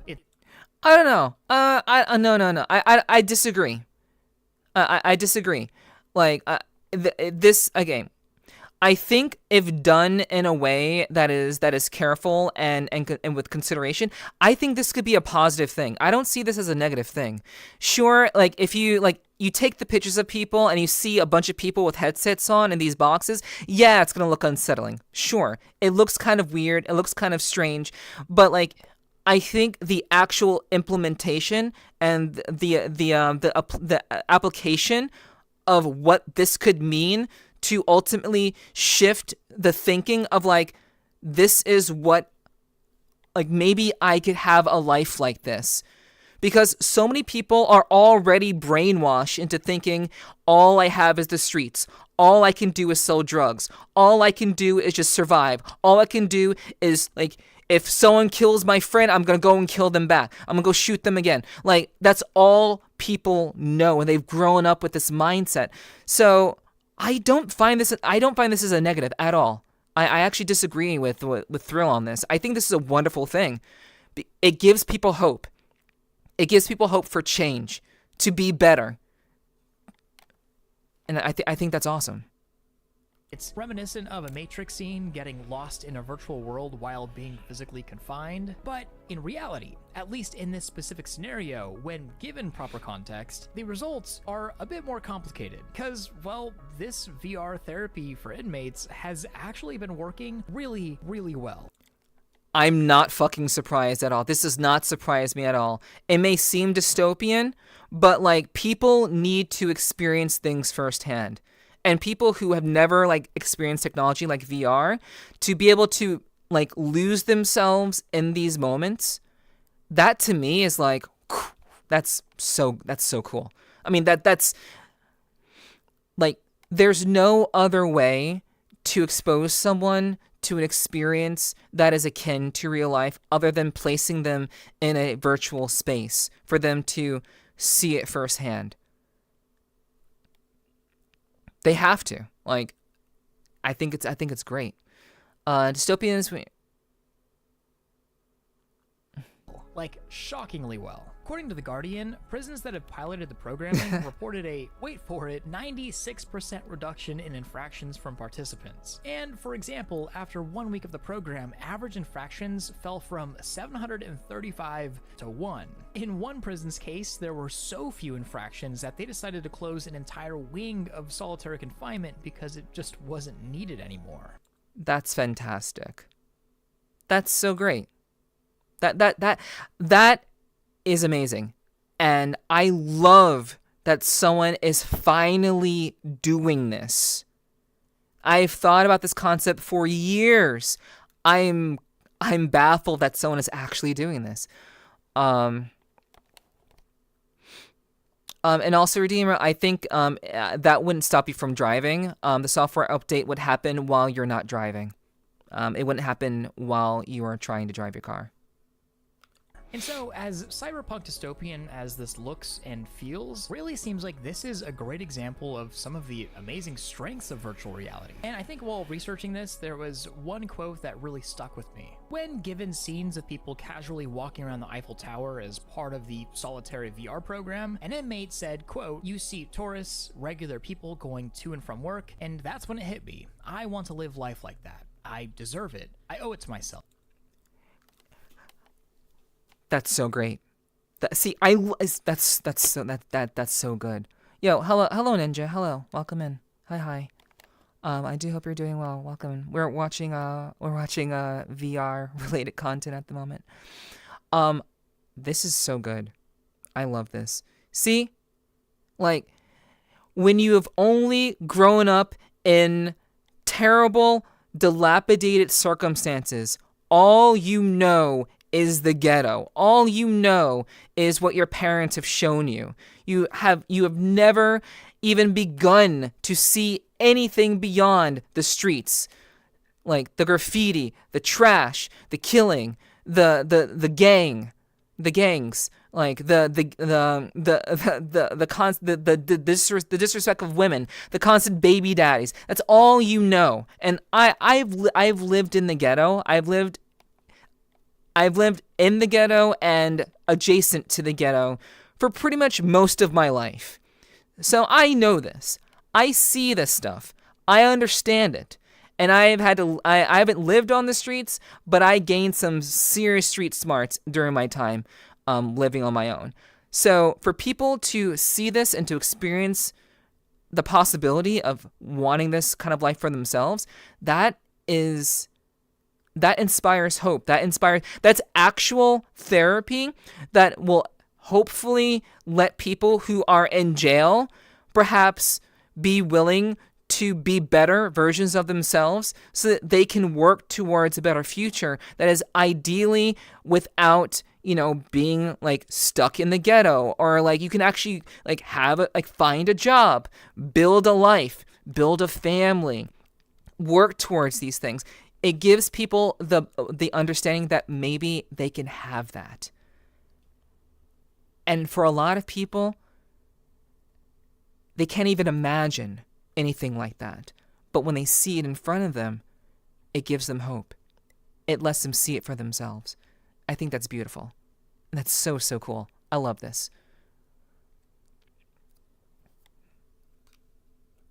End quote. All right. But now let's catch up on everything that's been going on with Meta, because honestly, the entire company has just been acting really weird lately, and I think you'll see what I'm talking about. And I'm almost embarrassed to say this, but Meta has essentially erased the term virtual reality from everything, not just in their own marketing, but in internal documentation, in developer tools, and even retroactively in VR headset descriptions. If you're a VR developer, well, congrats, you've been rebranded as a mixed reality developer. In fact, in a recent survey, there's not even an option for a VR developer, and while this is technically just a naming convention, I do want to let this idea sink in for a moment. The leader of the VR industry, by far, has just name swapped the entire industry a decade into something that literally nobody uses. I mean, even Microsoft discontinued the term mixed reality years ago, but here we are. And this isn't just conjecture. This was recently confirmed by current Meta CTO Andrew Bosworth, which perfectly brings us to our next Meta topic, the pretty alarming internal memo that Bosworth sent to Meta Reality Labs employees recently, titled 2025, the Year of Greatness. The memo starts with this gem of a quote. "This year likely determines whether this entire effort will go down as the work of visionaries or a legendary misadventure." Yeah, I can see why, like, the angle that Meta, Facebook, whatever you want to call it, the angle that I think that they're taking, it's like they're trying at every turn to get ahead of everything and everyone else. They're disavowing terms like VR because they think that by doing so, they can push the market in a direction that they are leading. They want to be the leaders. They want to be the progenitors of this of mixed reality, of whatever they're looking to develop. So it's no coincidence that they are doing this. This is a business move. This is an effort to get ahead of just product and technology, and they want to be the ones who take credit for the term mixed reality. They want to push that idea, and they want to make that a commonplace aspect of just everyday life. They want to be the ones who did it first. It's all a business ploy. It's not that they have any sort of interest or that they are disavowing VR, the term VR. They just want to push this idea so that they can be the ones who made it so. That's all. But yeah, like I see you, Zen. I see that you said you're 50-50, but I can see where you're coming from. Yeah, I can understand people being 50-50 about it. I get that. I'm in full agreement with just people being able to experience a potential life that they can live. Because some people just they can't. Some people are just some people do not have the ability to create imaginary scenarios in their mind. I don't know if you guys know this, but there are people who cannot take abstract ideas and create those ideas in their imagination. They can't form a picture, a scenario in their minds. They can't do it. So perhaps these people who have only lived one way can only perceive that one way of living. They can't begin to adjust it any other way. I think exposing people to a different alternative, all like in their minds, in their face, seeing it firsthand of what they could be, what they could potentially work towards, a new direction in life, and seeing it in front of them. I think that's. I don't think it can get any. It can get better than that, but I think this is the start of something really, really great. They made a good headset that everyone likes, but they don't like that they can't shift people where they want. Yes. Yeah. So they're using the term mixed reality in an effort to shift people to believe that oh mixed reality, that's meta. Yeah, and they want that credit. They want that market value. So they're literally trying to just take credit for something that has already been in existence for a pretty long time already. End quote. Basically, this whole memo is a pep talk to the Reality Labs team, saying Horizon Worlds needs to succeed, particularly on mobile, like mobile phones, not mobile VR, and that it'll be this year's efforts that decides whether this entire mixed reality industry was a legendary misadventure or not. Yikes. And so you can pause and read the memo if you'd like. Honestly, I got nothing but terrible vibes from it, but I wasn't the only one. At first, I thought maybe I was just a little crazy for thinking that the mixed reality rename was a bad idea, and that maybe putting all your eggs in the Horizon Worlds basket, Horizon being Meta's social metaverse platform, might also be a bad idea. It turns out I'm not all that crazy. John Carmack, the ex-Oculus CTO and co-founder of id Software, chimed in, also saying that this entire memo and mixed reality move is both a flawed strategic direction and an unfortunate terminology revolution that somebody had to have championed. And yeah, I think I know exactly who championed this. But okay, weird internal memos and renaming the entire industry is one thing, but not everything has been terrible at Meta. And to be fair, some of this actually kind of makes sense when you look at Meta's most recent quarterly revenue reports. In 2024, Reality Labs broke records, both good and bad. Quest 3, 3S, Ray-Ban smart glasses, and software sales hit an all-time high. But Reality Labs also posted record quarterly losses, burning through around $5 billion, most of it sunk into augmented reality R&D. But here's the real kicker, and I think the spur point for all of this. Meta's biggest success last year, and reason for their record revenue, wasn't because of VR stuff. It was because of AI smart glasses. And when you put that next to VR hardware sales that came nowhere close to the Quest 2 sales, poor retention, Meta-backed VR studios shutting their doors, well, yeah, it kind of feels like they're flailing. And I hate to say it, but I think Meta's kind of lost the plot while chasing entirely unrealistic expectations given the current state of VR. Rather than focusing on the technology, acknowledging its current strengths and weaknesses, and capitalizing on the few places where people do actually use VR every day, they're buckling down on Horizon Worlds and weird terminology on imaginary people for imaginary use cases. 100%. Yeah, I totally agree with this. Totally agree with this. Yo, what's up? What's up, Ray? Hello. I don't know, mixed feelings about this. Yeah, it looks like a mixed bag. Yeah, it's like like what Thrill is saying really makes sense. Also, it's good to see you, Ray. Thanks for being here. I appreciate you. I hope you're doing well. Hope you had a good rest. They should capitalize on what they did right. I mean, what they did right was the Oculus, but they can't be satisfied with just the headset. They can't be satisfied with just that. They it feels like Mark Zuckerberg, like I agree with what Thrill is saying, but it feels like Meta is essentially trying very, very hard to make their billions of dollars they've put into Horizon Worlds and to building this metaverse type of idea. They're trying to make it worthwhile. They're trying to make it work. And it's really, really not great.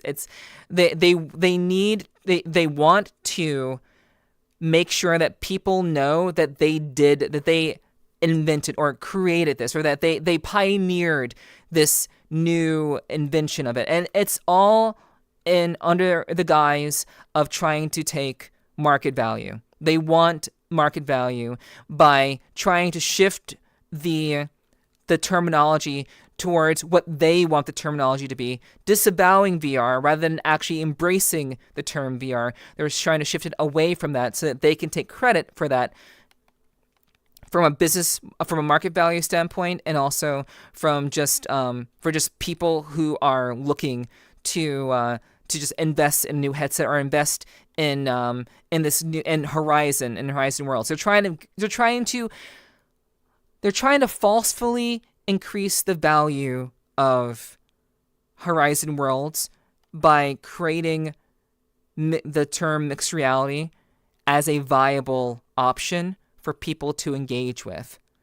So by pushing this new terminology, they are trying to justify the direction that they are taking with Horizon Worlds, which in reality probably is not a very good direction, because Horizon Worlds is fucking flopping. Nobody's engaging with that shit. Nobody likes it. Nobody who understands VR, no one who has been in VRChat gives a damn about Horizon Worlds. And Meta is really losing people like me, people like you guys. They're losing so many of us to this nonsense in their attempt to make their investment worthwhile in an effort to obtain more market value, more market share.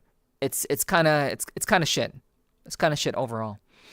Like a manager who gets mad at his workers when he makes them put out something that people don't buy.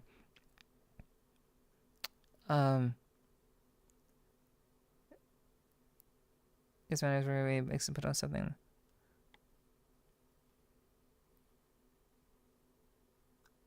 Wow. My brain is having trouble understanding that analogy. I don't know why. I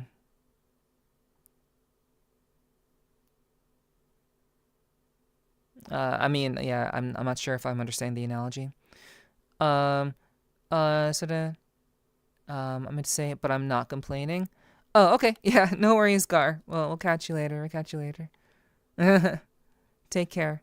No worries.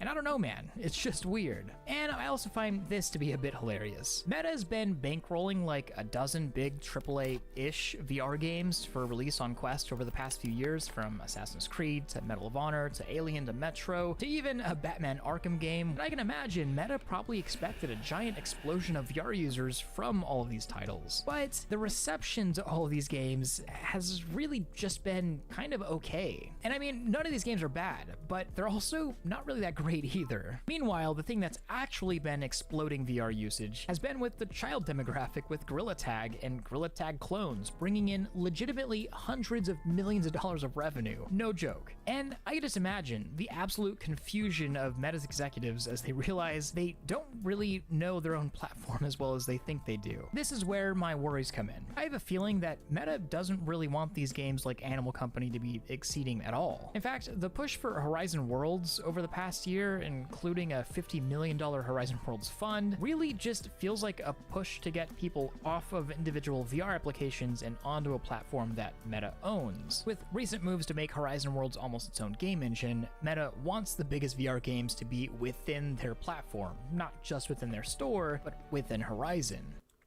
Yeah. Good luck with bringing people into your ecosphere when you don't even understand what you're trying your audience that you're trying to appeal to. Like this effort feels so out of touch. It feels incredibly out of touch. It feels very, very forced. And they're trying to just inject money into the economy in an attempt to market their headset, their MetaQuest 3, in an effort to bring people in. And what they're going to do is they'll probably get people who buy their headset, so they'll probably do okay in terms of having people like buy the Quest, sure. But beyond that, they're going to see Horizon Worlds, and then they're going to see, stuff like, Gorilla Tag and Animal Company, Beat Saber, VRChat. They're going to see those. And they're going to look at Horizon Worlds, and they're going to look at VRChat. And they're going to be like, why would I go there when I can just do this instead? So, like, they'll get people to buy their headset, but whether they get people to stay within their ecosphere or not, I think they do not know what they need to do. They don't know what audience they're marketing to. They don't understand what people actually want in a headset in terms of the software that they're promoting. And it feels very, very forced, very, very, very, very misguided in a lot of ways. It's kind of sad. And I also have a feeling, given Bosworth's recent words, that Meta is going to do literally whatever it takes to hit critical mass of users within Horizon, even if it quite literally takes killing VR, even if it's just the name. But so much more happened in VR than just Meta getting a little confused. Here's what we really care about, chat. This is what we really care about. That's what we want to know. Someone working in corporate America, this happens a lot. Delusional management, wanting success where they can't get it, ignore the reasons why they're only partially successful. Yeah. They want everything. They want it all. They can't be satisfied with just having a portion. They want it all. So they can't just do one thing well. They have to try to do everything. Meta is trying so hard to be Apple and failing miserably at it. I tried Horizons. It was like kind of fun, but nothing can bring me back to it. Okay. I mean that's legitimate. I actually have not tried Horizon Worlds, but just from the look and feel of it, it feels very Robloxy, and I think that was the intention. I know a lot of people, people of varying ages still play Roblox.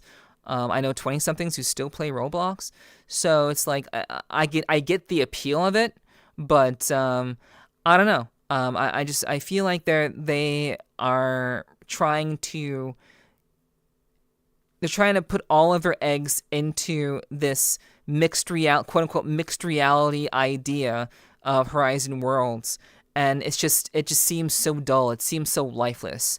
It seems very corporate, and I think that's probably what it is. I think it lacks soul. It's very corporate driven. And I think that turns a lot of people off, especially I would say it turns me off from it. And I would imagine it turns many other people off from it. And I think that's probably why they struggle with keeping people in. But the Valve Index is definitely, I think, what they're developing, hopefully, is what we really do care about. Meta can easily build their own full body tracking and undercut HTC and price. Who knows? Maybe. Perhaps. Hello, Neon. Hello. Welcome in. How are you? Hope you're doing well. It's good to see you. It was a bit odd having experienced VRChat first. It seemed like a novelty game. Yeah. I mean, I think that's really what it is. I don't think they're interested in making it better. I don't think they're interested in a more nuanced, engrossing social experience. It just feels very lifeless and corporate.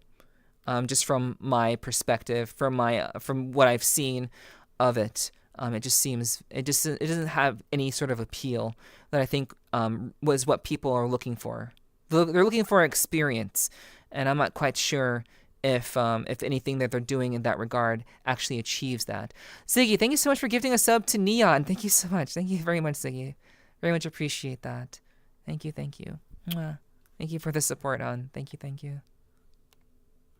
We've been talking about Deckard for, well, pretty much 4 years now, Deckard. but it seems we're closer to release than ever. Gabe Follower, a known Valve leaker, claims that Valve's long-rumored upcoming standalone hybrid VR headset is actually launching this year, and we have a supposed price. Deckard will supposedly be launching at $1,200, which doesn't quite hit the Quest competitor price range that I was hoping for, but reportedly, even at $1,200, Valve will still be selling this headset at a loss. And according to Gabe Follower's leak, Deckard will be running SteamOS standalone, come bundled with some in-house games or demos that have already been finished, and of course feature controllers, codename Roy, that double as gamepads for flat-screen gaming. We've already talked about most of those details in the past. You can watch that video if you're interested, and I would still take all of this with a grain of salt, but between the Steam VR driver leaks, job listings, Valve's not-so-subtle hints, and the litany of leaks that we've gotten over time, Deckard is obviously on its way, and I have a feeling that the stars are almost aligned. But now we can talk about the big story. Palmer Luckey, aka the guy that literally created modern VR, is back. And if you don't know who this is, let me just give a quick crash course. Palmer is well known as the guy that basically revived modern-day virtual reality, initially creating VR headsets out of a trailer to eventually launch the Oculus Kickstarter. And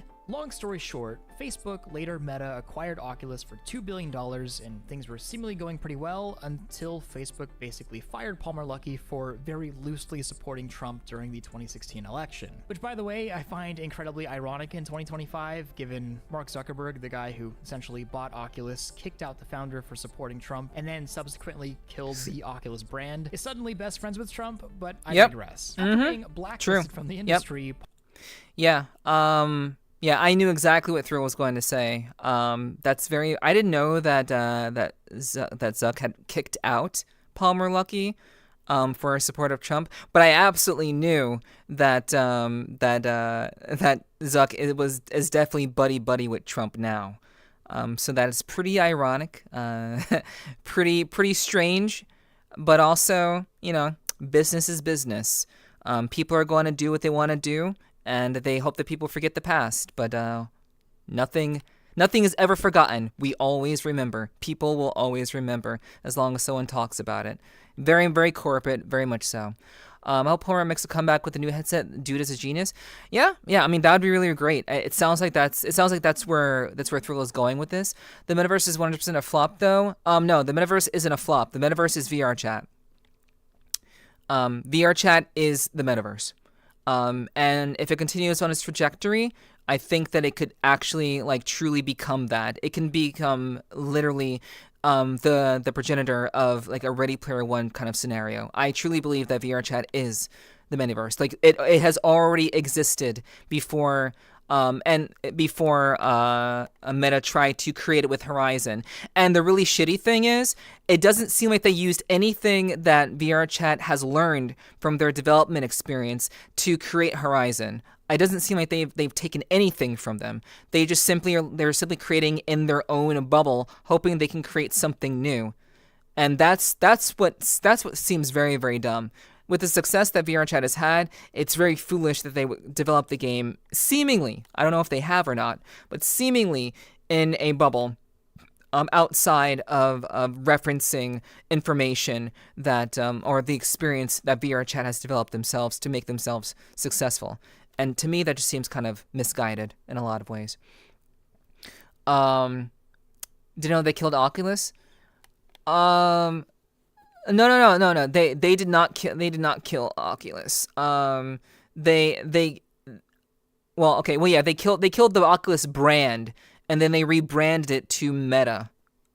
So the Oculus, they bought Oculus, killed the Oculus brand, and rebranded it to MetaQuest. So it's the same idea, more or less.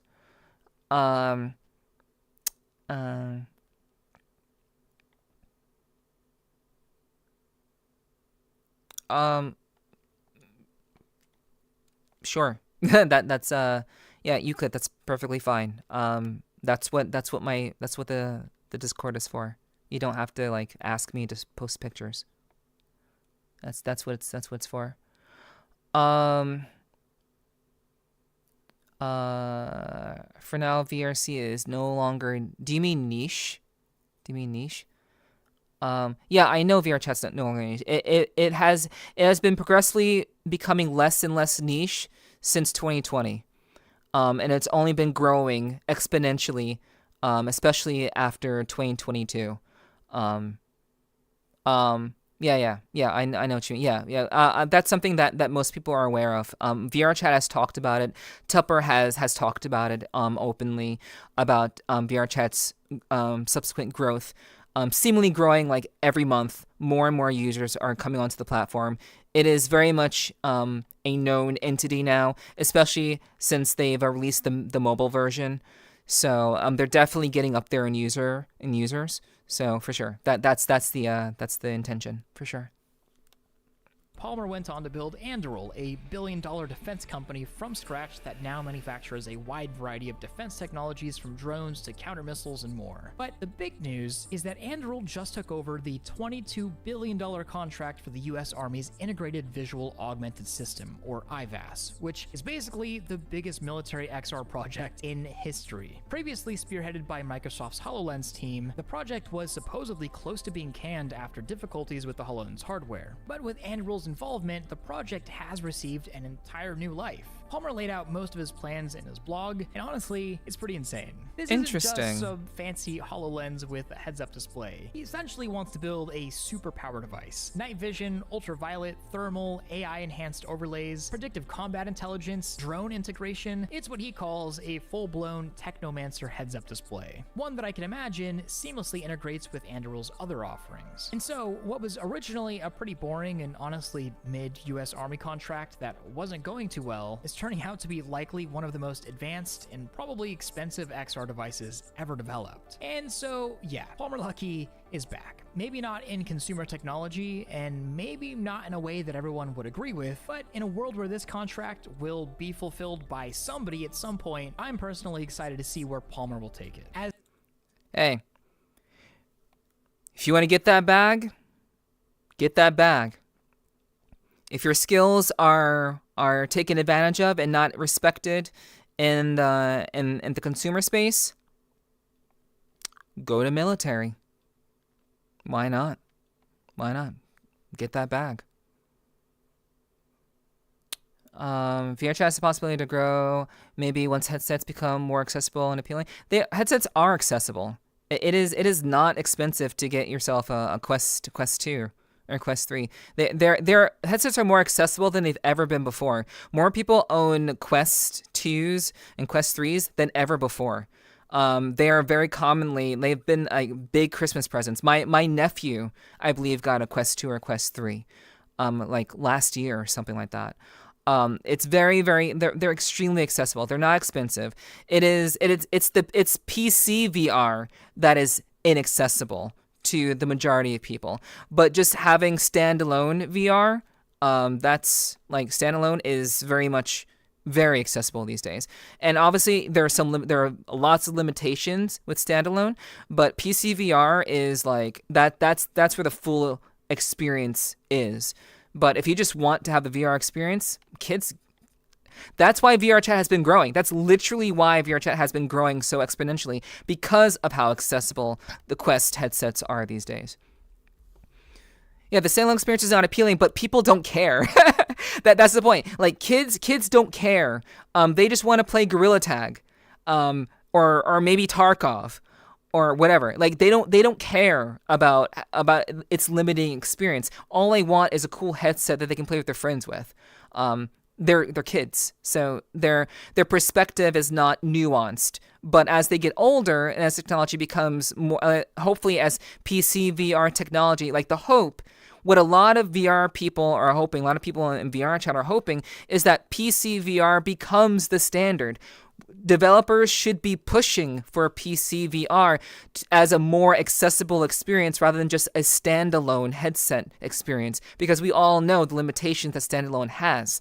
So most people are much more interested in pushing more vibrant, more accessibility for PC VR than any other form of VR. Unfortunately, that's not what's happening, because the convenience of standalone is just too good to pass up in a lot of cases. And unfortunately, not a lot of companies are getting on board with PC VR development, which it has a lot of people scared. But then we have the Deckard, which is going to be a massive headset. It's going to be extremely expensive. It's not going to be accessible in the slightest. But I guarantee you that people like if the Deckard actually does come out this year, that shit, I'm buying it. I'm purchasing it. I am obtaining it 100% if it has all of the things that I'm looking for. But that not everybody can do that. That's the thing. Not everybody can just afford one of those. The hope is that PC VR would become more accessible. Unfortunately, it's not catching on in the industry. It's not catching on with companies. They're not willing to take a risk on PC VR, which is a problem. So, all we really have is like big screen. Like big screen is like the only other company that's actually trying to, build like a PC VR experience and make it more accessible and affordable. Like they're the only ones trying to do it as opposed to just Valve. So, that's what we hope, but it's hard. If Meta could make it so you could shift the IR filter on the camera out of the way, they could market night vision's capability. Most cameras have IR filters on them since 2000s. I mean, that would be interesting, but who really wants that? Like who cares? Like who cares to have night vision capabilities? Obviously, with the mixed reality experience, sure, that will look cool for a mixed reality experience, and maybe they could build something off of that. Maybe an experience off of mixed reality and night vision. But who's genuinely interested in that sort of thing? Like, who's genuinely going to want something like that? It's interesting, but not really captivating. Never. The way PC's tech is developing right now, it will become more and more niche. Yeah, exactly. That's the problem, and that's what we didn't want to have happen, but that's what's happening, unfortunately. Yeah, right there, Kiyomo. Only hope is that maybe console-based VR tech. I mean, yeah. I mean, who knows? That would be something. I mean, the closest we got to that was the PlayStation VR, PSVR. That's the closest we've gotten to something like that, and even that's not very interesting. Like the PC, like the PSVR 2 has like. I'm actually kind of curious to know how successful PSVR 2 is doing. I imagine it's not doing very well though, because I never hear about it. So I'm holding out hope for the Deckard. I am. Yeah, I am too. Yeah, I feel like consoles are slowly fading as PCs become more accessible, and I wish that console-based VR could become a thing. But as consoles become less and less appealing, and with Nintendo, showing that that we can just raise our prices because you'll just buy our shit anyway. With Nintendo basically giving the middle finger to a lot of consumers, I'm not quite sure that's gonna happen. I don't know. It looks kind of daunting. Looks kind of not great. PS VR 2 is the best graphics available on VR at the moment, but are the games good? Probably not. Who cares if the graphics are good? Is the software good? Probably not. Probably not very interesting. Can you use it on PC? Okay. I mean, that's cool. That's great. That's great that it has that ability to do so. But again, that is contingent on you embracing, PlayStation's technology. And most people are investing in PlayStation because they want their games, not because they're thinking of using it or repurposing it for a PC experience. I think that's good that they can do that, but I don't know. I mean, at the same time, it's like, why buy PSVR 2? I think if you think from the average consumer's perspective, why buy PSVR 2 for however amount it costs? I'm sure it's not cheap when you can just buy a Quest 2 or Quest 3. And it just works out of the box. The average consumer will see that as a better selling point, as an easier way to get into VR without all the struggle to get it all working. So sure, it may have better graphics, but the average consumer, they care more about convenience and ease than, oh, it has top-of-the-line graphics. So, unfortunately, that's just how the average person thinks. PSVR 2 is only $400. That's more expensive than the Quest 2 and Quest 3, if I remember correctly. So, there you go. I wish I had bought over on Meta 3. And see, like, the thing is, like, you have that thought because you are more savvy.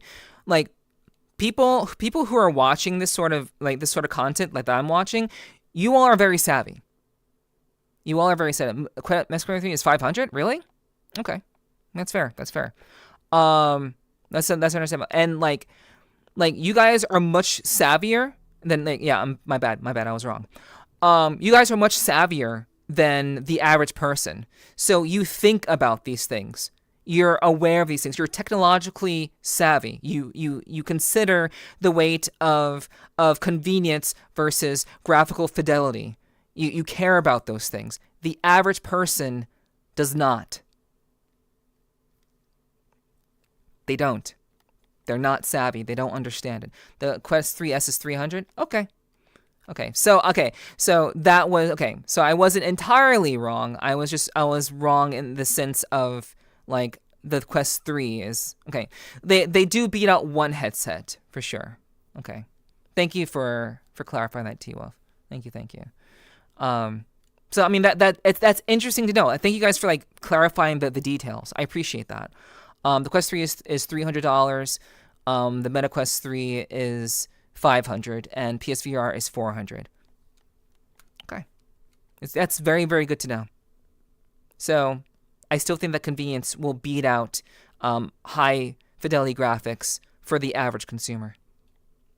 As designing head-mounted displays is literally this guy's life's work. And in his blog, he finishes out his personal announcement with a chilling quote. Whatever you are imagining, however crazy you imagine I am, multiply it by 10 and then do it again. I am back and I am only getting started. And so, I think that's a pretty good place to wrap up. There's been a ton of doom and gloom within the VR industry in a lot of ways the past few weeks and kind of this whole year, and I don't really blame anybody for it. Given everything I just talked about with Meta, which I really tried not to sound super negative about, but it's just almost surreal the way things are going. And also, the past couple of years have just been pretty tough. Dozens of studios have closed, tens of thousands of people have been laid off. A lot of hyped releases fell really flat, and again, you got Meta making really weird decisions that do everything but inspire confidence in the VR industry. And of course, this isn't just VR, this is gaming as a whole, but I'm gonna say this today, and it's gonna be the same thing I say next year, and it's gonna be the same thing I say in 10 years. This technology isn't going anywhere. It's simply far too compelling. That being said, there are going to be ups and downs, as there are with anything. And I honestly don't even think the VR industry has hit its rock bottom yet. Things might actually get worse before they get better. If you think people say VR is dead now, just wait. And I know for the people that have been here this entire time, it's really easy to look at VR today with a retrospective lens. Think about how much better things could have been if something arbitrary happened differently. And it's also really easy to look at VR today and notice all the various ways that VR kind of sucks. But I think that's missing the bigger picture. And every industry that's ever changed the world has gone through moments like this, where expectations don't meet reality, where progress feels frustratingly slow, and where the wrong people seem to be making all of the decisions. But if there's one thing I've learned covering this space for as long as I have, it's that VR will always find a way forward, not because of billion-dollar corporations, but because of the people who actually care. The developers, the creators, the artists, the engineers, the dreamers, those are the people that actually make up VR.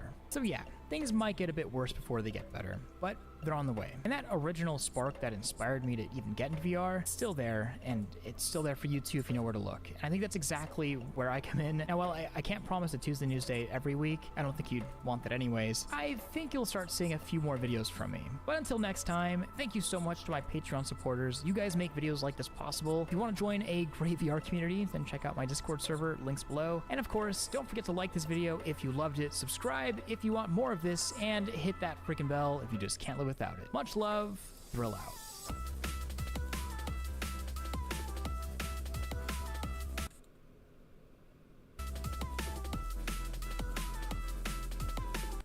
Yeah. Another solid video by Thrill. This is a fantastic video. It really covers the highlights of where VR is currently headed. He brought up some really awesome things about the current state of like VR and how it's being used. Most interestingly, in prison situations, in solitary confinement situations, and as rehabilitation, and as a rehabilitation source. I personally found this to be the most interesting thing in this video. I think what prisons are missing these days is the ability to truly enact change in the people that they are keeping in prisons. To run prisons, that requires tax money. If you are helping people to get out of prison and rehabilitate them in a more efficient way that can actually lead them on a path to keeping them out of prison permanently, that means that more prisons can close, less tax money can go towards the people, and we can live in a much better society overall. So I'm in full agreement with prisons actually taking real steps to rehabilitate their prisoners so that we're not simply keeping prisoners around just to keep them around, just so people want to keep their jobs. We should be taking people who are in prison and trying to rehabilitate them into members of society. And I will always stand by that. And I love that Creative Arts is taking this effort to do that. I think that's amazing, and I love that. And I'm sure people will have their qualms with it, but I'm in full agreement with this angle. I love it so much. I think this is the most interesting thing that is happening in VRChat lately. To be VR being used as a means to give people hope, who have only known one way of living, is an idea that I have thought of and wanted to see enacted for so long, and I fucking love the hell out of this. I'm going to research Creative Arts. I'm going to learn everything that I can about them. I'm very interested in what training programs they are using, because I think this is fascinating technology and a fascinating way to truly reach people, not just in their minds, but in their hearts. So I fucking love that. Obviously the Deckard is very, very exciting. You know, we've been talking about that. Let's talk about let me see that. Yeah, the Deckard is something a lot of us are looking forward to. I'm looking forward to that a lot. Also, hello, Endless. Hello. And big love for Creative Arts. Yeah, true. Hell yeah. The Deckard is something I think we all have hopes for. It'll be great to see. Obviously, I hope that it has face tracking. I hope it has eye tracking. I hope that it has a wireless option. I would be okay if they sold a wired option or a headset that has a wireless option and a wired option. Maybe have like a regular Deckard and a Deckard Pro. I would be okay with something like that if they can't just bundle it all together. But here's hoping that we can have like a really solid PC VR experience that's going to really enhance the experiences of those of us who are very savvy. But the unfortunate thing is, it's going to enhance the savvy people, you guys, me. We who know and care about VR are going to highly benefit from what this is, whatever this turns out to be in the end. The unfortunate thing is, we have Meta and Zuck who are literally choosing to use mixed reality as a means to essentially bolster their market share into tricking people into thinking they're creating something that's actually new. And it really is just a weird direction to take.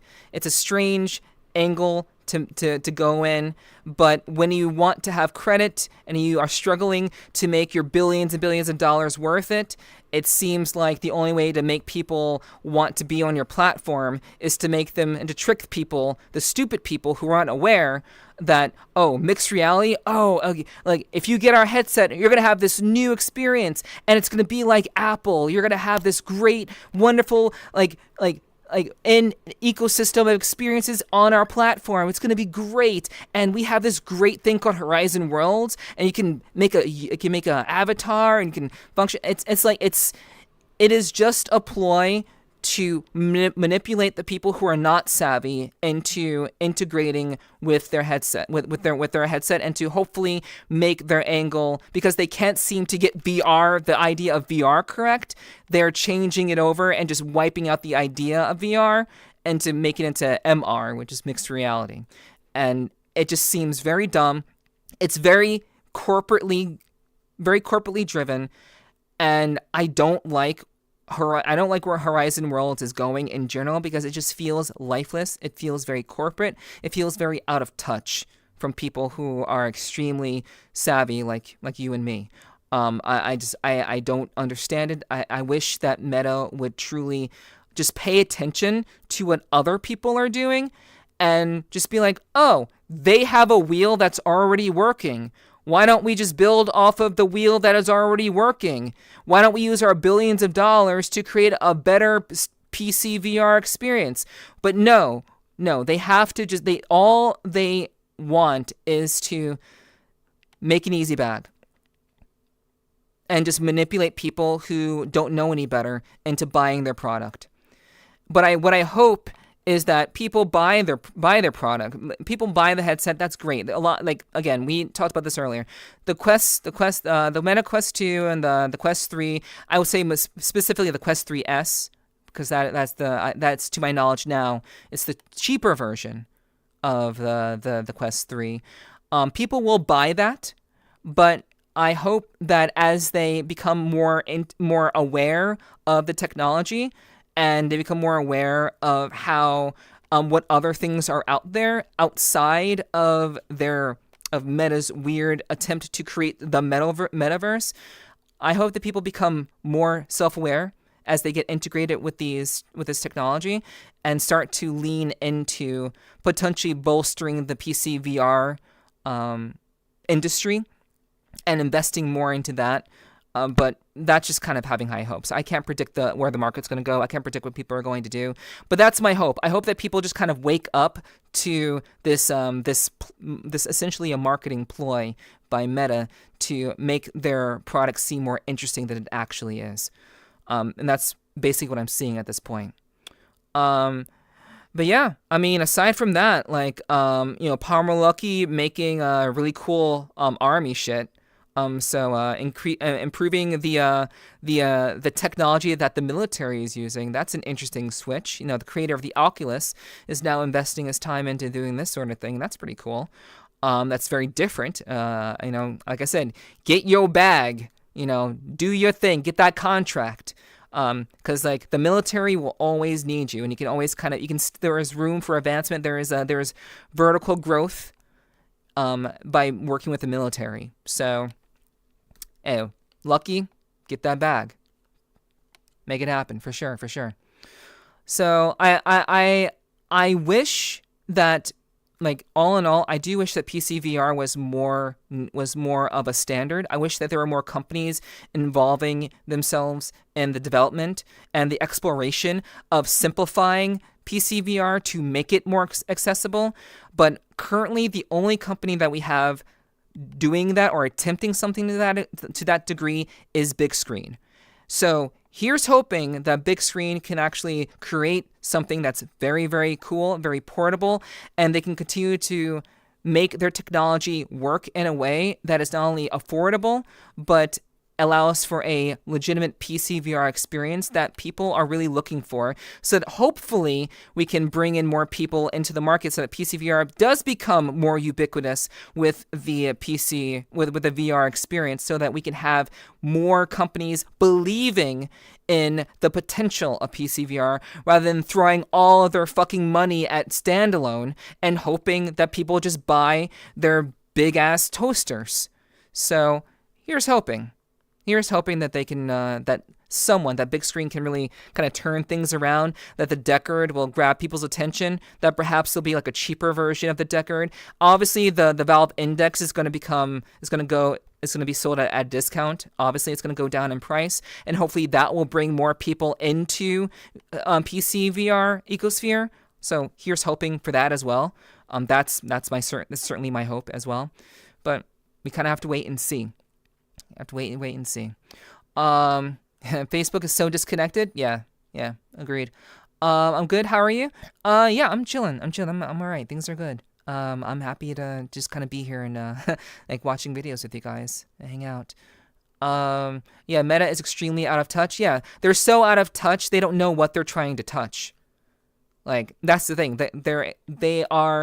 They don't know what they're aiming for, so they're just aiming for whatever is going to make it seem like their product is more interesting. It's literally, let's try to make our product seem more interesting to the average consumer. It's really not.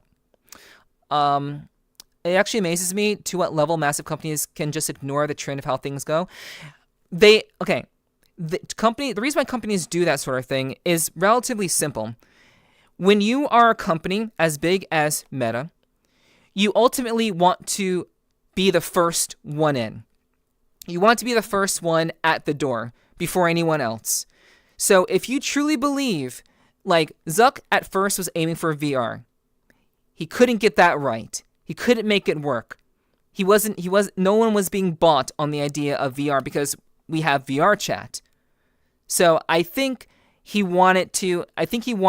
truly believes in Horizon Worlds to such a degree that he will disavow himself of VR and move towards using a new terminology so that it appears that Meta is at the door first. And all that is, the reason why he's doing that is for market share. It's to be the first one there, and in the hopes that everyone else will follow after him. So when you're a business and you have that much money, you're trying to really make your investment worth it. And he's already tossed so much money into VR as a whole. So now he's just kind of scraping. He's scraping so hard at the bottom of the bucket in the hopes that he and his company will be able to make something quote unquote new and different and innovative, in the hopes that, you know, he can appear to be the establish the idea of mixed reality, which he can then sell on the idea of, like, mixed reality is this new cool thing that we are developing. We did this, and you should invest in this because we believe in this. This is good for you, and you should invest in what we're doing. And they already have the standalone headset market. They already own that. So obviously, if you already have that on your hands, you obviously want to make that worth something by building your own ecosphere. So it's a risky investment, but it's the direction that he wants to go in the attempt to be the first at the door. It's money. It's consumer oriented, business oriented. I think Valve has the best chance of progressing PC VR and VR in general. I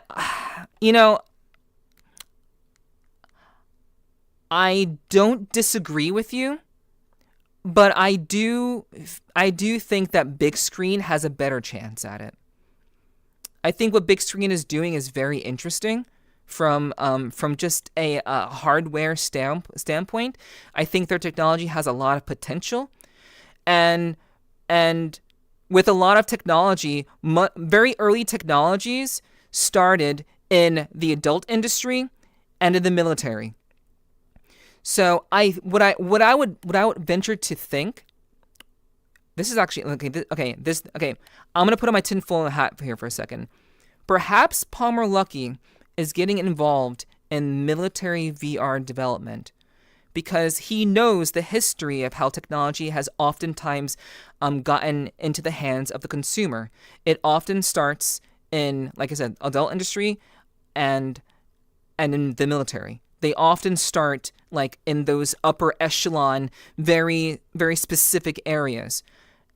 And when technology can be developed and simplified in those areas to the point where it can reach the common consumer, I think Lucky may be banking on the fact that he might be able to create something that is consumer oriented after he has established something that is very concrete within the military industrial complex. And I would venture to think that he thinks that there is potential there to eventually reach the consumer, but through a different direction. So he both gets the bag, and he both gets the credit for establishing top of the line, military gear, and he also gets to create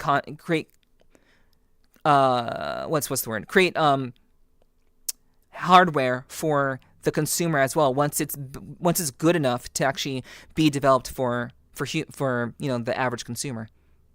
And that's just me kind of thinking about it, like from like a historical standpoint.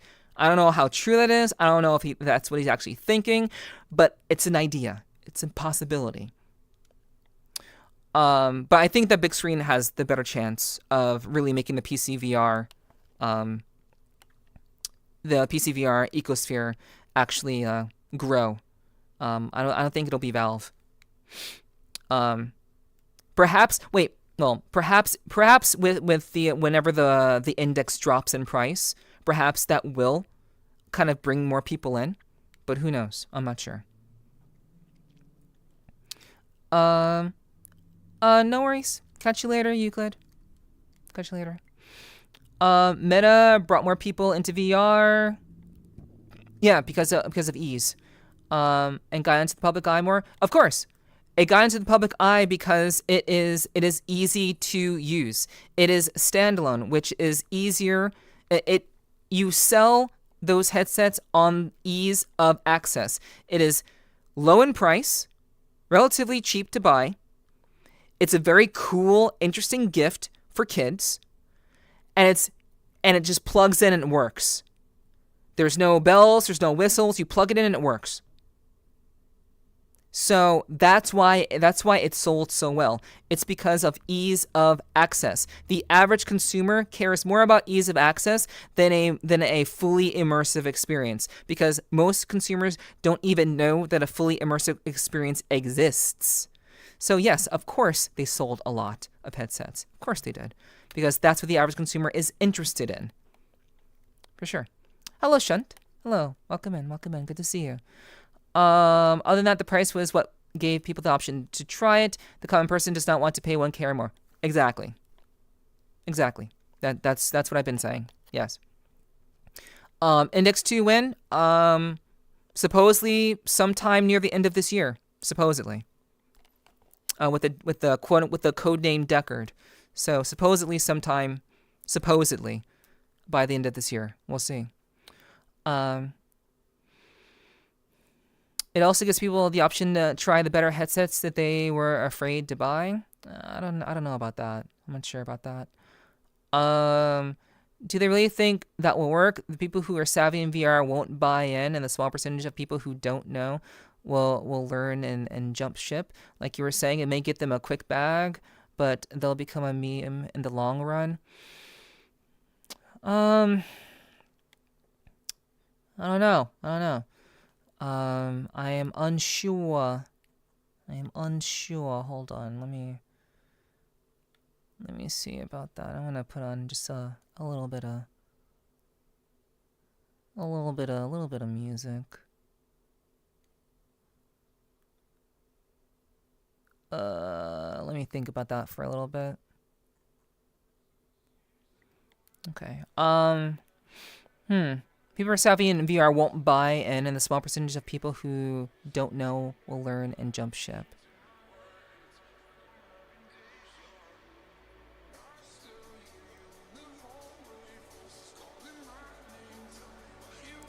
No. I believe there is a smaller percentage of people who are. There's a smaller percentage of people who are savvy in VR than people who have VR headsets. The people who are savvy in VR they're already aware of the index. We're already keeping track of VR technology because we're the savvy ones. But we are a very small percentage compared to the much larger percentage of people who don't care about, the nuances of VR versus PC VR versus standalone. That's a much larger percentage. So I do think that people who get exposed to standalone, the hope is that they will learn and that they will come to value PC VR as an option. I don't know if that will happen for sure because a lot of the people who have these headsets are children. They're mostly kids who have these headsets. So I don't think that it will immediately happen. I don't think it will be an immediate kind of an awakening of like, oh, this headset that I have, wow, there's a much better headset out there that is PC VR. Like, I don't think that's going to happen immediately. I don't think that'll be something that happens like right out of the gate. It's a possibility. That is kind of that's what I'm kind of banking on, but I think it gives people too much credit. I think I would hope that would happen, that people would learn and evolve and yearn for something beyond what they know.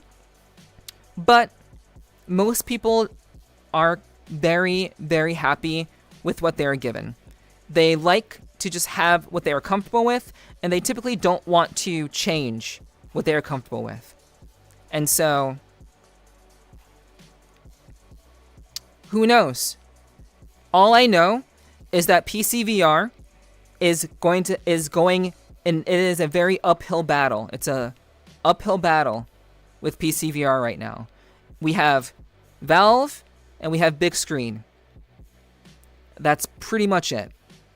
And I guess you can count PlayStation VR. I guess you can count PlayStation VR as well. So we have those three. They're very expensive, very, very niche, and the technology is still very, very complex to the point of it having to, it's just very, very expensive in that regard. So it sucks. It's going to be very, very hard for people to buy in to that. And that's why standalone will usually win out in the consumer markets. It will just naturally win out. So we'll kind of have to wait and see what other companies decide to do, what Valve decides to do, what Big Screen decides to do. We'll kind of have to wait and see what happens. Because as you can see, literally everyone in the prison, like everyone in the prisons, what headset did they have in the prisons?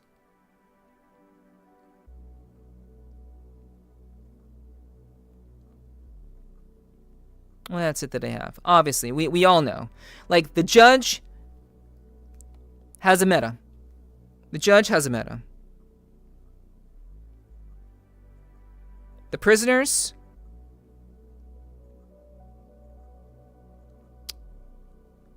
they also have Meta. It's just easy. It's easy to just plug and play. It works. Easy. So PC VR just has a very uphill battle. It's a very much an uphill battle for them. So the average consumer doesn't care about high fidelity graphics. They care about ease of use. How easy is it to work? Does it just work? Is it easy to get into? Is it cheap? Cool. Is it cool? Great. Buy it. Easy. Yeah, I use my Quest for PC VR. That's an option, but it's not the common choice. You can use it for PC VR, sure, but it's not the common choice, Boyless. And you know that because you are savvy. Like, this is what I'm saying. Like, we are savvy people. We are explorers. We are the guinea pigs. Those of us who are in VRChat, we are the guinea pigs here. Like, we are justifying the existence and the efforts of people who could potentially invest in PC VR. So because of that, like, we are going to just be more aware of that sort of thing. We are curious. We're always going to be the ones who are adopting the technology first. But we are a very small percentage. And that's too bad. I'm not saying that you can't use a Quest. No one is saying that you can't use Quest for PC VR. No one is saying that. What I'm saying is the average consumer doesn't care. They're not going to think about that because the average consumer probably can't afford to have a high-end PC. The average consumer is like, let me go buy a PS5. Let me buy the Switch 2. That's the average consumer. They're not going to invest in like creating a high-end PC experience that's going to run well and going to create like a meaningful high-fidelity experience for them. They're just not going to do that because average people can't afford that. If they could afford it, they would just buy the better headset. But you guys are doing it. Obviously, you can do it because you think about those things. You're tech savvy. You're well versed in technology and gaming. So of course you're going to do that sort of thing if that's your only option right now. Are Deckard is supposed to be cordless? Who knows? No one really knows. No one really knows for certain. Do I want a better VR headset? Yes, but most likely I'll buy a Quest 3 because price. I mean, that's still standalone, but you know, I mean, honestly, like, I think you're perfectly reasonable to do that. Quest 3 is still a great headset. A lot of people have Quest 3s. They've purchased the Quest 3. They've attached eye tracking to them, and you know, it works. It works really, really well for a lot of people. It's that, like, if the Deckard doesn't deliver on what we want it to deliver on, the sales for Quest 3 is going to go up. I'm telling you right now, if Deckard does not have eye tracking and face tracking, I'm most likely going to just buy the Quest 3 and all the knickknacks necessary to put face tracking and all that other stuff on it. That's probably what's going to happen. Which kind of sucks. I don't want to invest in standalone, even though you can use standalone in a PC VR setting, and like I don't want to invest into that. But for what I want for my business, for I want as a content creator, it is just more beneficial to me to go with the more convenient option. Just like, you know, even though I'm savvy enough to make a decision between the two, but the average consumer is not. PC VR is an uphill battle for sure. I think it'll be niche for a long time. I think it'll be niche for a long time too. And I'm hoping it doesn't die. I'm hoping it doesn't die, but you know, at best, PC VR technology can become simplified enough that it can be lowered in price and become, it can compete with standalone to the point of it being a better investment. So at best, that is what I want PC VR to be. At worst, PC VR completely gets dominated by standalone and development in PC VR completely halts and all we have is a standalone experience. If that does happen, there is a middle ground. There's a middle ground of the ability to have standalone and PC VR experience. So if we can't have them separately, then there's potentially room to bring them together and merge them together as like an entity. So you can have the option of having it standalone or PC VR, and perhaps technology kind of merges together into something completely new. You know, that would be the middle ground. But who really knows? No, we get our nerve gear or something similar to it. That would be great. That would be great. I don't know if it's going to be in our lifetime, but that would be great. That'd be awesome if we could. We can use controllers to control everything with your mind. Yeah, I mean... Yeah, you could. For sure. I mean, it's possible. I mean, who knows where what Neuralink is gonna go? You know, Neuralink is still out there, being used in the medical field. So yeah. And actually, I do want to mention that technology usually grows in technology usually finds improvement and viability with the average consumer in like prisons, the medical, well, not prisons, mostly the medical field, the military, and the adult industry. So if we're gonna see anything new, it may come from Lucky. It may come from whatever these therapeutic rehabilitation experiences for prisoners are coming from. Maybe something new will come from that. Who knows? Who knows? All we can do is kind of wait and see. Okay. All right, chat. We've been going for a pretty long time. So, I appreciate you guys hanging out. I really, really do. We are living in a very interesting time for sure. It's all very cool, very interesting stuff. So I'm looking forward to seeing what happens and where things go. It's generally what I'm hoping for. Hopefully it's in a positive direction.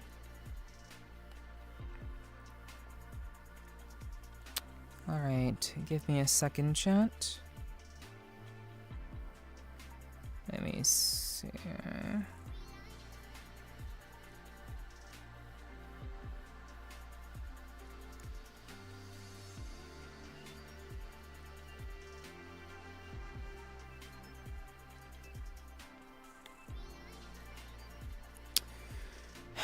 Alright, chat.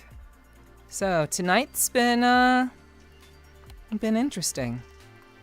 It's been a different kind of night. And of course, I can only hope that you guys enjoyed your time here. I know that what I do here isn't particularly the most interesting in terms of VRChat content, but once in a while, I do like to do these sorts of streams where we touch on, VRChat content, where we touch on VR content as well, and I do enjoy that a lot. I like the discussions that we have. I like talking shop with you guys. You guys are very, very smart, and I like hearing what you all think. So I really do appreciate that very, very much. You guys are really, really cool, and I certainly hope that that you guys enjoyed your time with me tonight. Those of you who stuck with me all the way. Yeah, I mean, you guys know things. You guys know things that I don't know. So I'm not gonna I talk to you guys like you are intelligent people. And though you may not know as much as I do about certain things, I think we can still learn from each other. And even if it's just you learning from me, I think that still has value. That's fine. That's fine, right? No worries. It doesn't matter to me like how smart you think you are or how smart you don't think that you are. The fact that you're here and that you're willing to listen and hang out is something that I appreciate that a lot. So I really do appreciate those of you who stuck it out. You guys are really, really cool. I appreciate it. I'm kind of smart. That's fair. That's fair, Sly. It was for sure fun considering the future of VR. Yeah, I mean, like when you're faced with new information, I think it's interesting to consider the possibilities. Quite a lot. Hunter, thank you for being cozy. I appreciate you sticking around. Thank you so much for being here and sticking through it, hanging out with us. But yeah, I like these kinds of conversations. I think they're very enlightening. I think they're very stimulating. And we're not always going to be doing the Wiggle streams. We're not always going to be shaking ass. But I that's the kind of content that I want to do. Like I'm here to kind of show everyone that I'm more than just a nice pair of tits and a nice ass. So I do hope that we can have really productive discussions, and I enjoy them a lot. I think they're really, really cool and very nice. It shows a different side of VRChat, and unfortunately, it just means that I don't always get as many people coming through as I'd like. It does mean that sometimes, but I do hope that eventually, I think the people who are meant to be here are here, and the people who aren't following are looking for something very, very different, and that's fine. I would prefer to not have those people at all if I'm not what they're looking for. So, thank you all very, very much, you know? I'm glad I catch the stream, and I love this content. I love learning, and I'm glad I can learn in such a chill place. Yeah, absolutely, Endless. Yeah, that's very much what I'm all about. I like to learn. I like to banter. I like to just kind of see what you guys are thinking about and talk about it. Nice wrinkly brain. Yeah, for sure. I'm all about that, Car. Glad indeed. Amen. Yes. We can shake our booties and flex our brain muscles. True. Indeed. Meant to be here. I heard mental in here. True. That's funny. That's very, very funny. But yeah, guys. Tonight was really a good time. I'm glad that we could spend some time together. We had a very lively discussion earlier.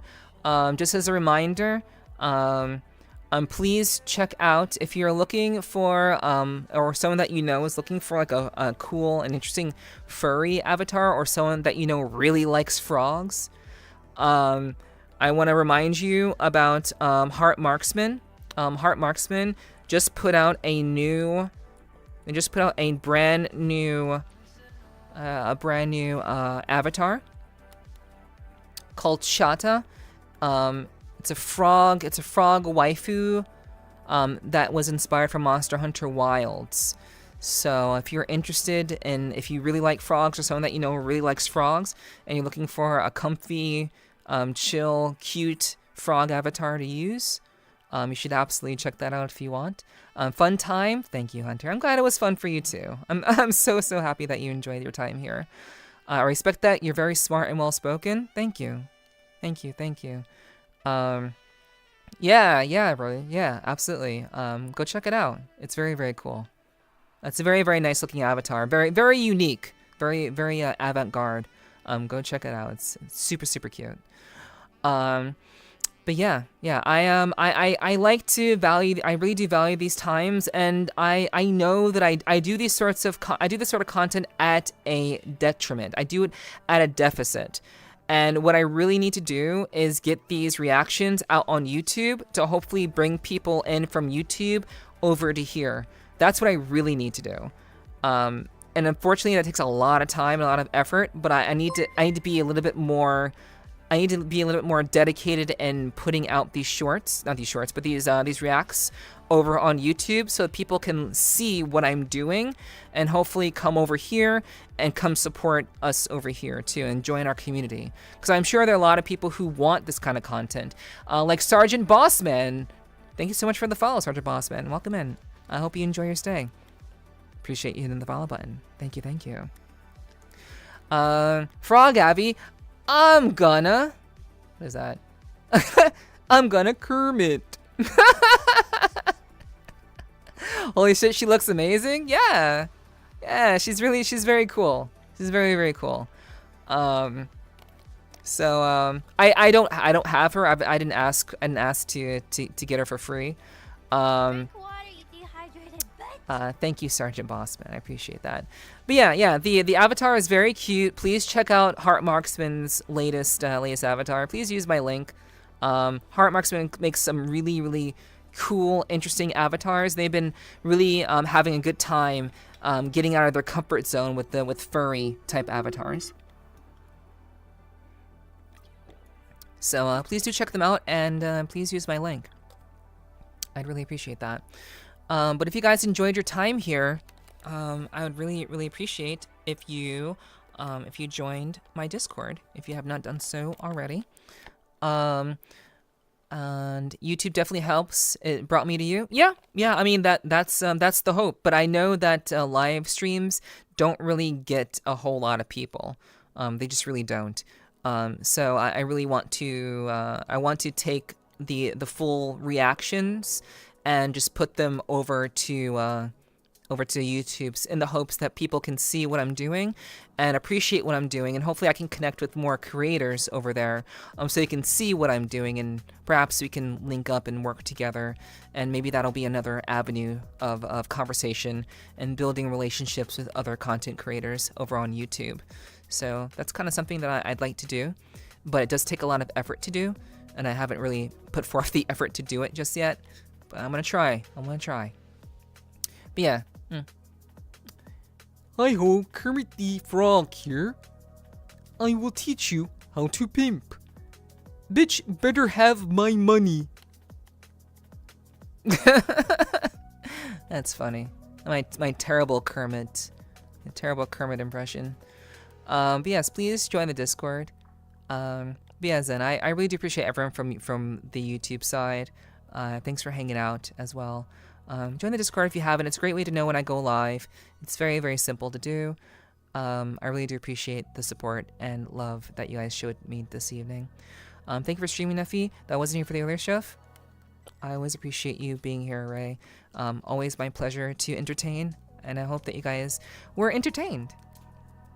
Again, I know, not the ideal VRChat content, but hey, I do it anyway because I believe in the platform, and I want to show people that even people who shake ass can do really interesting content too.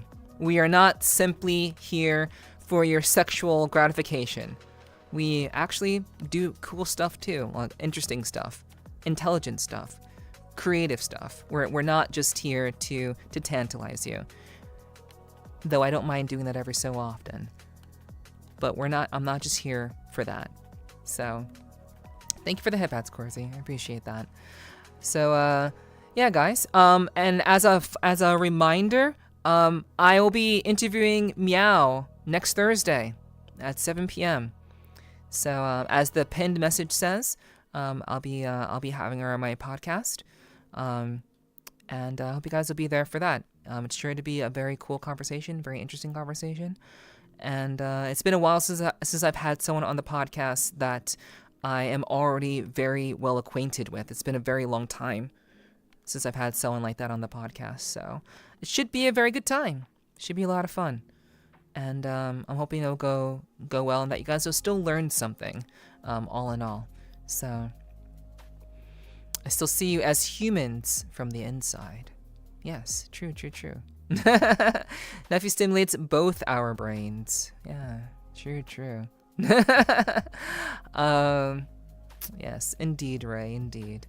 But yes, guys. Okay, I'm gonna snooze the ads. I don't want them going off. And if you guys did, again, if you enjoyed your time here are some additional links, my socials. If you want to check out my podcast, that's the link to the playlist. If you'd like to join my VRC group, you can do so through that link as well. I have a VRC group in which I do community events every so often, usually once a month. So you can join that to be a part of that. And yeah, you can if you or someone that you care about is looking for that standalone that PC VR experience, and you are looking to upgrade to a state-of-the-art PC gaming PC, I encourage you to use my link for Starforge PCs, and perhaps you'll see something that you like. They have a lot of anime selections, a lot of anime themed towers that you can, I think you can purchase some of them standalone too, just the cases, the anime style cases. And you can also just buy full-fledged PCs as well. So do check out Starforge and see if there's perhaps anything that you or someone that you care about is looking for, who wants that PC VR experience. Good stream. Thank you, Sapphire. I appreciate that. You're welcome. I'm here for it. You're an important part of the VRC community. I hope one day more people will think that way. Endless. I hope to one day, actually be someone who who can be seen as something like that, you know? Someone who's trying to be different and trying to go against the grain in the interest of really promoting the platform in a positive light. I want people to know more and to understand VRChat more, and there's so much more here that I want people to know. So I hope people will one day agree with you. Certainly hope so. Always entertained when I'm here. Do you have a good one though? Thank you, Zen. I appreciate that very, very much. I hope you have a good one too. Hello, Lorraine. Hello. Welcome. You are unfortunately catching me at the end of my stream though. But please do subscribe if you're on YouTube. Please hit the subscribe button. Hit the subscribe button and join my Discord. If you want to know when I go live, just join the Discord. And it's a great way to get a notification exactly when I'm going live, if that's something you're interested in doing. So, and do check out my socials. Perhaps you'll see something that you like over there. Okay, thank you, Ghost. I appreciate that. I'm glad that you enjoy your time here. It's very sweet of you to say, Lorraine. I appreciate that. Thank you. Thanks for the stream. My pleasure, Car. My pleasure. All right, guys. Let's see what's going on. Let's see what's happening. Let's see what's happening out there. Okay.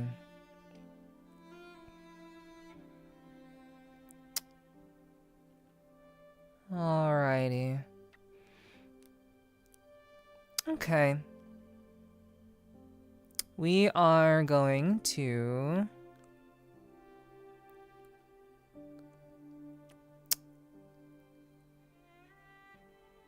since we are pretty chilled out here, I'm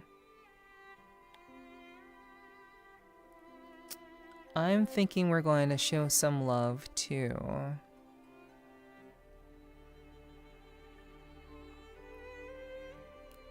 let's see, since we are in VRChat right now, let's go ahead and show some love to...